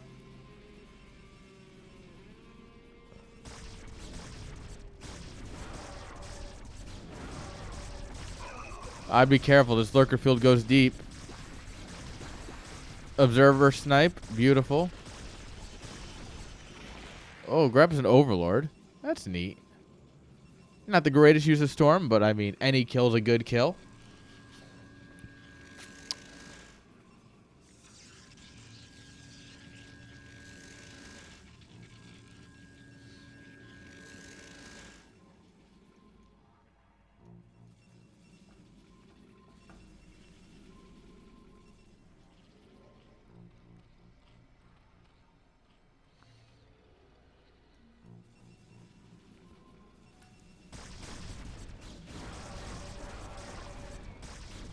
All right, goons are going to go ahead and try and break out here. I want to break free. I want to break free. Oh, storm right there. Oh. The heart of the Zerg. Heart of the Zerg, Yugi. You got to storm the heart of the Zerg. All right, good observer snipes. Too bad there's one more. LOL, there's more.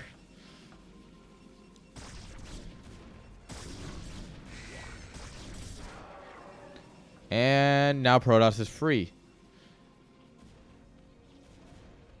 Fear still on a good economy. Fourth base coming up.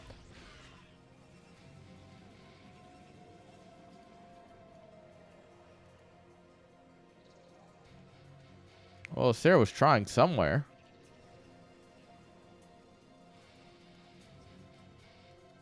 Not sure where, but that Sarah's not trying any longer. It ate a couple of Scourge.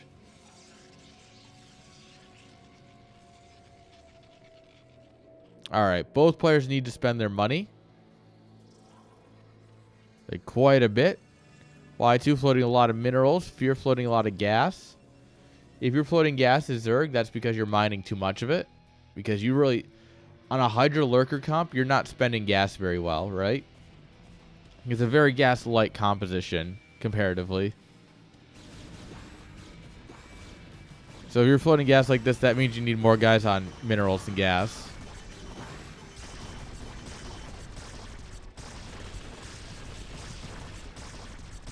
Oh. That storm doesn't really do a whole lot. Ooh, nice grab on the observer. Other observer running for its life. Oh, it gets it anyway. What is this? Yo, Whips. How you doing? Thank you for the follow, my dude.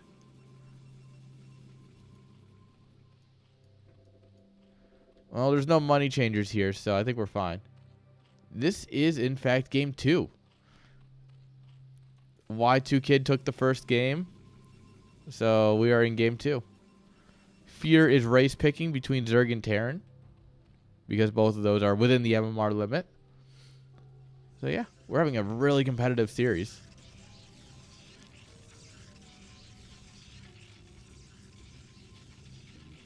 We're really trying to get this third base up here for Y2 though. Or fourth base, I should say, sorry.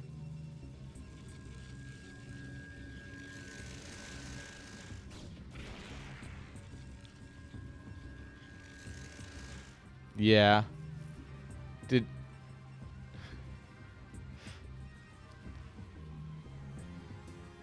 Yeah, I'll probably have to talk with him about that. Games are waiting. Oh, that's unfortunate.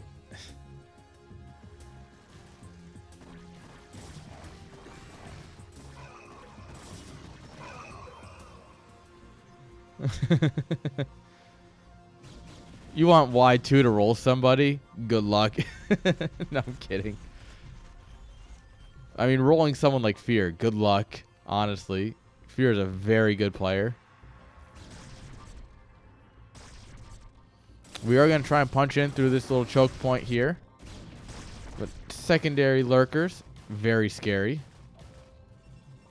Big Zerg army here committed to this third base.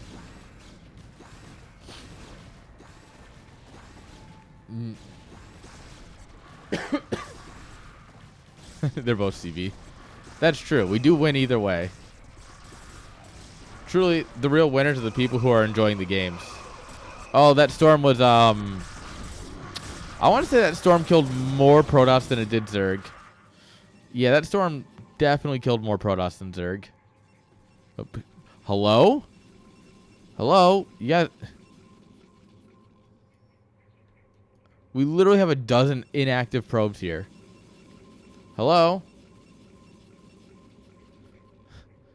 Zealot's like, oh god, I'm a Dragoon now. Because that's what happens. That's what goes through their head. Like, oh, I'm a Dragoon now. You see that? That's one of the Zealots that died to the storm, probably. Can't prove it. But you can't disprove it either. Oh, some High Templar snipes going down. This one survived. Never mind. He does not, in fact, survive. Unfortunately, even without High Templars, there's a bit too much toss here.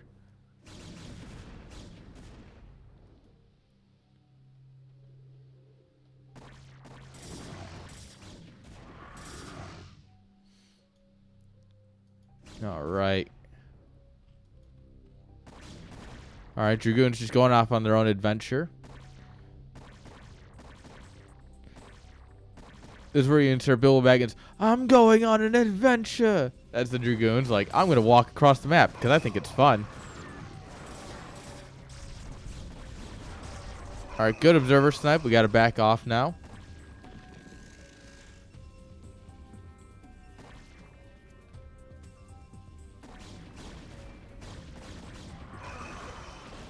Oh, no.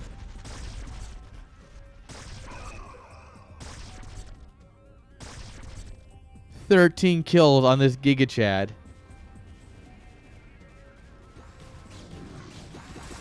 All right, Lings are running in, but they are not getting any. Not really getting anything done here. We damaged one cannon and a pylon, but even then, that damage was done earlier, it looks like. Guys, how good is Protoss? Is Protoss #1 bullshit? Is it possible Protoss is too good?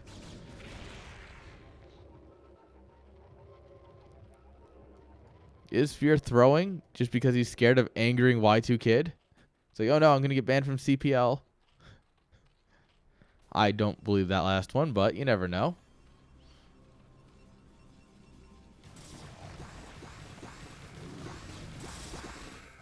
Archon putting in just the work. 3-2 on the Archon. Ah, that thing is beefy, boy. 1-2 on the Hydras. Definitely an upgrade deficit here. But you know what doesn't care about upgrades? Storm! Guys, it's Storm Egg. It's the guy from ASL 9. Oh, Storm Egg. Storm Egg is back. Storm Egg never left our hearts.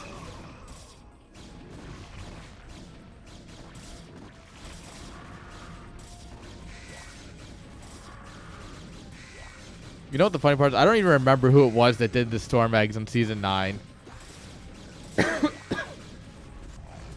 I remember it was on... Oh, no. Well, that's unfortunate. It was on the map that... It was like the semi-island map where you had the ring around and you had the disruption webs. I don't remember who it was, but they stormed all the eggs to get through. And Taste Toast was like, oh, Storm Egg, guys. We're going to call him Storm Egg because he stormed the eggs. That's literally all I remember. Oh, from that series. ASL 9 has my favorite moment of all ASLs, where Soma uses Ensnare on Light and grabs all of his fucking Marine Ball and surrounds it with Ultras. That is by far and away my favorite Brood War moment in ASL. GG! GG! What a game, guys.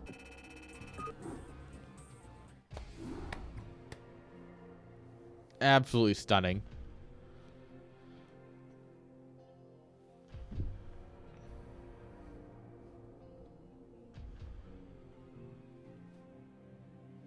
All right.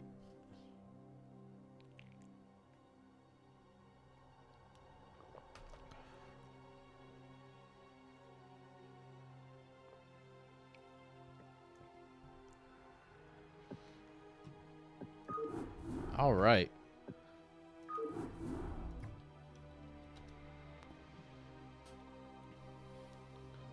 All right, guys. Fear is asking for a 3-minute break, so I think I'm going to join him in that. I need another drink, so we will be right back. Don't go too far. Oh, we are drinking all of it. Don't you worry.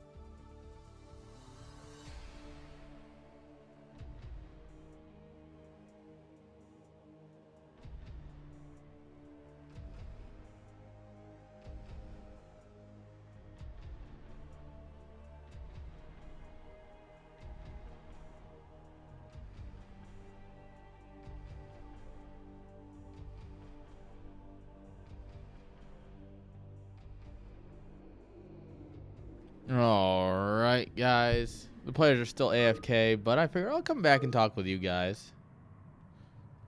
Let's see here.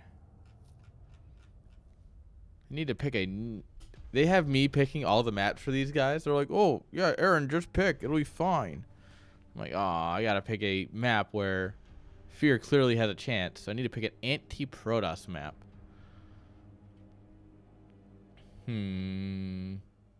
I think I know which one I'm picking. But yeah, I think the finals have been incredible. Obviously, it's 2-0, and you know, a 3-0 is not exactly the most exciting of times, but the games have been just absolutely incredible. Yeah. Also, never miss a chance to flex opening a can with one hand. I learned that apparently that's a flex when I was at a group event, and like we had sodas. It was like some sort of like party or something, and I grabbed a soda and just like and popped it with one hand, and some dude was like, "Whoa, how'd you do that?" I'm like, "Dude, years of day drinking on a boat." You're on a boat and you just all right. Down the hatch.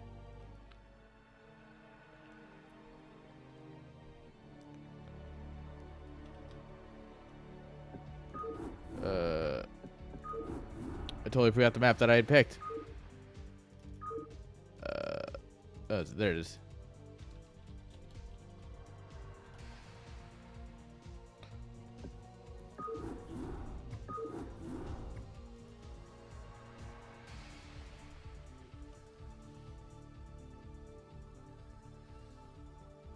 All right, both players are back, so we should be getting going here in just a moment. Let's go.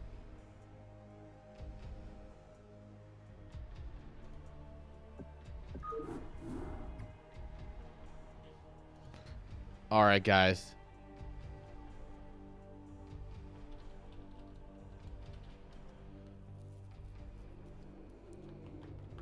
All right.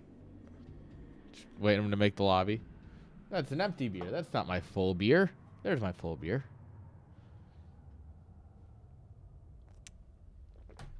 That's better. That beer's got beer in it. That's much better. All right, guys. We are in.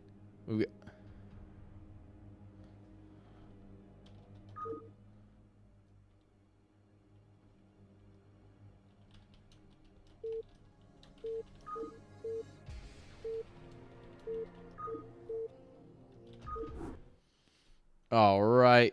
Here we go. Spawning here in the bottom left-hand side with the Terran SCVs. Give it up for Fear. Let's go. And in the bottom right with the brown probes. Give it up for Y2 Kid. Yeah.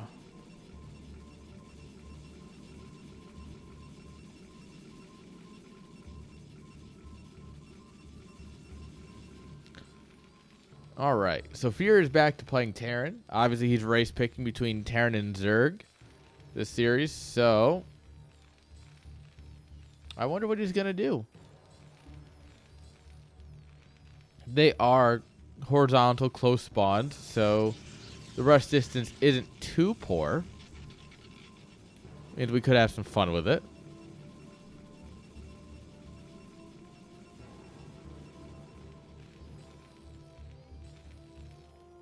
All right, depot coming up here.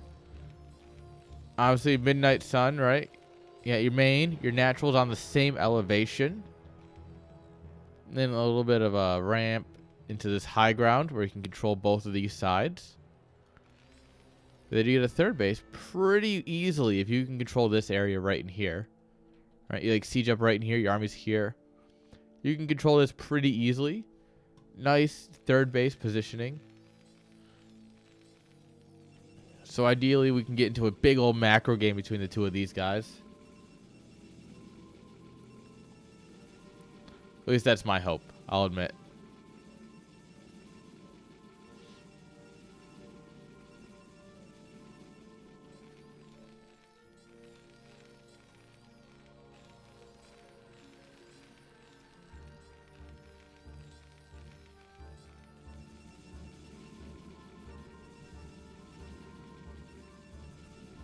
Alright, 1 gate cyber. Probably see a single zealot. Ooh, this probe is going the wrong way. And unless he does a cross-map scout, he's probably going to get last scout here. And that's kind of unfortunate for our Protoss boy here.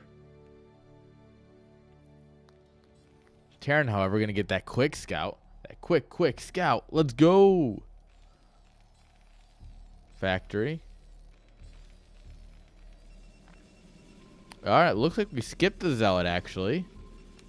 Straight into the goons. Get into the goons. Yeah, Protoss going to get last scout here. Rather unfortunate.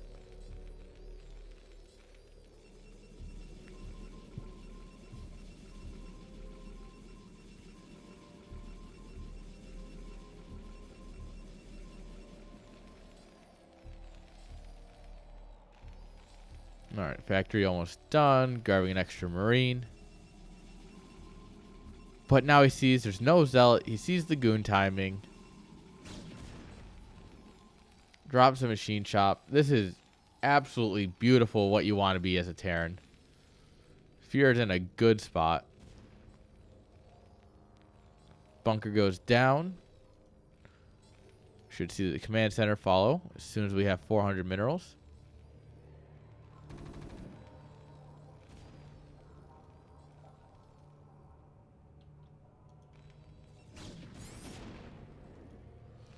A little late. He was busy microing, but we got there in the end.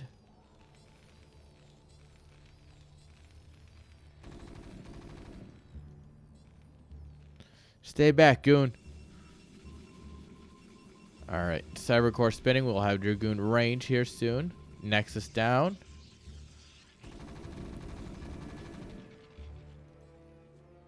Alright, definitely just dived and should have seen the command center. Alright, eBay coming up. Block him out. Tank here. Maybe siege mode first. Generally, you try to avoid siege mode first. You probably try and go mines first. But with a siege tank already out, siege mode makes the most sense.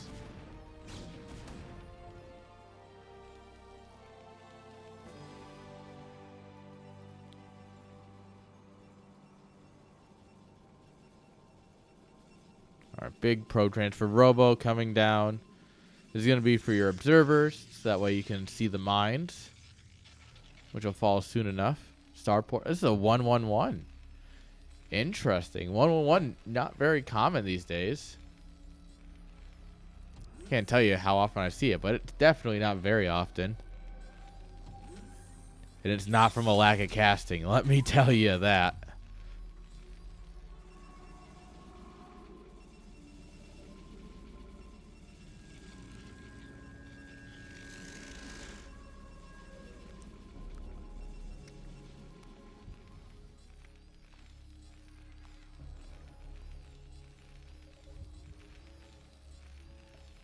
Alright, armory is done.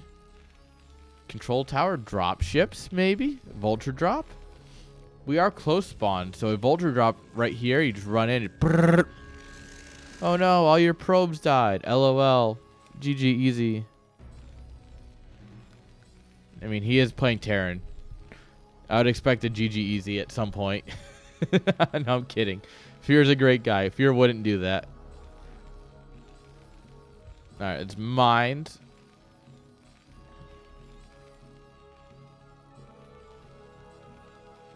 Could you imagine, though, if Fear just ran in 4 vultures and went GG easy? Like, what?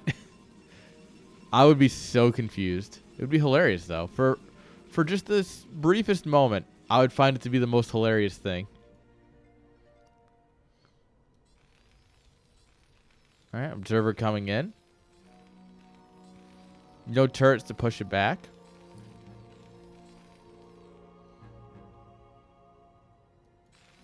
Alright, so it's going to be a tank and 2 vulture drop. He's definitely going to be in position for this.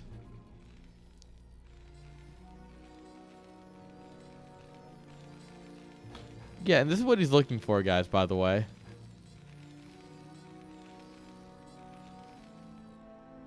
Yeah, this drop is going to get eaten alive.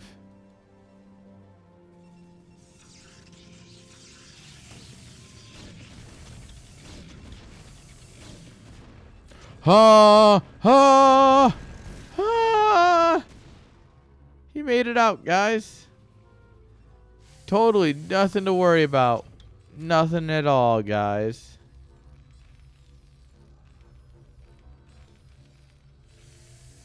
Alright, you gotta know he's got an observer in your base at this point, right? Alright, facts 2 and 3 coming up. Oh, we're gonna go ahead and grab a third base via dropship.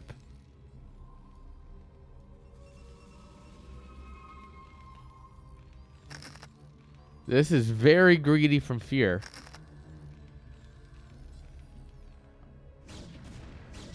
But presumably Y2Kid's going to be careful about this. Nope, never mind. Careful is for nerds.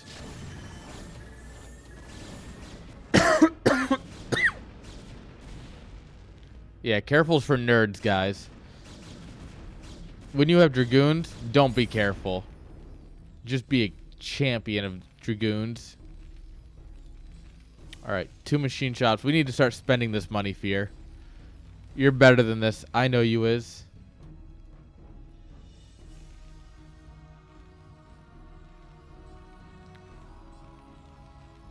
So, for the record, when they asked me to pick a map, I picked a map where a Terran should have an easy time picking a third base. Right? I did this on purpose to try. I was like, you know what? Fear's going to play Terran. Let me give him a map that could be considered Terran favored. So that way, there's no like, oh, he's only picking Pusegi maps. No. I try and be fair. I think map 1 was definitely a little bit Protoss favored. So map 3, gotta be Terran favored. But oh no, I think Y2Kid's just too good. Is Y2Kid too good, guys?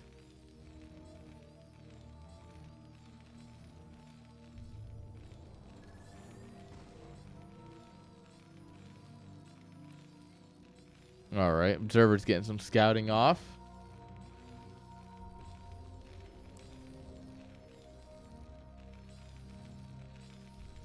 Science facility coming up. Comsat's coming up. Big old tank count. Beautiful tank spot right here.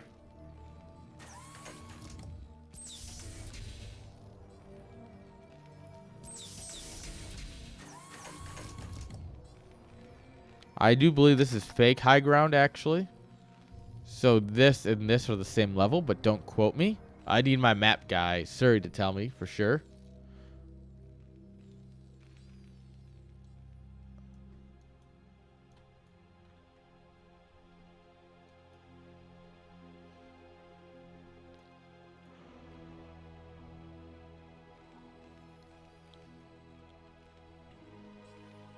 All right. Dropship's going back out. This time it's going to be completely unstopped. Double Stargate coming up here with carriers. Getting the scout on this is super important.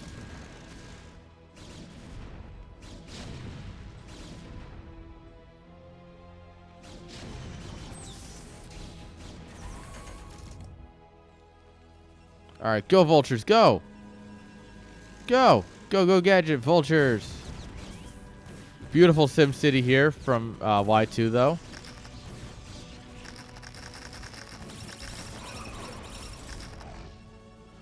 Oh, these LD all of the Widow memes. Or the spider memes. Alright, first 2 carriers are out. We've got the 3 Corsairs. I smell disruption web.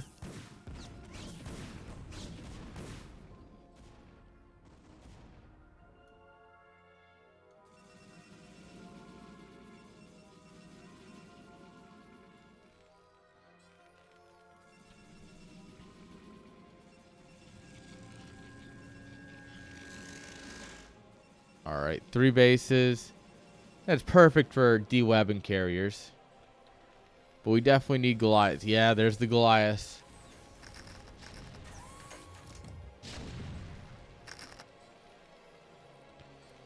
All right, Terran's solidifying his position. Look at this tank spread. How do you push into this? Like, ever? The tanks are super spread, so D-Web's going to be a pain in the ass for Protoss. Good turret spread, too.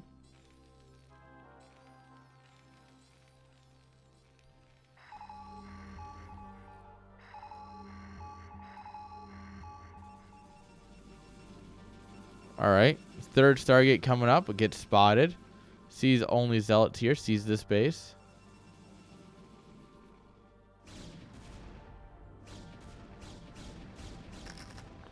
Oh, God. Most of these guys don't have mines. That's awkward.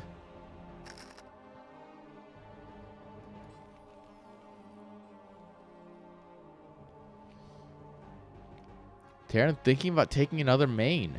That's bold.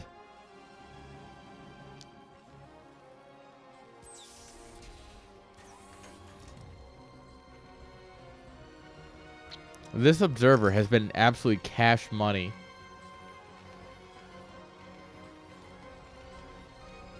Yeah, that's the unfortunate part of Terran, right? But this observer right here has been scouting every production cycle for the past fucking hour, basically.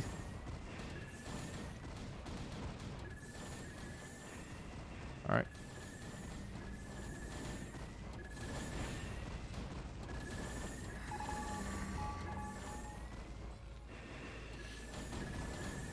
All right, these interceptors do not stand a chance.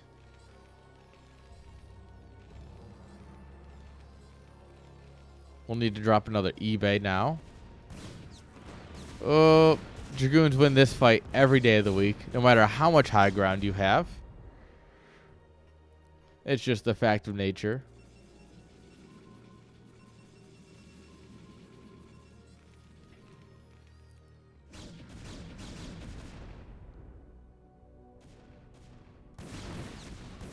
All right, Vultures will find this base coming up here. That's nice for Fear, but he doesn't really have enough to deny it. So, yeah, this is awkward. He is getting a 4th base up. Carriers haven't done that much yet. Yo, Scipio, how you doing? How you doing? We are in the finals, my dude. Game 3. It is currently 2-0 for Y2 Kid. Believe it or not. I mean, I think it's very believable. And I told people from the beginning that this was going to be much more competitive. And everyone bet on Fear anyway. And I went, it's on you guys.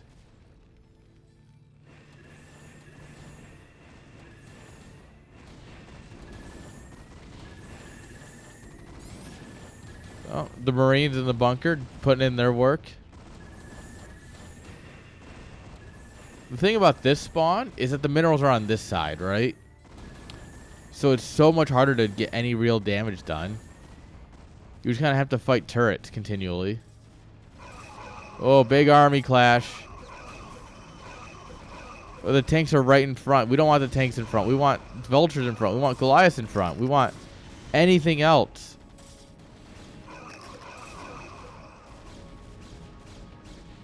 Dude, I'm already famous. Like, fuck off, bot. What are you gonna do? I'm already famous. And I'm adorable. So, like, don't worry, bot.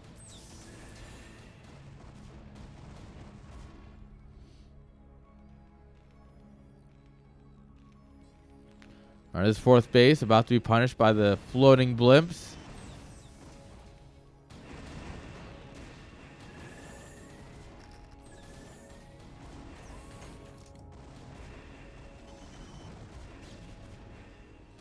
All right, good arm movement by both sides. Carry's getting pulled back. Goon's getting pushed forward. Oh, that mine ran for it. This CC is 100% dead. Yeah, that wasn't even close. It didn't stand a chance.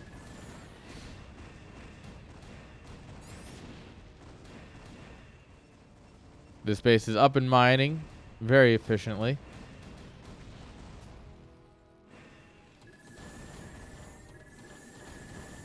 Alright, big Goliath energy. These interceptors don't stand a chance. No D-webs have been dropped yet. Do we not have it, or are we just not dropping them? That's a real question.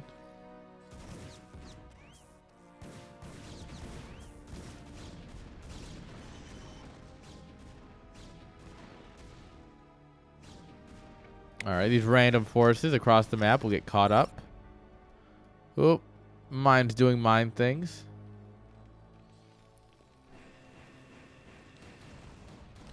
Honestly, yeah, let's get some race out here. This guy gets it. Ghost didn't work game 1. What about race? Race will always work, right?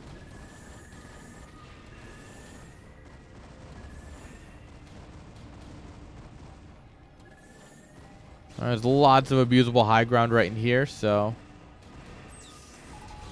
going after these carriers is going to be a challenge.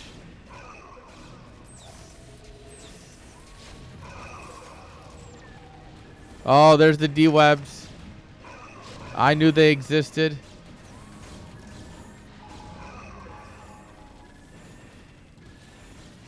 This D-web build is so good.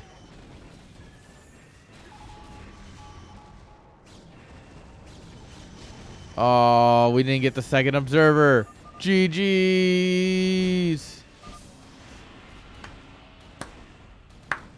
What a series. Like, damn. What an absolute series.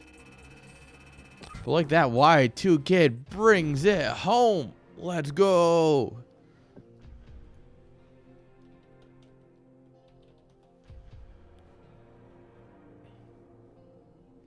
All right, guys. What a series.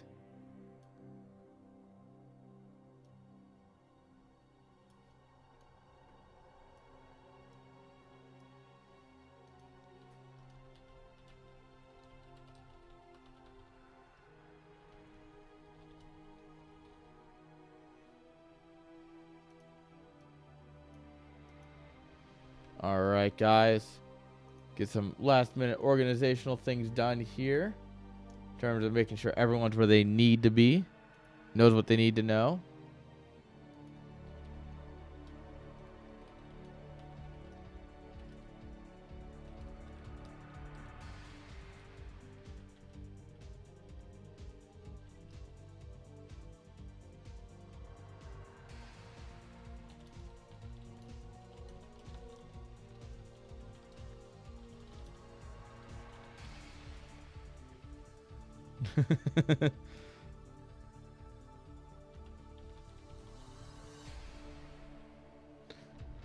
All right, guys.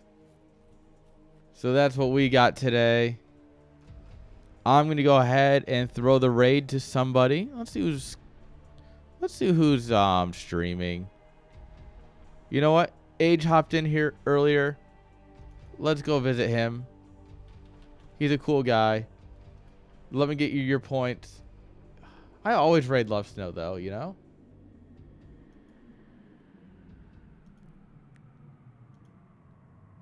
So, absolutely GG's. I'm going to go ahead and show it to Age. Age deserves it. Love Snow's a great friend, but Age, you know, Love Snow is actually kind of like... Love Snow has viewers, Age doesn't, you know? Just to be, like, straight up with you guys, right? And I want to support the smaller streamers. And Age is about to hop into a game, so this will be hilarious. So, thank you all for hanging out. You are all absolutely amazing. I hope you know that. I do truly appreciate that you guys hang out for this. And I will see you next time. Yeah.